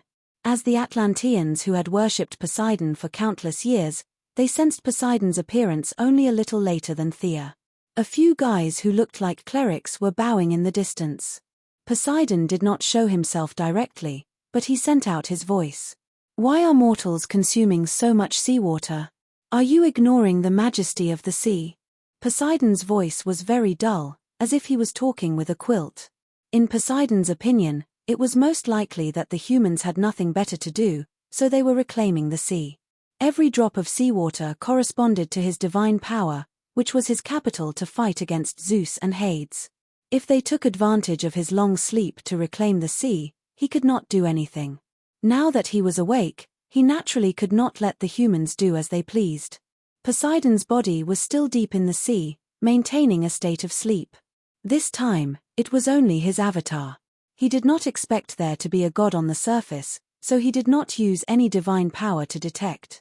Just like how Hades ignored Thea, Poseidon did not have the habit of casting detection spells on others anytime, anywhere. He did not know that there was a god at the scene who was about to reason with him. His original plan was very good. He was ready to leave after showing off. How could Thea let him run away? She used all her divine power and directly smashed the Atlanteans' protective shield. She was very tight on time and had no time to negotiate with them. In order to prevent them from attacking recklessly, she needed to make a symbolic deterrent. Her stern gaze swept across the Atlanteans, and finally found the magic halberd in Amy's hand. This ambitious but incompetent second prince was far less upright than his brother. He was somewhat evading Thea's gaze, but he instinctively held the halberd tightly. This is it. Thea opened her left hand, and under the influence of invisible waves, Amy's halberd flew into her palm. A magic halberd. She checked it for a while and sneered. What magic halberd? It smelled like a demon. Originally, she just wanted to throw it back to give him a deterrent, but the demon's participation changed her mind.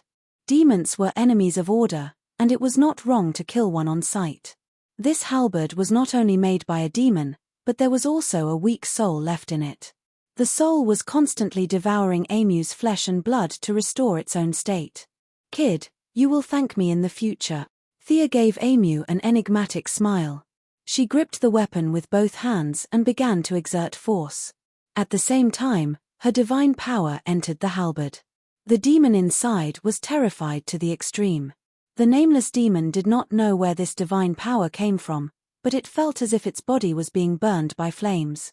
In the face of a disaster, it no longer hid. A shadow appeared above the halberd and tried several times to leave Thea's hand.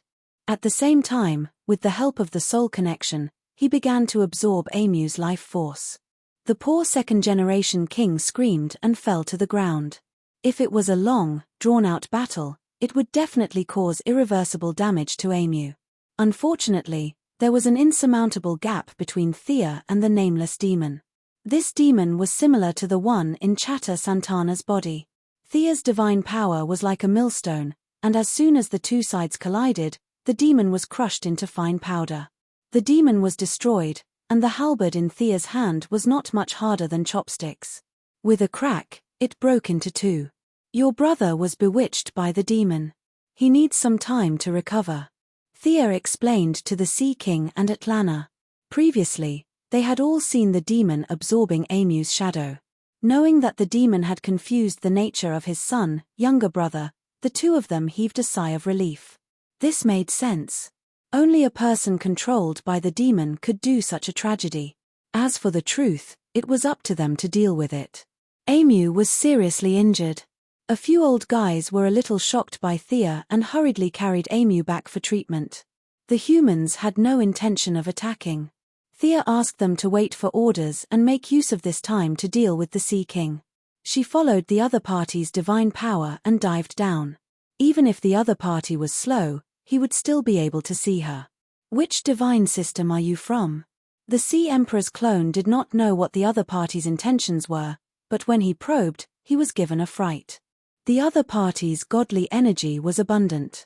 Although there were subtle differences in the various types of godly energy, the one following them was a true god. The Sea Emperor's clone was certain of this. Strength was the basic platform for conversation. The Sea King's clone could not figure out the other party's intentions, so he spoke politely. Thea was also surprised. The sea always gave people the feeling of stormy waves, wild and unrestrained. She did not know if the other party was old or not confident enough.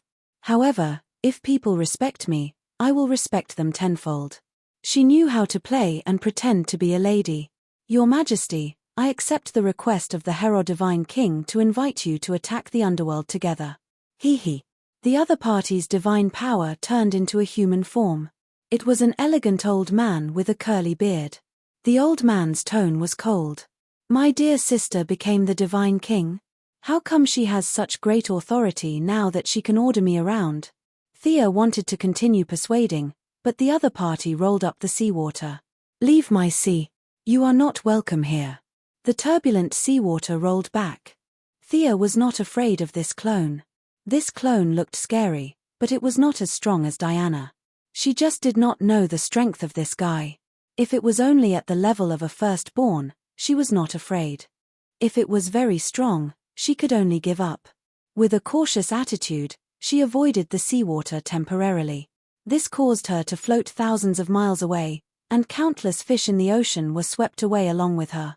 The other party was very cunning. He was afraid that Thea would follow him, so he quickly fled to the south. The lady sneered softly. Herod had told her about the approximate location of the Sea King. It was definitely not the sea where the Sea King's clone was now. Moreover, the other party's attempt to hide made it more conspicuous. It seemed that he was afraid that she would follow. Thea had remembered the other party's divine power before. Now she took out the holy sword and amplified her perception to find the location of the Sea King's real body. The tentacles of her spiritual power were extended infinitely, and many fish became her eyes and ears. The surrounding hundreds of thousands of miles of sea territory appeared in her eyes. As she searched, a fish suddenly disappeared from her perception. Thea pursed her lips and smiled. It was here. The other party was hiding in a very exquisitely designed subspace. Like a sharp arrow, she dived quickly, and her target was the vanishing point. The divine power could not be hidden from others.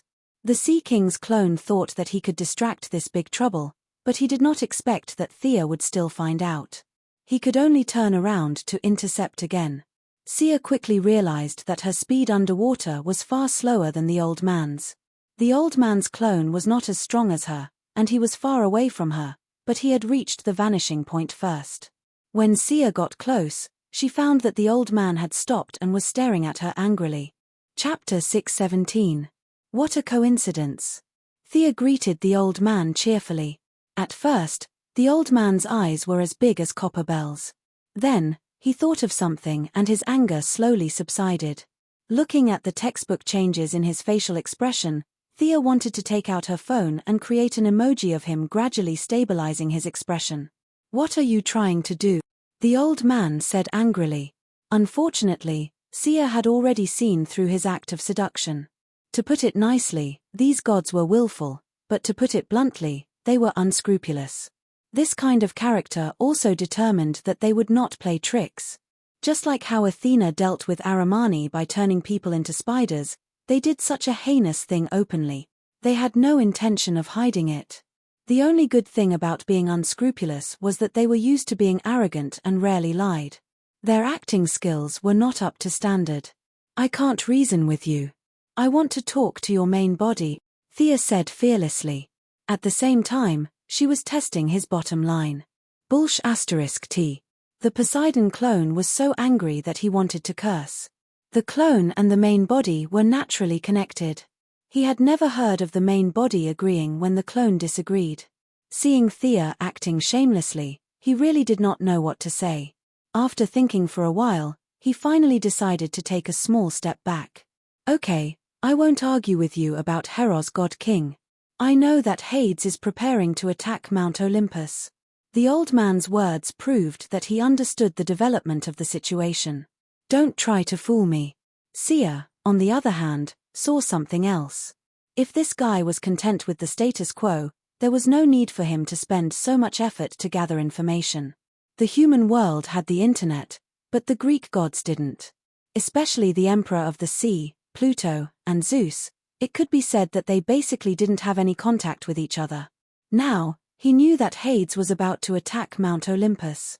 Either Hades had contacted him, or he had secretly observed it. She was not afraid of his concern. She was afraid that he did not care and had the intention to interfere. That would make it easier to make a fuss. Thea cleared her thoughts. "Your Majesty, Mount Olympus is now the weakest, you are in the middle, and Hades is the strongest. You don't deny this, do you?" The old man snorted proudly. "Mount Olympus has been breached, and the gods have fled to the human world. Who is Hades' next target? He can't suppress me.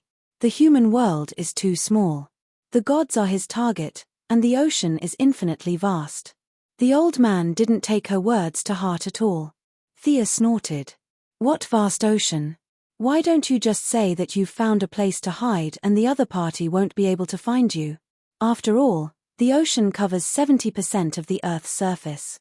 If this old man wants to run away, it will be really difficult to find him. All right, let's change our perspective. All the gods have been destroyed by Hades, and he has entered the kingdom of the dead. Every time a god dies, his power will increase. At that time, Hades will be the strongest in history. Will you tolerate a Hades whose divine power is infinitely increasing? Will he let you go?" Thea was taking things for granted. The gods were not fools. Even if they could not win, they could still run away. Like herself, if Earth was lost, there were countless planets she could take refuge in, not to mention that she had the support of a world like the new planet of creation. All the gods had their own means. Even Ars, who was now at his last breath, would not die so easily. However, the possibility of all the gods dying in battle still existed. No one could say for sure if the underworld had some means to prevent the gods from escaping. Of course, Poseidon didn't want to have a boss above his head. After all, the three brothers were equals before. Although Zeus was strong, he didn't wantonly invade their territory. If Hades became the boss, would he still tolerate Poseidon? This was a question mark. But even so, Poseidon still didn't want to send troops to participate in the battle. There was no benefit for him at all. He wanted to sit and watch the two sides fight to the death and then reap the benefits. This was his idea. Thea saw his expression change slightly and knew that her words had a little effect. Under the perception of her divine power, he seemed to care about benefits. What were benefits? Benefits were also within the scope of wealth. Even if there was a deviation, she could still perceive some of his true thoughts. Her Majesty Hera is preparing to gather the strength of the gods and attack the underworld in one go. Now, we just want to know Poseidon's position. Thea saw that the old man was pretending to be silent, so she threw another piece of shocking news at him. Just as he was thinking about when he should participate in the battle to maximize his benefits, he suddenly heard such earth-shattering words. The old man was a little confused. It took him a while to understand the meaning of Thea's words. You mean you want to attack the underworld? Aren't you going to defend? He only said that he wanted to attack you. He didn't even do anything, and you want to fight back. Do you have to be so hot-tempered? Of course, she would not say that it was her idea and push the blame to Hera. Sia pretended that she was just an idle person who was helping. She even shrugged her shoulders to express her helplessness and confusion. Then, she pulled her fingers and included all the gods who participated in the battle, including Apollo, who didn't cooperate, and the 2 who ran away. No matter what, the momentum has been built. We are 10 against 1, no matter how fierce Hades is, there should be a limit. These words made the Poseidon's balance tilt in favor of the gods. He didn't know Thea and Diana, but he knew his nephews and nieces very well. If Apollo and Hercules were present, just these 2 alone would be enough to make Hades suffer. In addition, Hera, who was originally only half a step behind the 3 brothers, was now the god king Hera. She could justifiably take out Zeus's top-grade divine equipment. After wearing it, her overall strength wouldn't be weaker than any of the main gods. The Poseidon thought to himself, "Hey, she's very strong." Thinking about Hera's strength, it wouldn't be a problem to take the initiative to attack. What should he do? What will I get if I participate in the battle? Peace in the divine world. Thea finished and looked at the old man's disdainful smile. And jurisdiction over the river Styx. Oh. Hera is willing to let me control the river Styx. Wrong, not Hera, but Hades. We are fighting for peace and forcing Hades to sign the peace agreement so that the divine world can have a smooth transition after the Zeus era. These words really moved the Poseidon. This is all Hera's idea. Her personality has changed a bit. One had to know that in Poseidon's eyes, Hera was a narrow-minded woman who fussed over small things every day. This was also the main reason why he disliked Hera as the god king. Now, he couldn't stand it anymore. Foresight was important. His sister and sister-in-law seemed to be showing signs of being reborn. Originally, Thea only wanted him to send troops to help in the battle. Now that he was a little moved, she thought that she might as well pull him over in person. The 3 of you are all pillars of the divine world. You've put aside your differences and are working together to overcome the current crisis. If you sign the peace agreement, it's best that you be present in person. Where is your original body now? Thea was still thinking about the Poseidon's treasury. Of course, she wanted to go in and take a look if she had the chance. Chapter 6:18. At the mention of the main body, the Sea King's avatar scratched his head. Now, he wanted benefits, but he did not want to expose himself. He was in a dilemma. Thea saw that he was silent and could only give up. There were still a lot of things to do in the outside world. Now that she had found the hiding place of the Sea King, she could come again next time. Immediately, the 2 of them finalized the dispatch of troops. Thea had completed her task. She hurriedly came out of the water to solve the problem outside. The Atlanteans had a total of 5 landing points. Thea and the rest stopped 3 of them. The Sea King used his swimming advantage to cross the ocean and forcibly stopped another landing point. In the end, a fight broke out at the last landing point. Atlanta controlled Amu and a few elders and sent an order to stop the fight at the last landing point. However, these guys were stubborn. They were determined to fight. The Atlantean soldiers were full of doubts, but they had to obey the orders of a few people in power. The buzzing of energy weapons began to sound. After receiving the signal of the other party to attack first, the Earthside also chose to fire. The Atlanteans felt that they could crush them. The human army, or the human higher-ups, also wanted to see if the real strength of this evil neighbor was as powerful as Thea said. The 2 sides seemed to have discussed it beforehand. There were almost no negotiations or other diplomatic means. They chose to fire directly. Both sides wanted to fight first and talk later. After being forced by Thea to climb the technology tree, the human weapons could be said to have a qualitative change from the original time and space. A giant mech carried a huge power and directly killed into the enemy's camp. There were also 10 small mechs as support. Laser weapons were not exclusive to the Atlanteans. The small elite human troops were also equipped with laser weapons. The giant mech entered unhindered. The Atlanteans also had mechanical weapons similar to tanks. Unfortunately, in front of the 1,000-ton mech, they were like toys and were sent flying everywhere. However, they had been planning for a long time. They were not without the ability to fight back. The deep-sea giant beast was their trump card. Giant beasts that were dozens of meters tall were summoned from the deep sea. These were all creatures from the ancient times. Because of their huge size, they could no longer survive on land. Some of them even struggled to survive in the deep sea. They were even modified by the Atlantean scientists into cyborg creatures. One of the sea monsters was almost translucent. It looked like a jellyfish that had been magnified hundreds of times. More than a dozen tentacles that were more than 100 meters long wrapped around the mech. A colorless and transparent gas spurted out from the end of the tentacles. The shell of the giant mech seemed to have been splashed with a layer of concentrated acid. The pilot hurriedly activated the energy shield to prevent the power core from being damaged. Another sea beast that looked like a nautilus crawled out of the sea with great difficulty. What looked like its head had a large bloody mouth with 3 layers of fine teeth. Together with 2 large pincers, it pounced toward the giant mecha with ferocious ferocity. The 2 giant beasts surrounded the giant mecha. The pilot of the mecha kept activating all kinds of shields and switching weapons. He fought with all his might, but he was still suppressed. Both sides fought until the surface of the sea was turbulent. A large number of mechanical parts and severed limbs of the sea beasts, as well as blood, splashed down like rain. It was the first time that humans had seen a monster of this size. To be honest, they were a little scared.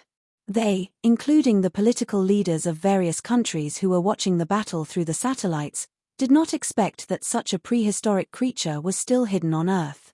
Human scientists had always suspected that there were giant sea beasts that were much larger than expected in the deep sea. They had also given various examples to prove it. After today, the teachers and students who studied paleontology were in luck. Because the existence of sea beasts had been confirmed, they would have countless research projects in the future. The humans were shocked. The Atlanteans were also intimidated by the combat power of the giant mecha. To some extent, such man-made creatures were even more terrifying than sea beasts.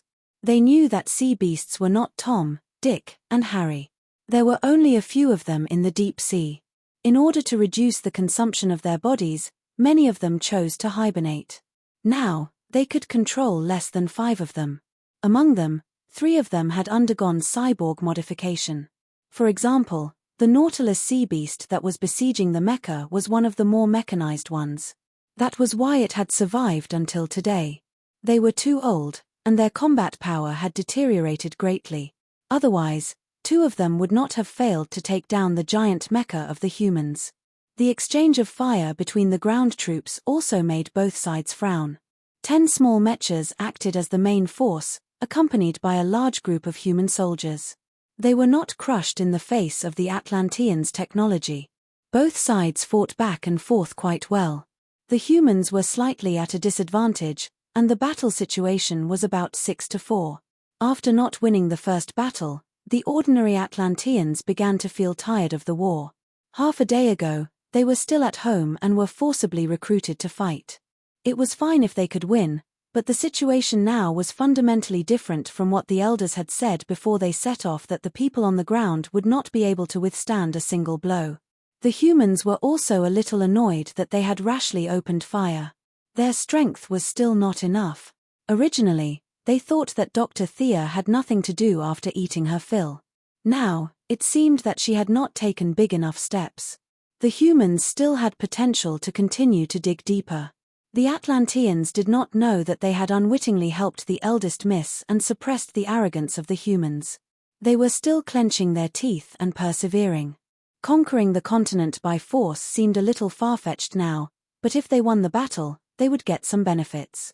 At the same time, they would give their soldiers an explanation. The reason why their thinking changed so quickly was because of a guy in blue clothes and a red cape floating above the battlefield. The ordinary Atlanteans did not know which side this guy was on, because no matter who was in danger, he would rescue them. The humans knew that this was Superman and naturally expressed their gratitude for being rescued. The Atlanteans also received the same treatment and thought that this big boss was on their side. In addition, there was a yellow lightning on the battlefield that came and went to rescue people. Similarly, it was a display of boundless love. The ordinary Atlanteans thought that it was quite fun, but the higher-ups were stunned.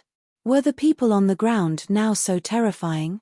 The technology that they were proud of could not detect what the yellow lightning was at all. They could not even aim, so how could they fight? The Flash and the others could not aim, but Superman in the sky could. After some discussion, they decided to give this guy in the sky a shot to test his strength.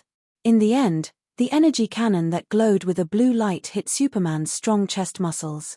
Brother Superman looked at them in confusion and did what he was supposed to do as if nothing had happened. Oh my God, is this guy even human? The few old Atlanteans looked at each other. Their current strongest weapon could not even break through this guy's skin. Although they did not learn Chinese, the few words that appeared in their minds were terrifying.